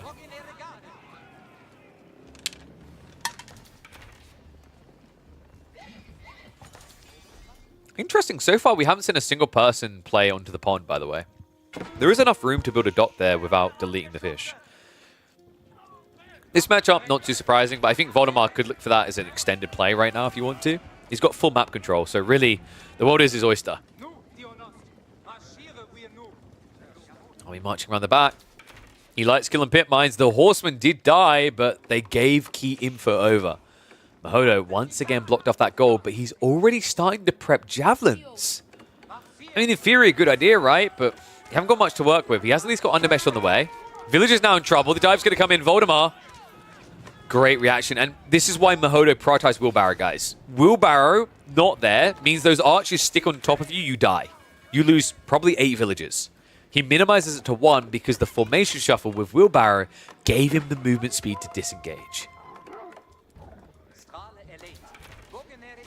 Yeah, pretty cool to see, actually. I mean, considering how gold-staffed he was, you could argue Wheelbarrow is always a good eco-tech to have, right? But there were bigger priorities outside of that, right? Things like Undermesh, Steeled Arrow seems necessary here. Getting Javelins also seems necessary. Building more houses also seems necessary. Mahodo, we've been here before. I had to go there again. Archers, in the meantime, are going to start poking in. Jav count is not that scary right now. And you can tell by the fact that Voldemar's just ego-chelling underneath the TC. This is scary, actually, what Voldemar's doing. This gradual minute arms pump. The problem now for Mahodo is he can afford javelins, but how do you afford javelins and Mustafadi? That's insanely expensive, right? You're spending 40 gold, 30 gold.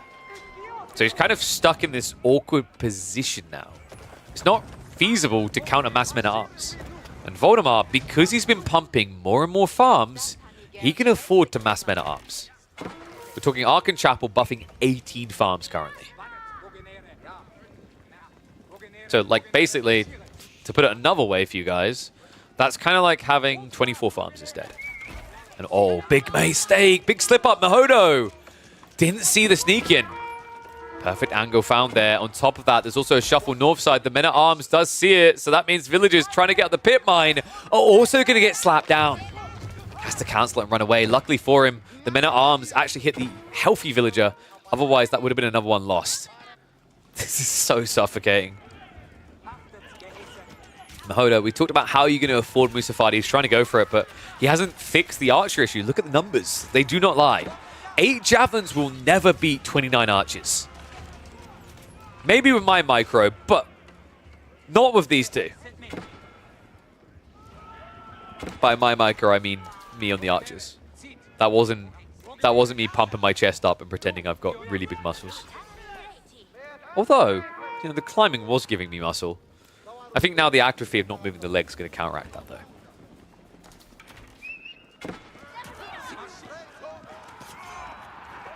I mean, Voldemort is playing a little bit too defensive here. I don't think the archers need to back up this much. The best way to approach this is you want to be attacking 2 locations at once, which he's not doing. I think that's a little bit of a mistake here. Voldemort is giving a better exchange than Mahodo has any right ever getting here. But check the techs. All blacksmith upgrades now in. These boys are about to feel real junky and hit pretty hard. He's peeling him back here. Archers are about to arrive. Mahodo, he realizes it's a bait. That's a good start. He backs away. He has now got access to the gold. The wall has gone up. So things look grim, but... Oh, they're about to get grimmer. There's only one reason why Voldemar's army lead isn't double over Mahodo. And that's because Castle Age is about to be on the way. Meanwhile, what have you got here? I mean, more archery ranges being added in. You could spam archers. I feel like you kind of have to when you do this for your economy. There wasn't enough food, wasn't enough gold to access, so he just ended up with a big pocket full of wood. Wait a second. He ended up with big reserves of wood. I'm sorry. Regnet's now on the way. I mean, what is your counterplay here? You have a reasonable number of javelins, so you could go for Rimba. The alternative is building an empty Fulani. This is going to be hard.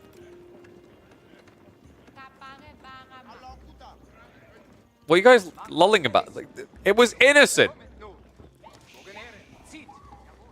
Unlike this HRE pick, which was done with malicious intent. In fairness, though, Mahodo's draft isn't completely royally screwed, right? He has at least got Byzantines, so given the right environment, we could get a free game series here still.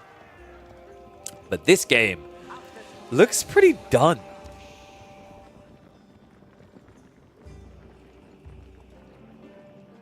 Relics are going to be on the way home already for Voldemar. Mahodo, oh god, guys, he's going to build a Furimba.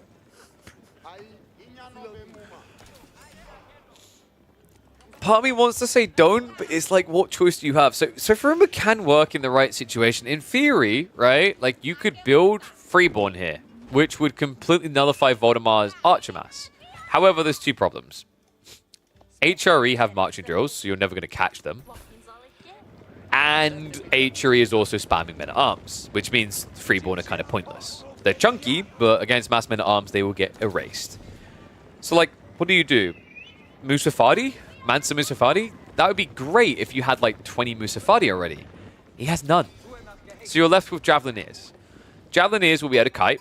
They will have the poison. In theory, they can be good against men-at-arms. And if this was any civ that was not HRE with the marching drills, I'd probably say kind of works. The marching drills makes them too fast. And also, Javelineers work better when you have runway. You're about to run out of strip here. There is nowhere to fall back. You're going to be behind your base, watching everything burn. Dive comes in. Voldemar looking to end this opening game fast. 12 men-at-arms. Javelineers feel like they're a century away here. He hasn't even got the upgrade into veterancy. That also has to be there. And I don't think there's going to be an army left to upgrade. Game 1 will remind us that HRE is OP.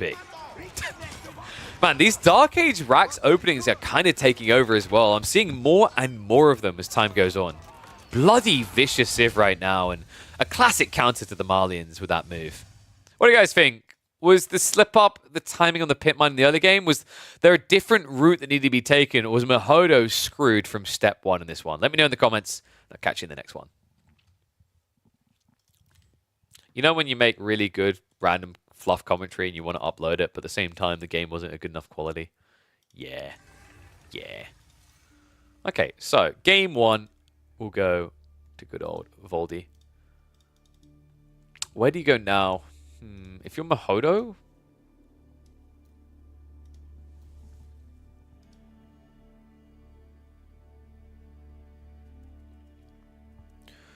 trying to think what you could do here.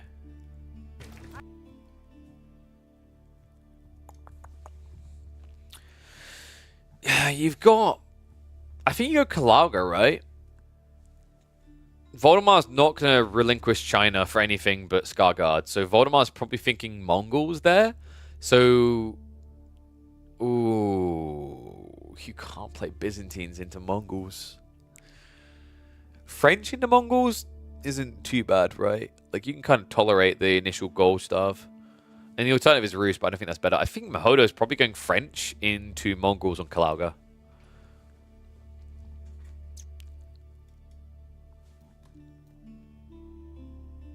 As Mahodo, you obviously go gold build. That's true. I too occasionally like to just lose for random reasons. Got to include the last part as well. Wait, what last part? Rogan? Alright, let's pay out. Well, so much that 3% likelihood. It's gonna be Rus versus Ottomans on Skarsgård. Wait, why not China?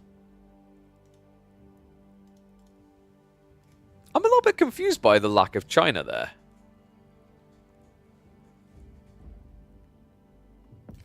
The complaining, got you. Alright, we're 2.5 minutes out. Well, there's no way he wants to... I mean, maybe he wants to pick China for Kalauga, but I feel like Mongols is probably a cleaner choice there.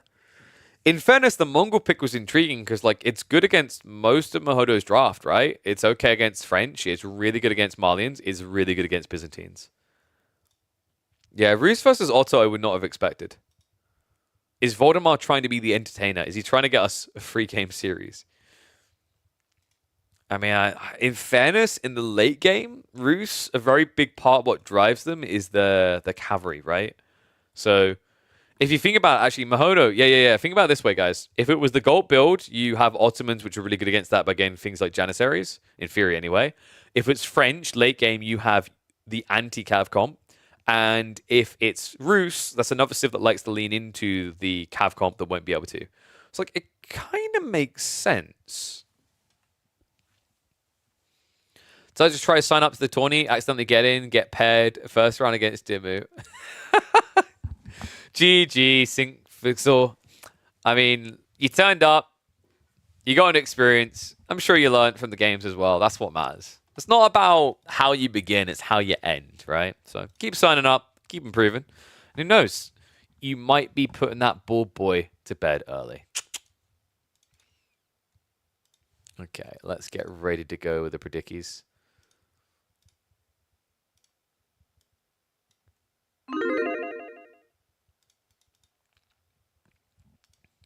Have we got the score the right way around? Yes, we have. Fantastico. Oh, blimey. I'll do 30 seconds of ads now for you guys. Whoop. Look at that. So I don't know if people hear me in time because there's a slight delay on the stream, right? I mean, there's just a built-in delay for Twitch, sort of, in general, right? Hopefully. It's like someone comes in and I'm like, oh, I'm going to run an ad. I'm like, well, that was rude.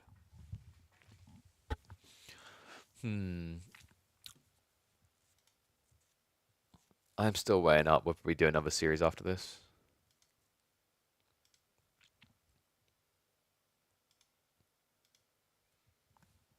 We could maybe do Puppet Ball versus Road. What else is there? Is there anything else live coming up?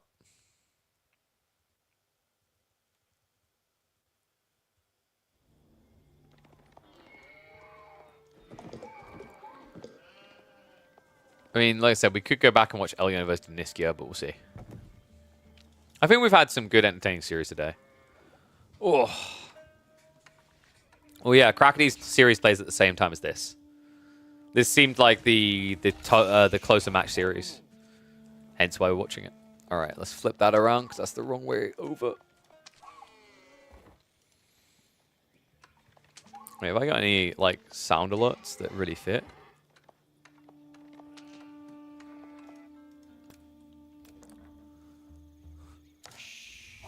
Hold up. It's happened. For the first time in Season 9, in a tournament, they've been picked. The Ottomans.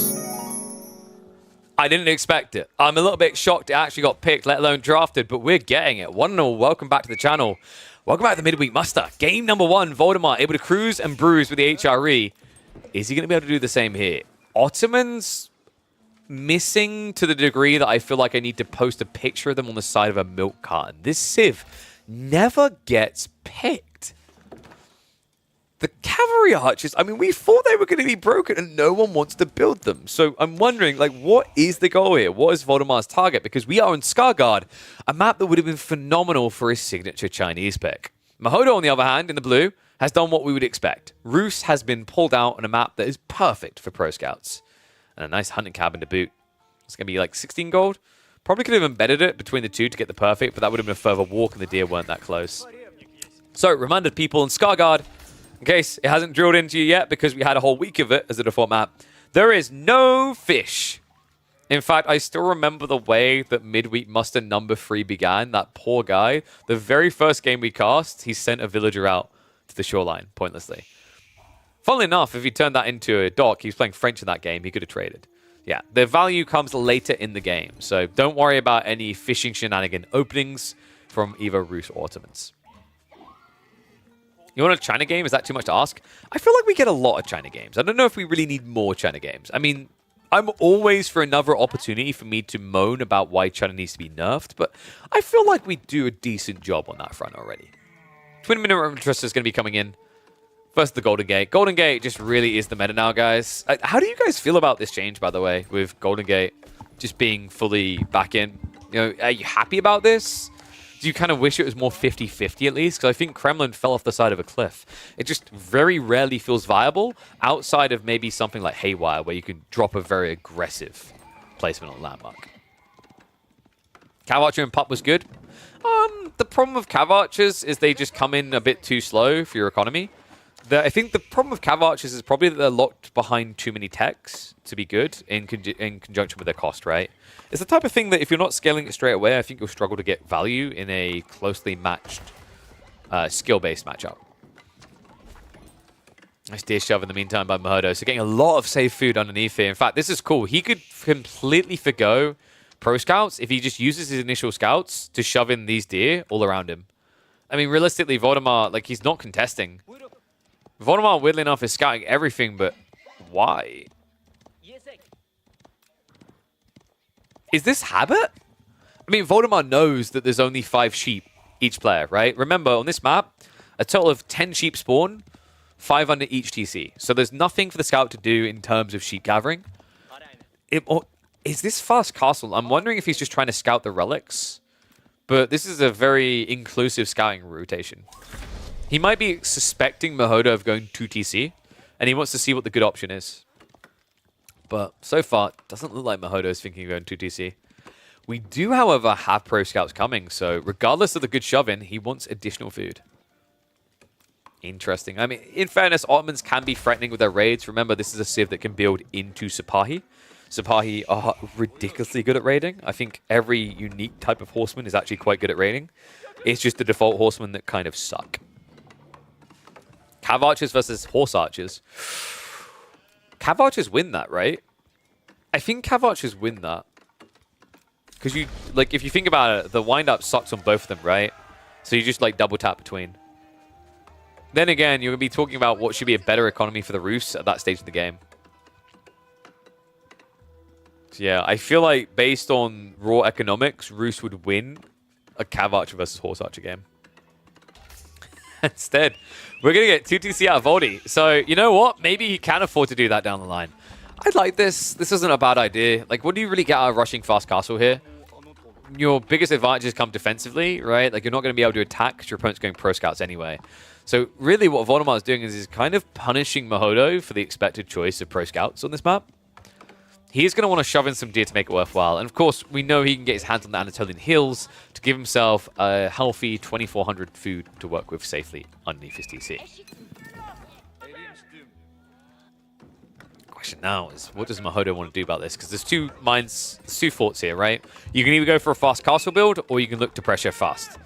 You're going to have to be very aggressive on the timing to pressure. And the downside of pressuring Ottomans and long feudal is if you don't think you can break them straight away, all you're doing is feeding the beast. Because over time, as they produce more and more units, they're going to get those valuable vizier points that will give them an edge. So from that perspective, when you consider the variables, fast castle just makes a lot more sense. Voldemort trying to get the boar involved. It got confused though. It didn't know which one it wanted to hit. Because the distance changed, right? So yeah, Mahodo didn't panic at all. Just gets it home. I mean, one scout is not going to contest you here. This is just a fake out by Voldemar. Alright, one's if you think Voldemar is going to win this. Two's if you think Mahodo is. I feel like 2TC is better than Fast Castle Relic. Because players seem to be really slow on moving out for the Island Relics when they do these builds. And Rus are already more pricey to get into relics because their warrior monks are expensive. I mean, we'll get a really good high trade house though, guys. Like that is going to be dirty. Actually, not insanely dirty, but probably, I'd say about 160, 170 gold. Sounds reasonable. Or he goes deep there. That actually might be the chef's kiss spot. In terms of relics, you want to get your initial units out, so you're a little bit slow on getting the monastery, and then the monastery only gets you 2 relics, because then you have to pull a villager to build a dock. You haven't got wheelbarrow. It feels weird with these fast castle rushes on this map. And wait. I think he knows. Okay, no, he's going to settle for it. That's actually a little bit deeper than I was expecting. Get your numbers in, folks. How much gold are we getting from this high trade house? Voldemar, meanwhile, not too far behind himself here. This tech up's going to be a little bit later. The question mark is, are we going to see that which shall not be named? Is it time for the Istanbul Imperial Palace? I think so. Guys, I think this is sleeper pick, and people should not be building this. Mehmed Imperial Armory is overrated. There, I said it. Mangoes just don't have the same impact anymore. And I think people have been sleeping on the Vizier point increase, right? Remember, this other landmark gives you double experience and 3 extra points to work with. I just don't think it's been explored enough. I think there is some volatility, but potency behind it. That being said, we're probably going to get an armory build, aren't we? Come on. Do it different for the community. Voldemort. Final drop-off. Moment of truth. Slot that bad boy in there. Oh. He's doing it! The kid is looking to become the teen. He's trying to grow up here and prove that he's got big teeth to bite down with. Istanbul Imperial Palace is on the way. I'm telling you, folks, like this is going to be a move that starts to overwhelm in the scene. If we see Ottomans, that is. The Imperial Palace feels a lot better right now because the value of siege now really only lies in Imperial Age for the Great Bombards. And it is a fantastic value, do not get me wrong, but it is a very deep point in the game to be looking to truly leverage a landmark. Spirals aren't good enough right now. The Mangandels got heavily nerfed. They're not going to protect you, especially against the Night Civ. So I actually really like this play. This also gives him a cool out. If things go really badly, Voldemar should be able to afford that immediate pull of points into the immediate spawn of Janissaries, which will be a perfect counter to Knights diving your base. So it looks like, folks, we got a 190 gold high trade house. Nobody got the right number. I thought you guys told me you were mathematicians, or is it mathematicians? I always get mixed up. So CA in. Moss drop coming as well, so he's going to race for this. But credit to him, Mahodo. He's on his way for the relics as well, and he also has a second TC coming in. And with the knight already there, I don't think Voldemar's going to be able to pick up that relic. This is a little bit greedy on the opening. I would show you what he's going to do with the Vizier points, but sadly Capture Age doesn't allow that. Knight is going to dive in though, so we'll force a little bit out of time. That is only an early knight though. Mahodo, did he forget about the veterancy? No, he just queued it up behind a second knight here. Yes, this guy's going to feel a little bit underwhelming. If he had the veterancy, he'd be able to 2-hit villages with the charge. But without it, he cannot. And Voldemort loved this. Okay, this makes more sense now. He's going for the dock drop. You would if you paid me? I'm sorry, you think I have how much money, Cal? Aren't you the one that lives in Norway where you just have infinite wipe your ass with cash money? Starting to think I didn't charge you enough. Crossbows come from Mahodo as well. Janissaries have been queued up. I think Mahodo actually was right to try and get into some range units here. Is he just thinking horse archers? You can't be thinking horse archers against Janissary, right? That's kind of crazy. Remember the way these units work. They receive bonus damage only from archers. So, there we go. He's making the right call. Veteran Siva Archers is being queued up. Remember, they changed Janissaries. They no longer take bonus damage from range. It's only specifically from archers. So, crossbow massing doesn't work against them anymore the way it used to. Horse archers wouldn't work either. We do, however, have imams on the way out for the island relics here. Remember, he doesn't see these yet. You live at home with your parents? Sounds like your parents are rich. It must be. The amount of psychiatry? The amount of visits to the psychologist they must need to unstress about you each week. Whew. Okay, that was mean. I'm sorry.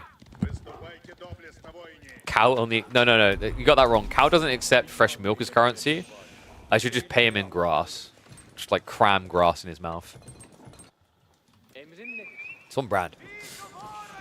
So Voldemort, first relic coming home. Second one being grabbed in the meantime from Mahodo. And he is going for the water play himself now as well.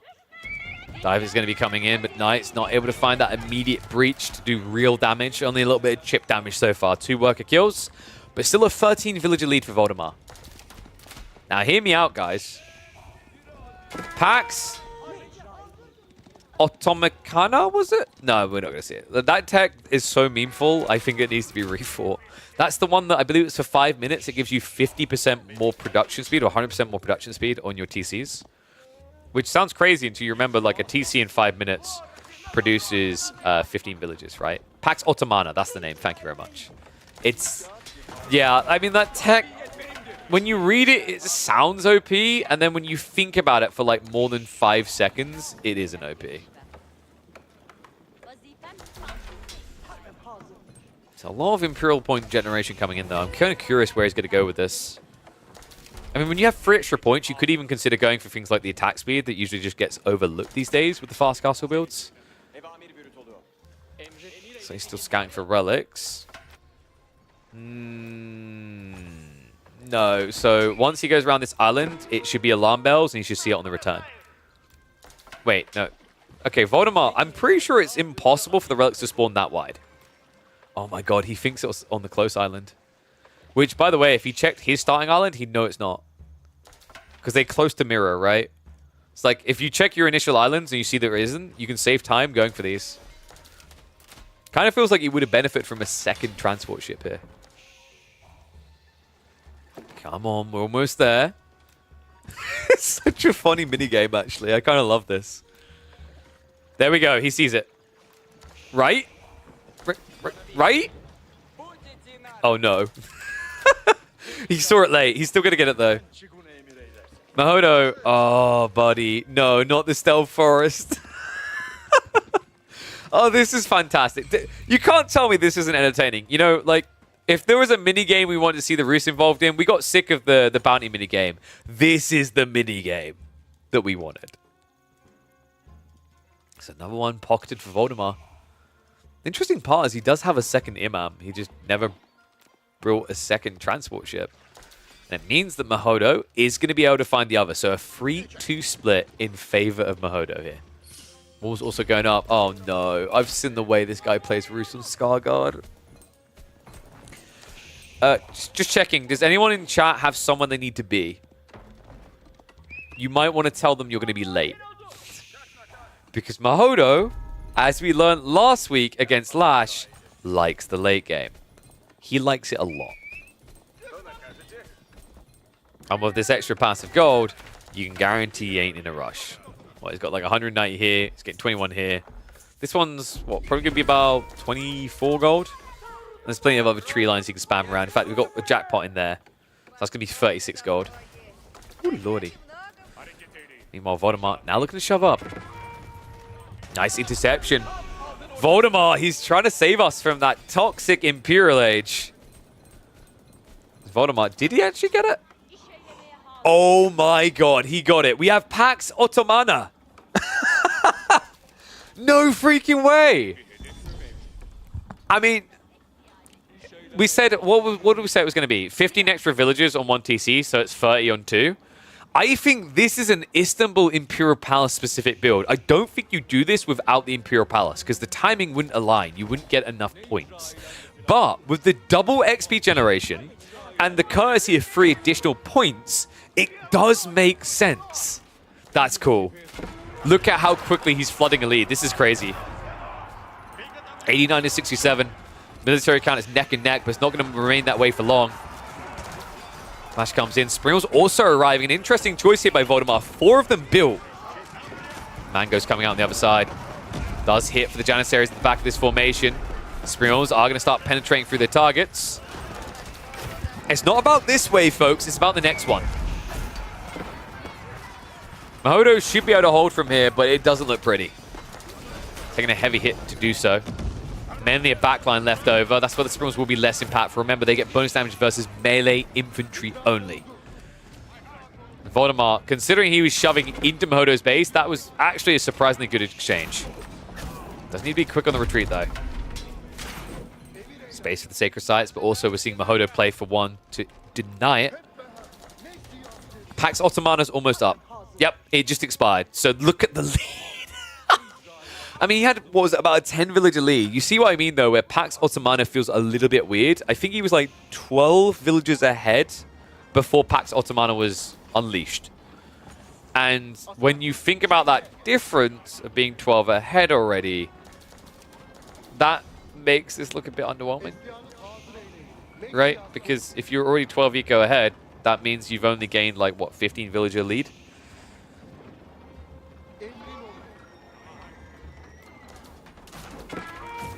18. I think, actually, was he maybe having gaps in the TC? Because that's another thing. Like, there's the muscle memory and it doesn't line up.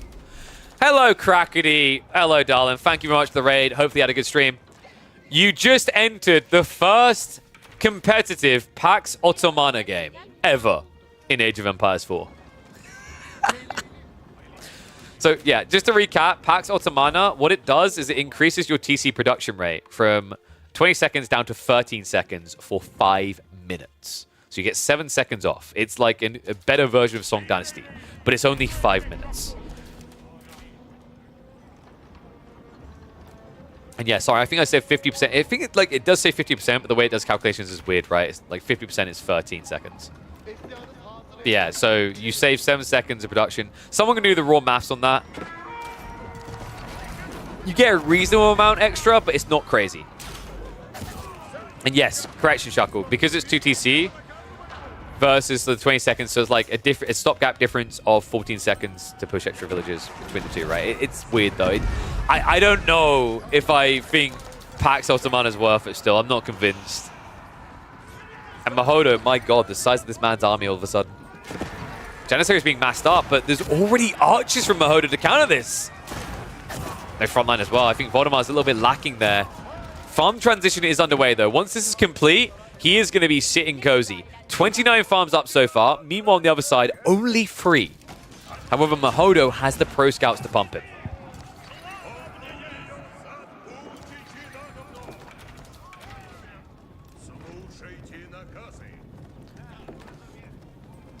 And I'm wondering, was there something else Voldemort could have gotten with these extra 3 points now? I mean, in fairness, he wouldn't have this eco lead. He wouldn't have this farm transition. Maybe it's a necessity because he didn't play pro scouts. Things are calming down, though. I'm starting to wonder, like, are we just going to trek into Imperial here? Voldemort is flowing quite a lot of resources. It is going to get recommitted. Mahodo, however, is sitting on 2,000 excess gold. And we've also got a 4 keep drop from both players. Yeah, more ambitious from Voldemort, though. Only 2 villagers building this up. And his army isn't in position. Wait, he can get dove here, guys. He could get denied. Because if this keep goes up as quick as it should, and then he sees the enemy one, he dives in. It's just 2 villages. This is greedy. How many deers do you have on his TC? Good luck guessing. It's looking like, what? 3 there? 4, maybe? 5? It's a bit hard to tell. I give up trying to play the guess the deer game. What the what is this Springle count? No. Like this, I think Mangoes wins this. I mean, he has got Mango of his own as well, right? And in fairness, oh my god, he's walking into the choke point. Wait, is he legit trying to snipe the Mangoes with Springles? Backstab comes in as well. Look at this, Mahodo, he denies the keep.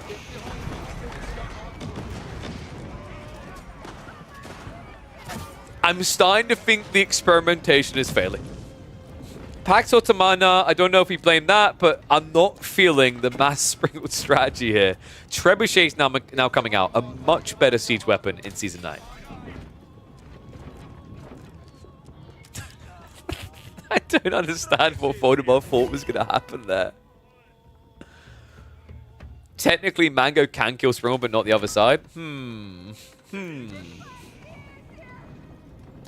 Oh, that's true. Yeah, I don't get it either. Springle's got that 1 damage buff, right? I mean, they're broken now.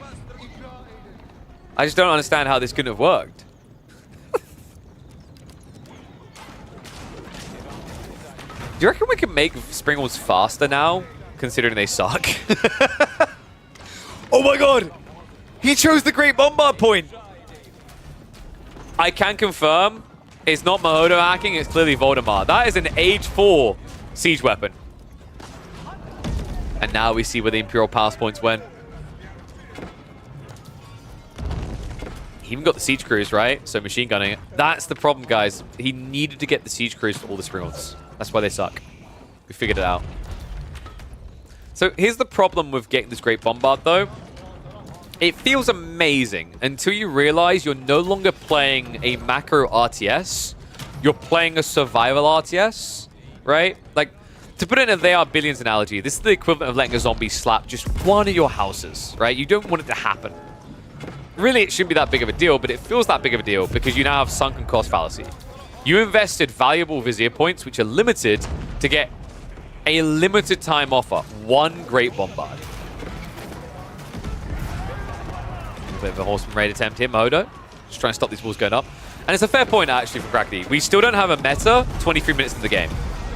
I'm not sure this is the new Ottoman meta. Puns intended.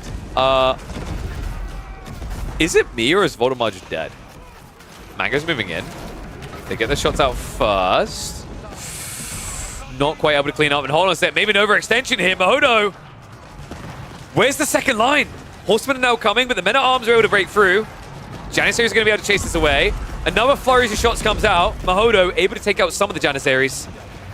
Yeah, the problem here for Mahodo is that he's building in a Horseman when he needs to be building in Men-at-Arms. Men-at-Arms is the solution here.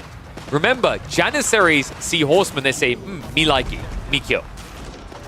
They see Men-at-Arms, they tend to feel a bit sad. Oh my god. Voldemort now able to lash back here. Keep gets dropped. Walls are at least up, so it's not going to be a quick death for Mahodo. However, Voldemort has to be contemplating Imperial now. He's up to 127 eco. He's pretty much where he needs to be.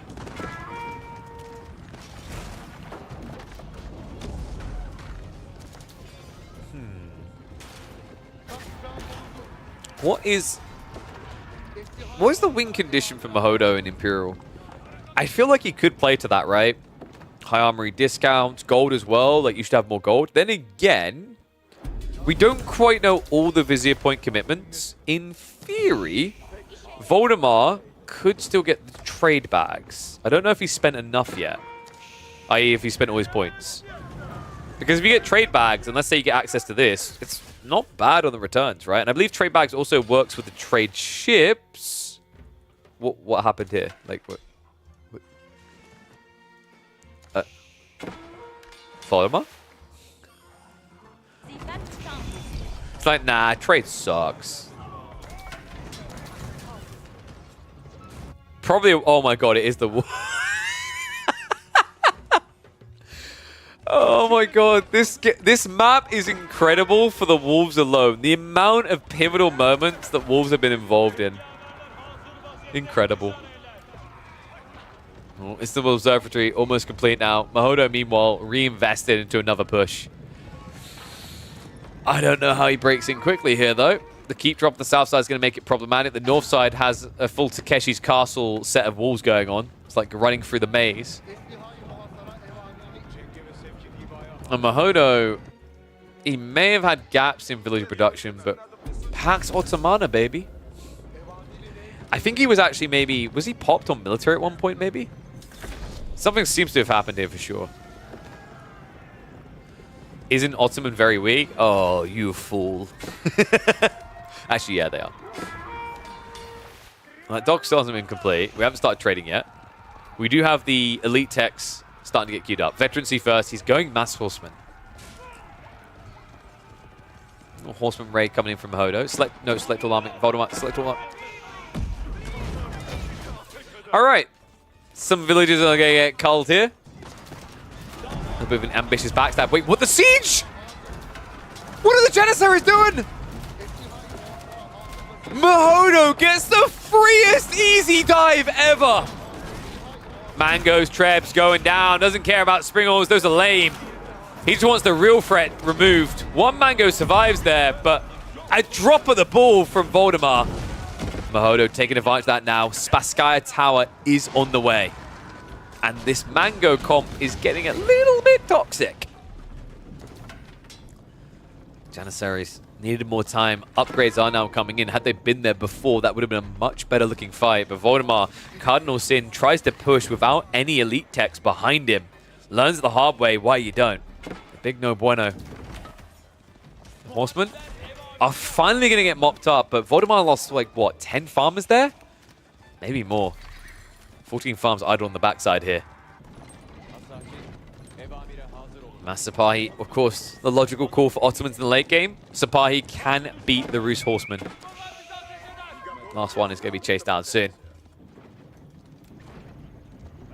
I'm not sure who's going to win this. I feel like Voldemar in ways has clearly played better in the early mid game, but it's like the comp that's questionable. Maybe it's just Ottomans that's questionable.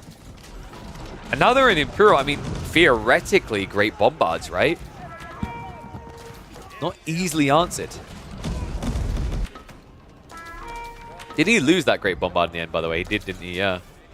I mean, it's weird that he's not even trying to re-engage with the idea of great bombards, right?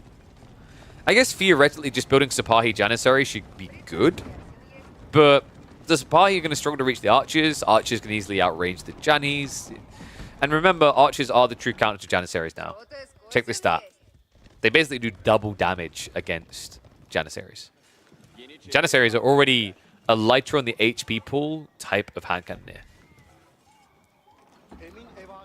Great Bombard AoE range decreased a lot. Okay. So wait.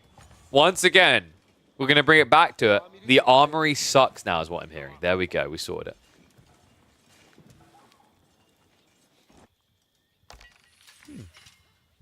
Chem on the way in now.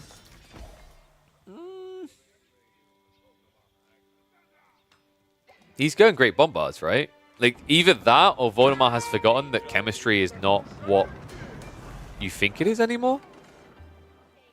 What other unit text did he get? Nothing so far.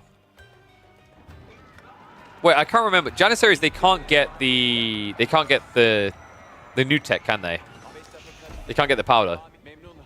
I don't think so. I mean, chemistry only makes sense if he's going great bombards. That's the only logical reason. Wait, doesn't this make Ottomans really sad in the late game now? The Janissaries kind of suck.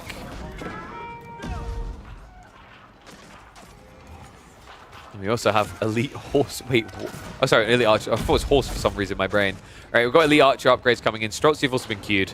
Mahodo needs to make some room though. He's pop capped. Does it work for Reboldequins? That could be an interesting play. Yeah, look at that. Well played, chat. Reboldequins are on the way. Interesting. You are doing this against Streltsy, but in theory against Horseman. And Men-at-Arms very good here, right? I mean, if you think about it, Robotiquins are kind of a natural replacement for Springolds, in a way. Right? They don't have the same range, right? They're much more limited. But this whole idea of being anti-melee, I'd say Robotiquins obviously do the role better. The challenge is going to be controlling the narrative at range so that you don't just lose them to the elite archers. And yes, chemistry only gives bonus damage now. Or buff to bonus damage, rather. And there we go, great bombards. They are going to be queued up, so we gradually are going to find our ways into the toxic siege of the Ottomans. To find out if it's really truly toxic, because this entire game so far has been Voldemar trying to justify Ottoman siege. And so far, I'd say failing.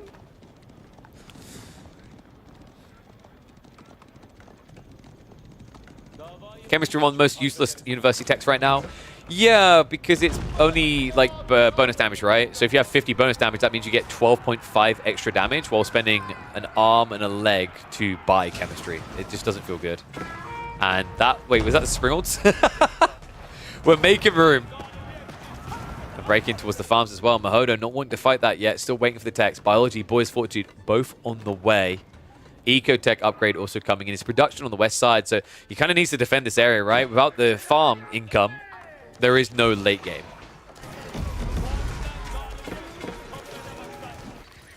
Meanwhile, Men-at-Arms are going to try to counter dive on the west. He knows where those farms are, right? So heading straight for it. No great bombard in placement in here, unfortunately. So won't be able to play 10-pin Roost. Nice little split to go after the farms in different locations. Mahodo, though, able to repel the forces from his side entirely. And what? Hold on a second. Is that new? I think it is. I've never seen this unit in the Ottomans on Season 9. Meds are finally coming in at 30 minutes. It took a while.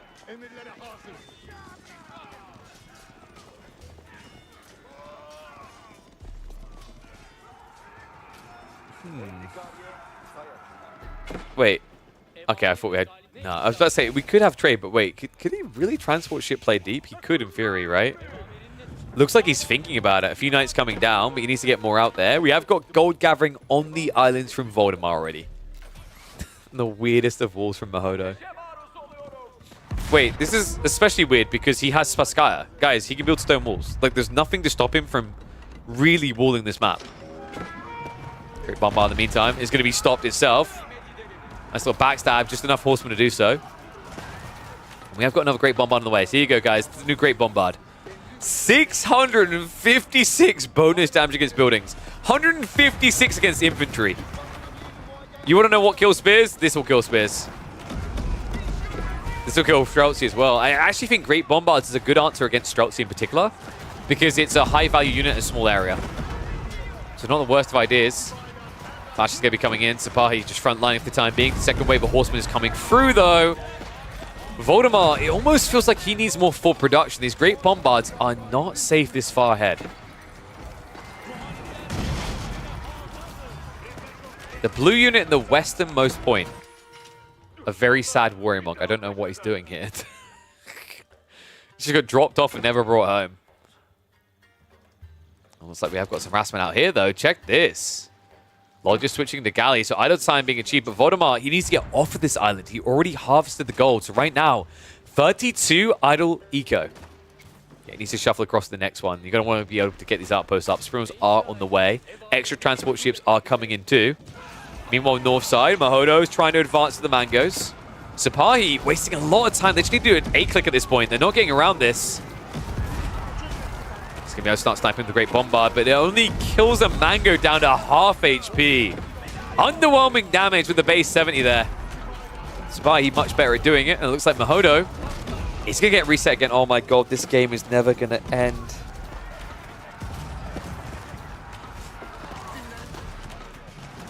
So, here's the thing, guys. Mahodo doesn't GG with Roos on Skarsgård. We learned this the hard way last week. Even when it absolutely is over. This game is not over, so he definitely isn't GG. And Voldemar has decided to put on his lab coat, and he's pretty much just having a little bit of a science experiment here. He's trying to find a way that the Ottomans don't suck. And to do so, he is digging deeper and deeper into the late game, where Ottomans historically have been OP. They're not really looking OP right now. Another thing that's kind of insane, by the way, is not only do they nerf chemistry so that you don't have like a unique tech for these Janissaries. Janissaries compared to standard hand cannoneers have been nerfed further. Because in the most recent patch, for some bewildering reason, they gave hand cannoneers +3 damage for 35 to 38. So the difference is even bigger now. Yeah, look at this. The Streltsy, almost twice the time to attack, but I mean the damage, when you equate for ranged armor, Janissaries should be losing. However, Sipahi are still goated. Voldemort, losing a bit of economy might have helped him here. Hold on a second. Mahodo, where's the army at? Gold income is not looking great. If he loses the Streltsy like this, he's going to hard be stuck to replace them. I mean, the crazy part is he has plenty of gold. He just isn't using it. He's going to have to pivot quickly here. Man just went down to 36 military. He's not producing more quick enough here. Didn't queue them up ahead of time, and oh no, he cleared the stone. I mean, in fairness, it's under a Spaskaya, so you're unlikely to want to dive there. They break the walls instead. And Voldemort, he's found the way, guys. And the way, it was simple after all. Don't build siege. After 35 minutes of building siege and being unable to break in, the answer was simply don't. And build mass melee instead. A few cavalry are going to ride towards the farms here. Janissary is more than willing to just trade out up against the Streltsy here. It's going to be forced to retreat in the end, though. More troops are on the way. Voldemort, the thing he's still missing is forward production. That would make this 10 times easier. Voldemar's still got plenty of gold to work with over here. In fact, Mahodo, because he's got all that gold left on the mainland, still hasn't gone for the islands yet. Yeah, the islands are making the difference, guys. The use of it for gold from Voldemort and the lack of it from Mahodo is worrying here. I mean, you've got a lot of passive income, right? With the high trade house, all the small hunting cabins. But it almost feels like when you make a mistake, like what happened in this fight in the mid, you don't have the reserves to immediately replace losses. I think that's kind of hurting Mahodo. Voldemort once again into the breach. Looks like he's going to punish him for finally gathering on that gold actively. This group of Sipahi are going to be able to ride in here. Men-at-Arms are going to distract the main army, so some damage being done to his economy. More horsemen being rallied to try and deal with this. But Sipahi will win that fight. They got rid of the extra 50% damage from range now on the archers and Camelot. Yeah, Creed, Proster, but even though you now need archers to counter the Janissaries to the bonus damage, I still think in general, Streltsy hand cannoneers are a lot better off, right? It's also an extra 25 health on top of all the other stats we mentioned. And there's that tech we were talking about, Serpentine Powder coming in. Smart choice considering Voldemort keeps massing men-at-arms. But oh my god, the eco damage is starting to add up here. Mahodo, the farm's going idle now. Essentially half his income about to disappear. He's trying to hold on the ford. Tries to go for the re-wall here. Streltsy front lining for him instead of the horseman though. It's going to force him back. Sipahi in men-at-arms in retreat. And we are legit just trying every single unit. Voldemar's like, okay, that didn't work. How about archers? Like, archers must work here, right? He's built spears, and I can outrange him, so I can kill his Streltsy over time. It'll work. Oh my god, this game. Voldemar has 80 farms, 76 operational. It is the truest of meat grinders. I am growing concerned that Voldemar is eventually just going to run out of resources, and we'll just see him chopping straggler trees on the islands. I actually think that's going to happen in this game. And I don't like that. Oh, no. I mean, you'd think surely he just goes for Sacred Site, right? Like, that's the easy way here. Now, this could be interesting, though. He has got Silk Bowstrings coming in. That will give him the outrange against Streltsy. So blobbing archers could be the way. When are we entering the 8 mango phase of the game? Never. Because one player didn't build a high armory and the other one didn't build the Imperial armory. No armory equal no mango. Voldemort trying to prove me wrong with his 800 gold income is going to be intriguing. Spy are going to be poking on this farms again, so more idle time there. And Mahodo not sitting on a big reserve. We finally have stone walls. Weirdest of places. Outpost scroll for Vodi though. You'd think, right? You'd think you'd want these sacred sites for the gold trickle if nothing else. For a guy who's desperately running island to island gathering gold as well, it would make sense. But no, we ride on. Mahodo trying to just do some counter damage here on the farms on the back. I think actually this would do Voldemar a favor. He's sitting on 144 eco. He may be a little bit too boomed. Especially if he wants to press through. Like, you either build full production or you have less economy, more military, right? You have to do one of these two things, though. Otherwise, the meat grind is always going to keep halting on the very edge of breaking Mahodo's base. Mango hits on the back. It's not that impressive, though. I don't think we have the tech, right? Oh, okay, he does. Adjustment crossbars is in, but yeah, it's just he's shooting a mangonel into mass men-at-arms. Great if he hits the Janissaries, terrible if not. We are going to be approaching. Remember, we have got the Serpentine Powder, which means you erase this men-at-arms line so quickly. Archers aren't even targeting the right things. Yeah, Voldemar's micro requirement is so much higher than Mahodo's right now. Mahodo's kind of in an A-click state. Voldemar needs to make sure that the archers are targeting the spears and the Janissaries are targeting the horsemen, and then the archers need to also then target the Streltsy, right? Whereas Mahodo is me have gun, me click.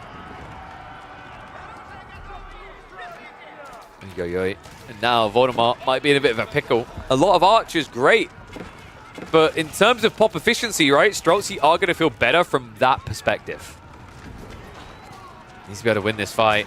Pressure's coming in, though. The Mangonels tracking back. Nice hit down to the archers. And we still... Wait, what? The Horseman Raid is still going. Oh, my God. Not like this. Voldemar, he doesn't realize. How many farms we got operational now? He went from about close to 80 down to 54 operational. He still doesn't know. I mean, at some point, surely, no way do 3 Roost Horsemen win this game. No way. It's actually happening. He's pushing, he's distracted. The Horseman Raid on the backside is now going to distract him further. So all attention from Voldemar is on this fight. Now, the question is, does this do him a favor? It's not hopium, it's logic here, right? Like, so far, Voldemar's issues has been way too much economy, not enough military. He's now bulking that force. The issue is going to be if he loses too many farmers here, though. Continues to lose more. Voldemar, oh my God. What? He's still not reacting to this. 44 farmers. He sends a mango. Come on. You can't be serious. Mahodo, he's starting to swell up. I think we might have a game 3 on the horizon here. Streltsy match is too bloody big. The horsemen are still killing villages. Oh my... Voldemar, for the love of God! Alright, if Voldemar ever starts his own business, I would not be willing to be in his employ. Okay, if this is how he treats his workers, I'm reporting him to the local authorities. Finally! The army reacts after he loses what? 20? Maybe 25. Mahodo now taking control of that center mass. And Wood may have just become a big problem for Voldemar. Where is he gathering? I don't think he has any, right? Yeah. Oh my God, he has Stealth Forest. And he has to put another TC to recover it. And there's the wood line. No! Mahodo. He's telling us, I hope you are glued ass in seat here because we are going nowhere. But a game 3. It feels undeniable at this stage. Mahodo has 50 Streltsy, almost 20 more in reserve. 4 Mangonels. Voldemort doesn't really even have the wood if he wanted to have that many Mangonels. Horseman Raid coming on the back again. I feel like Voldemort has tried everything at this point. Like, guys, can anyone think of a unit that Voldemort... I know what Voldemort needs to try, guys. What a noob. He didn't try Cavalry Archers. There we go. We solved the problem. I feel like he's tried everything but Cavalry Archers in this game.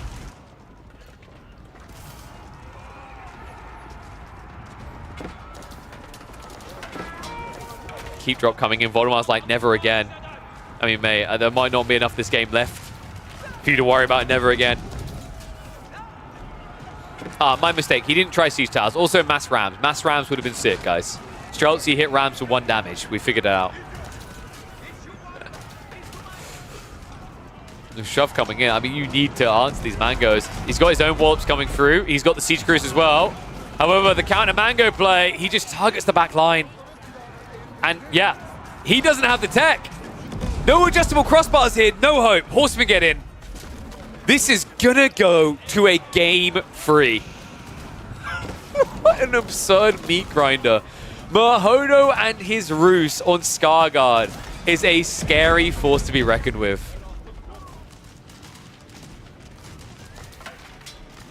So what did we learn today, Ottoman mains? Keep looking for the build, I guess. We tried some things here today. It was fun. That's all I gotta say. Pax Ottoman are not really able to lead the way to victory here.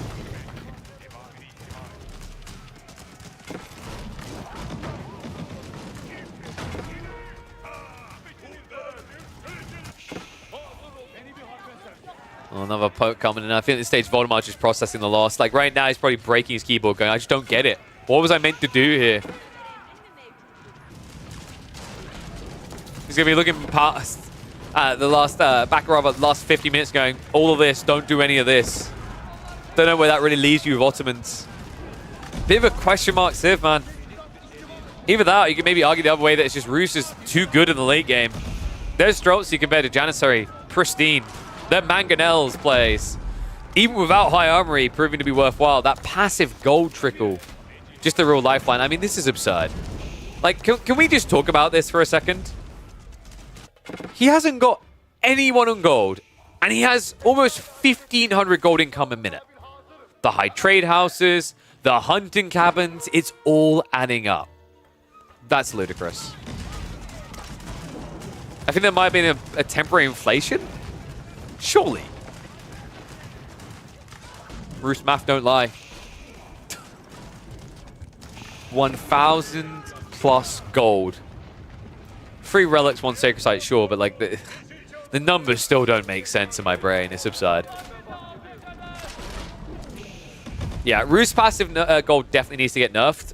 The issue with Roos passive gold you need to realize, guys, is you never used to see these absurd numbers because you wouldn't usually get tier 3. If you got tier 3 bounty, it's because your opponent screwed up. Now you always get tier 3 bounty eventually. It looks like there might have been some active gathering. So still, 750 gold, man. More than enough to keep him trucking here, right?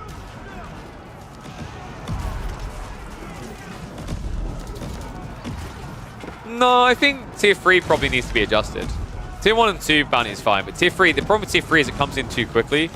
And well, it's not even that, it's guaranteed. It was so hard to achieve with the old bounty system, but now it's everywhere. Well, Voldemort making his last stand here.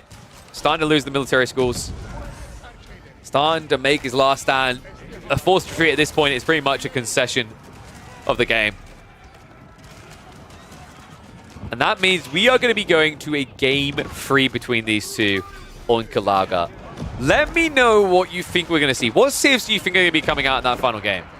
And also, let me know what you think the Ottomans need. Do you think something about the Roos needs to be nerfed, or is it just Ottomans need some sort of injection of power? I can't believe the late game just looks this underwhelming, but I don't really know what the S tier is outside of Sipahi now. Sipahi's like the one thing in the late game for them, really.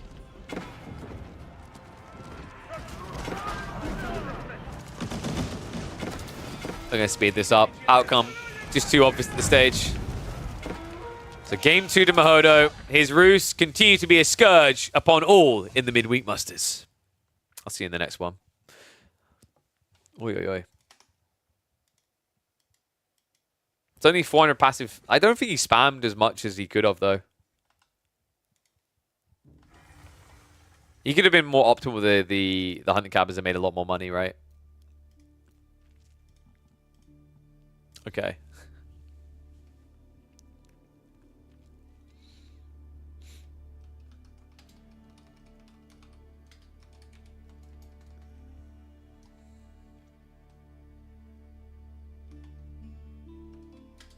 New build. I'm trying to think of what we call that one as a title.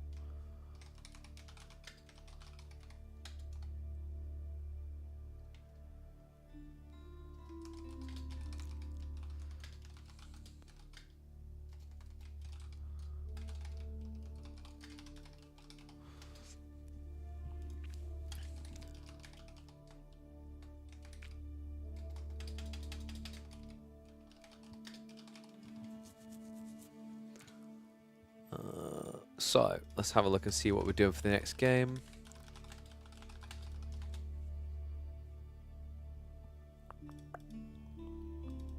So, power on the predictions. That was a win for Mahodo. Game number 3. What are you crazy boys up to? Let's have a look.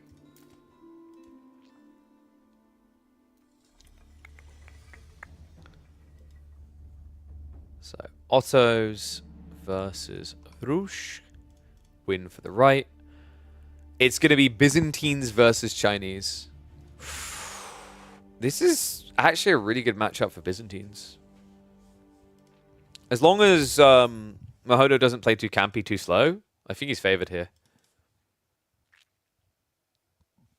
Alright, got 3 minutes until we're live in-game. Considering this series went the distance, we might make this the final one, because I've got a feeling we'll be close to 6 hours on this stream.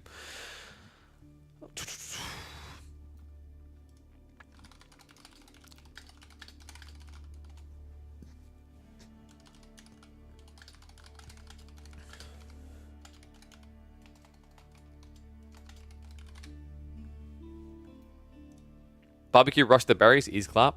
The problem is you get the retracted spawn as well, right? 1 second.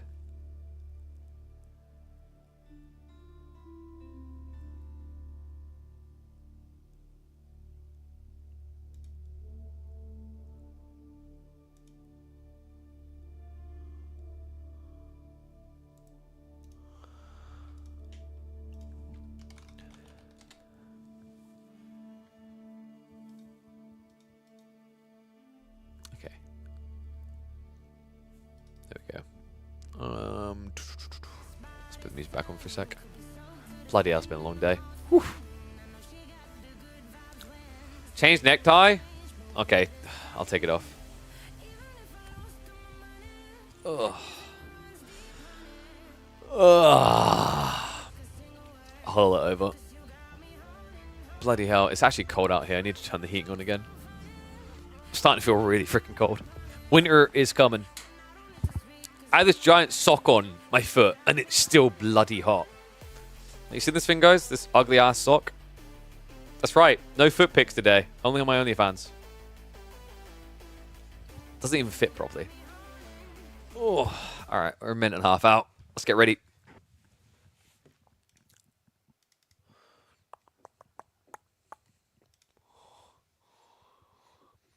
Yeah, guys. So, how many series did we do today? 6? 7? So, we might catch 1 or 2 more of the round of 32s on Monday, but on Monday, we'll be doing a lot of the round of 16s, I think. So, yeah. Reminder, I won't be live Saturday or Sunday. So, next stream will be Monday. Then we'll do Tuesday, obviously into Thursday. So, we're always live Monday, Tuesday, Thursdays, and Fridays. Gamble blocks, you can wait a second. Doing you a favor when I delay it a bit more.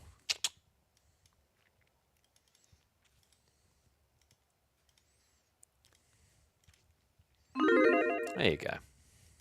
Checking on the YouTubers. How you guys doing? Yeah, you guys are chilling. Oh.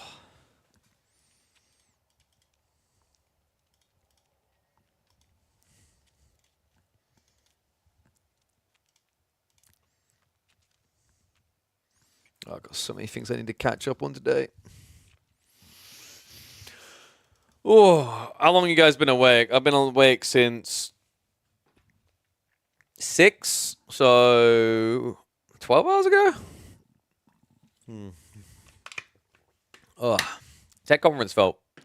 It was shorter today, but I don't know. Maybe I just didn't sleep enough last night. I don't feel I'm tired, I just feel a bit weird.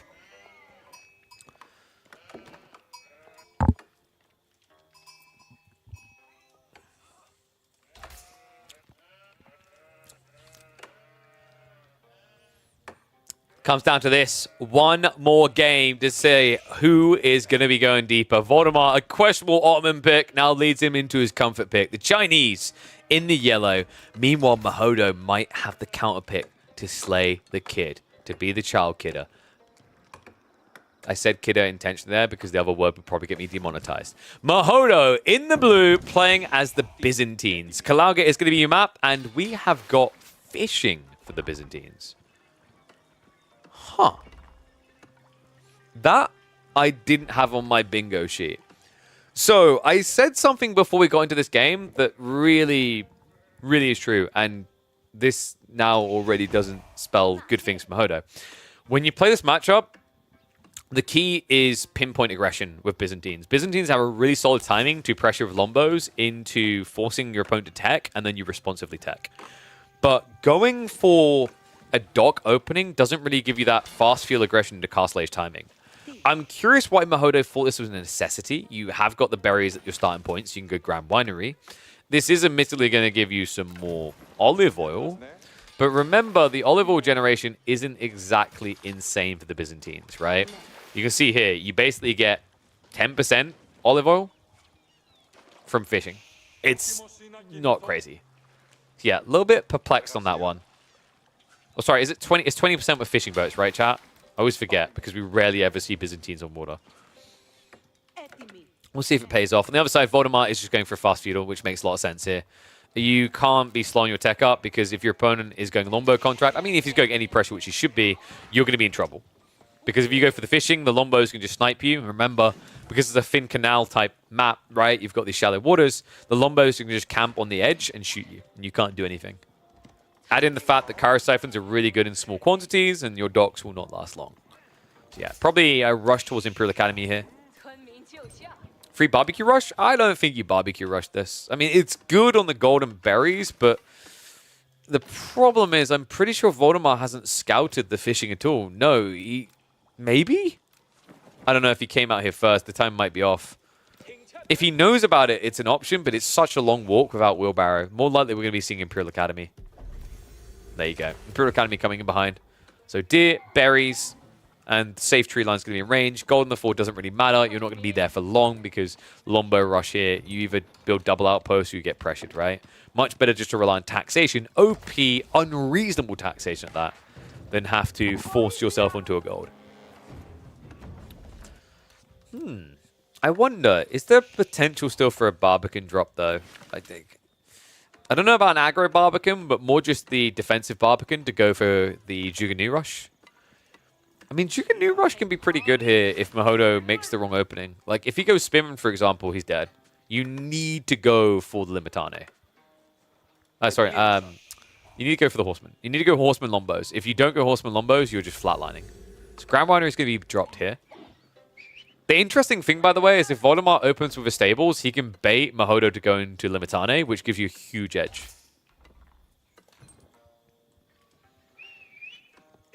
Let's see. What was the Gamba in the end? I gotta know. 91% for Voldemort. Yeah, you can tell this is perceived as his signature Civ. No, well, Voldemort might occasionally do Barbican Rush. I just don't think it's worth it here. Barbican rushes are very difficult to pull off on these type of maps. Like, in theory, it looks great, right? But Here's the thing, guys. If you try to Barbican rush the Byzantines, to make it a good Barbican rush, you have to build it here. If you do that, to me as a Byzantine player, I'm going to do this. I'm going to click on you, and then I'm going to press this button here called Acratoid Defense. And then your villagers die. You won't get the Barbican up quick enough. You'll just die. Right? If you wait until you've got a few units out, I'm going to have Lombos coming halfway through your build-up. Plus Horsemen to begin with. So I just don't think the timing would make sense. And instead, there you go. Barbican. Oh, he's just going to... Voldemar's not happy that the Pax Ottomana game didn't work out. So it's time to basically do a better version of Pax Ottomana. You could get a 13-second production time for 5 minutes, or you could settle with a 15-second production time forever.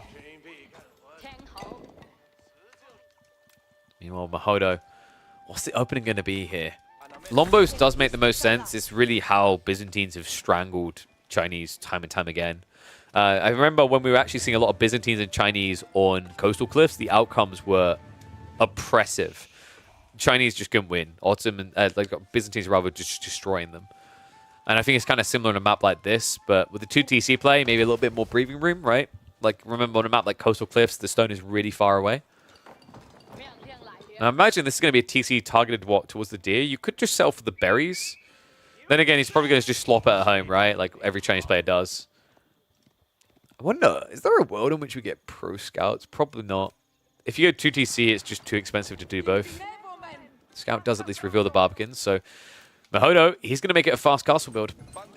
Ooh. Is this Kata?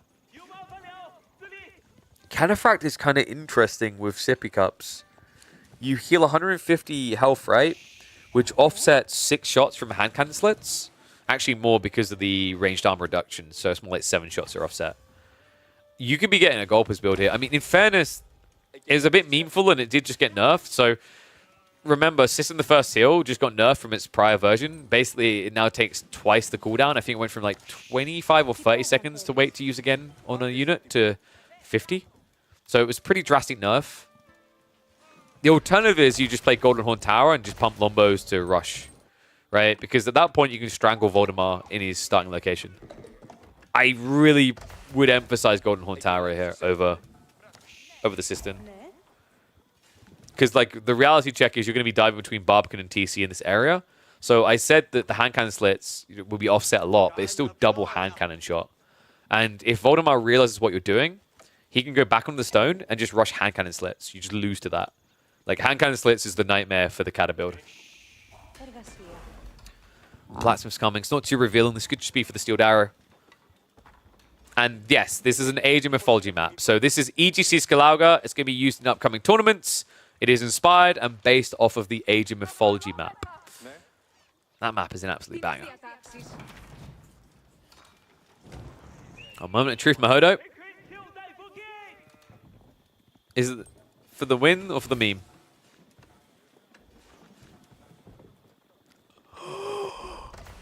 Memology 101. It's only a meme until it wins. Sisson of the First Hill is coming in for Mahodo. Now, does he know? Voldemar would have seen the gathering. He would have seen the outpost being prepped. Love that, by the way. That's cool. Do you see what Mahodo done there? He built the outpost most of the way up just in case Voldemar was attacking. He didn't complete it. This is really cool because now, instead of investing the 100 wood, you could cancel it and use it elsewhere.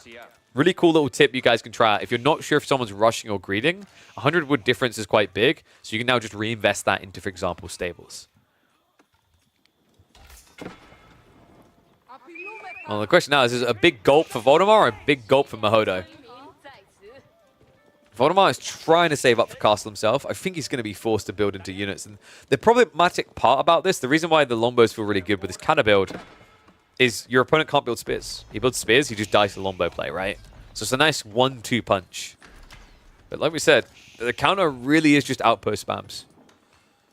If Voldemar gets outpost spam and a few trash units behind, it means you can't ram rush him either. It is a bit tricky against, in particular, Byzantines because the Cryo-Siphons can safely burn you from range. Here we go, Lombo's moving in, his tech up completes. Outpost already has hand cannon slits on the way. Can he hit this timing quick enough? Cataphracts have been queued up. Veterancy for the Lombos has not. All gold instead, prioritized into the Cataphracts. Now be going to the Veterancy. There's going to have it in the 30 seconds. Did switch over. Good lad. Remembers his Dialecticus. Wait, did he? I don't think he did. Oops. Numbers are poking. The problem here, Voldemar, he didn't complete the wall and he only got one outpost up. Positioning is a little bit annoying though. You can see the hand cannon slits, able to threaten and keep him away. Voldemar does have the gold he needs for a tech up. He's trying to rush Gather here for good reason. The Cataphracts are already on the way. 2 of them, in fact. A true nightmare. Clock Tower coming up from Voldemar. I mean, he's doing it because he's defending, right? Like, if he was trying to aggro, you go for the Imperial Palace for the vision.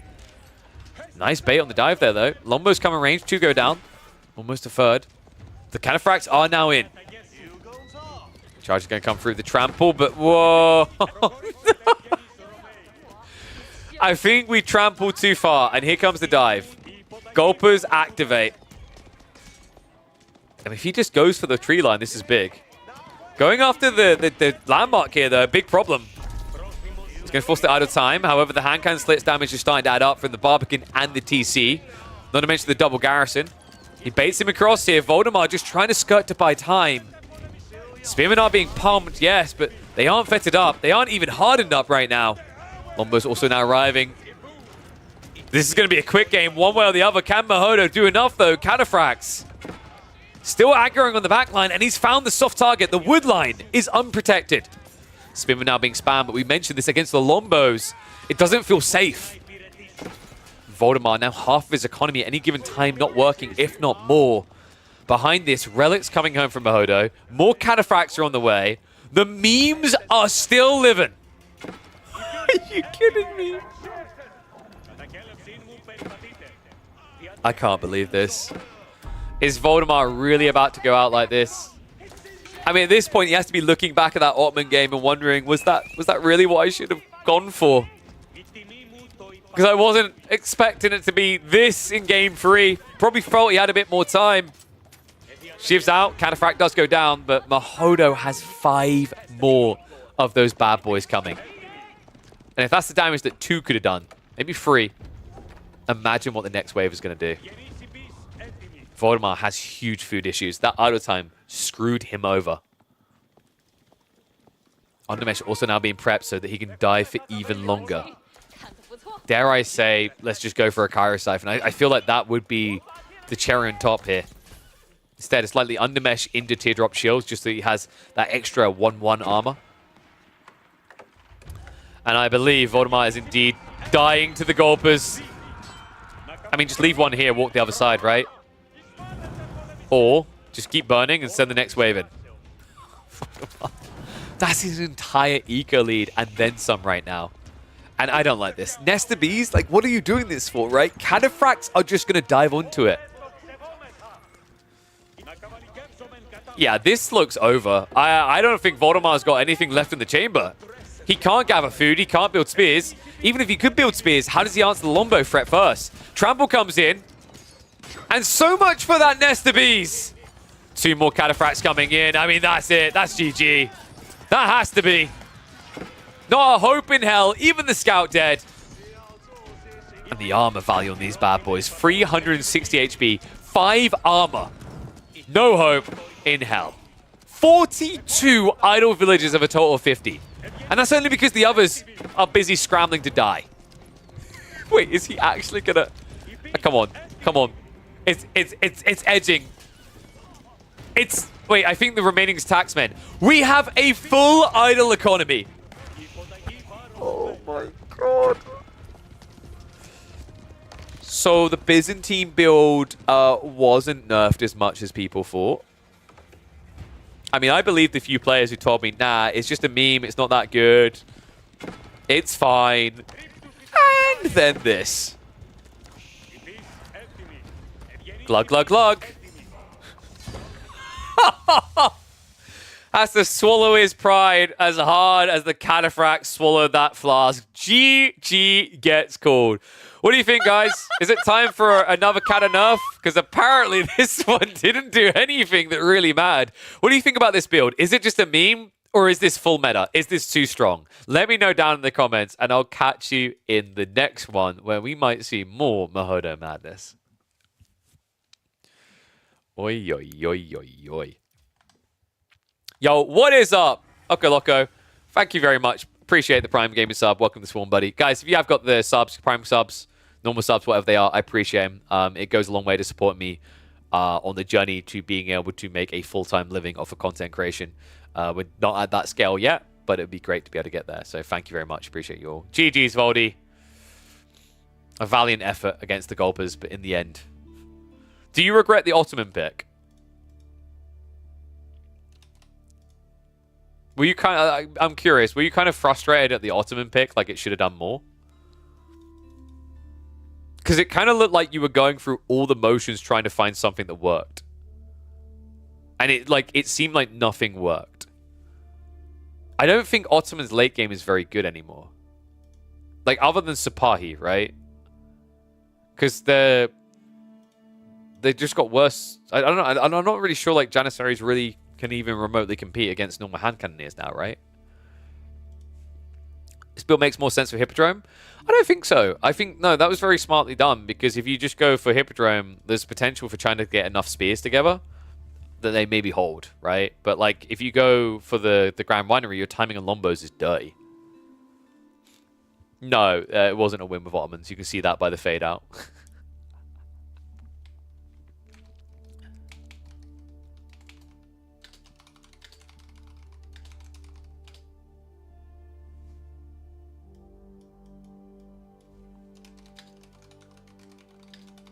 But Byzantines were nerfed.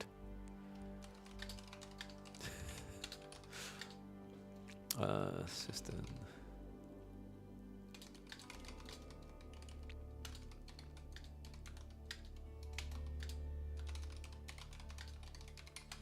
There we go. All right, guys. So, having a look at the brackets, we can run through the results as we know them so far. So, Puppool versus Road, I believe, completed or has just completed. Scatterbrain versus Dragavan was a 2-1 for Scatterbrain. That game 2 was absurd in particular. Crackety versus Xlav complete. I believe that was a win for Mr. Crackmeister, if I'm not mistaken. Let me double check the bracket.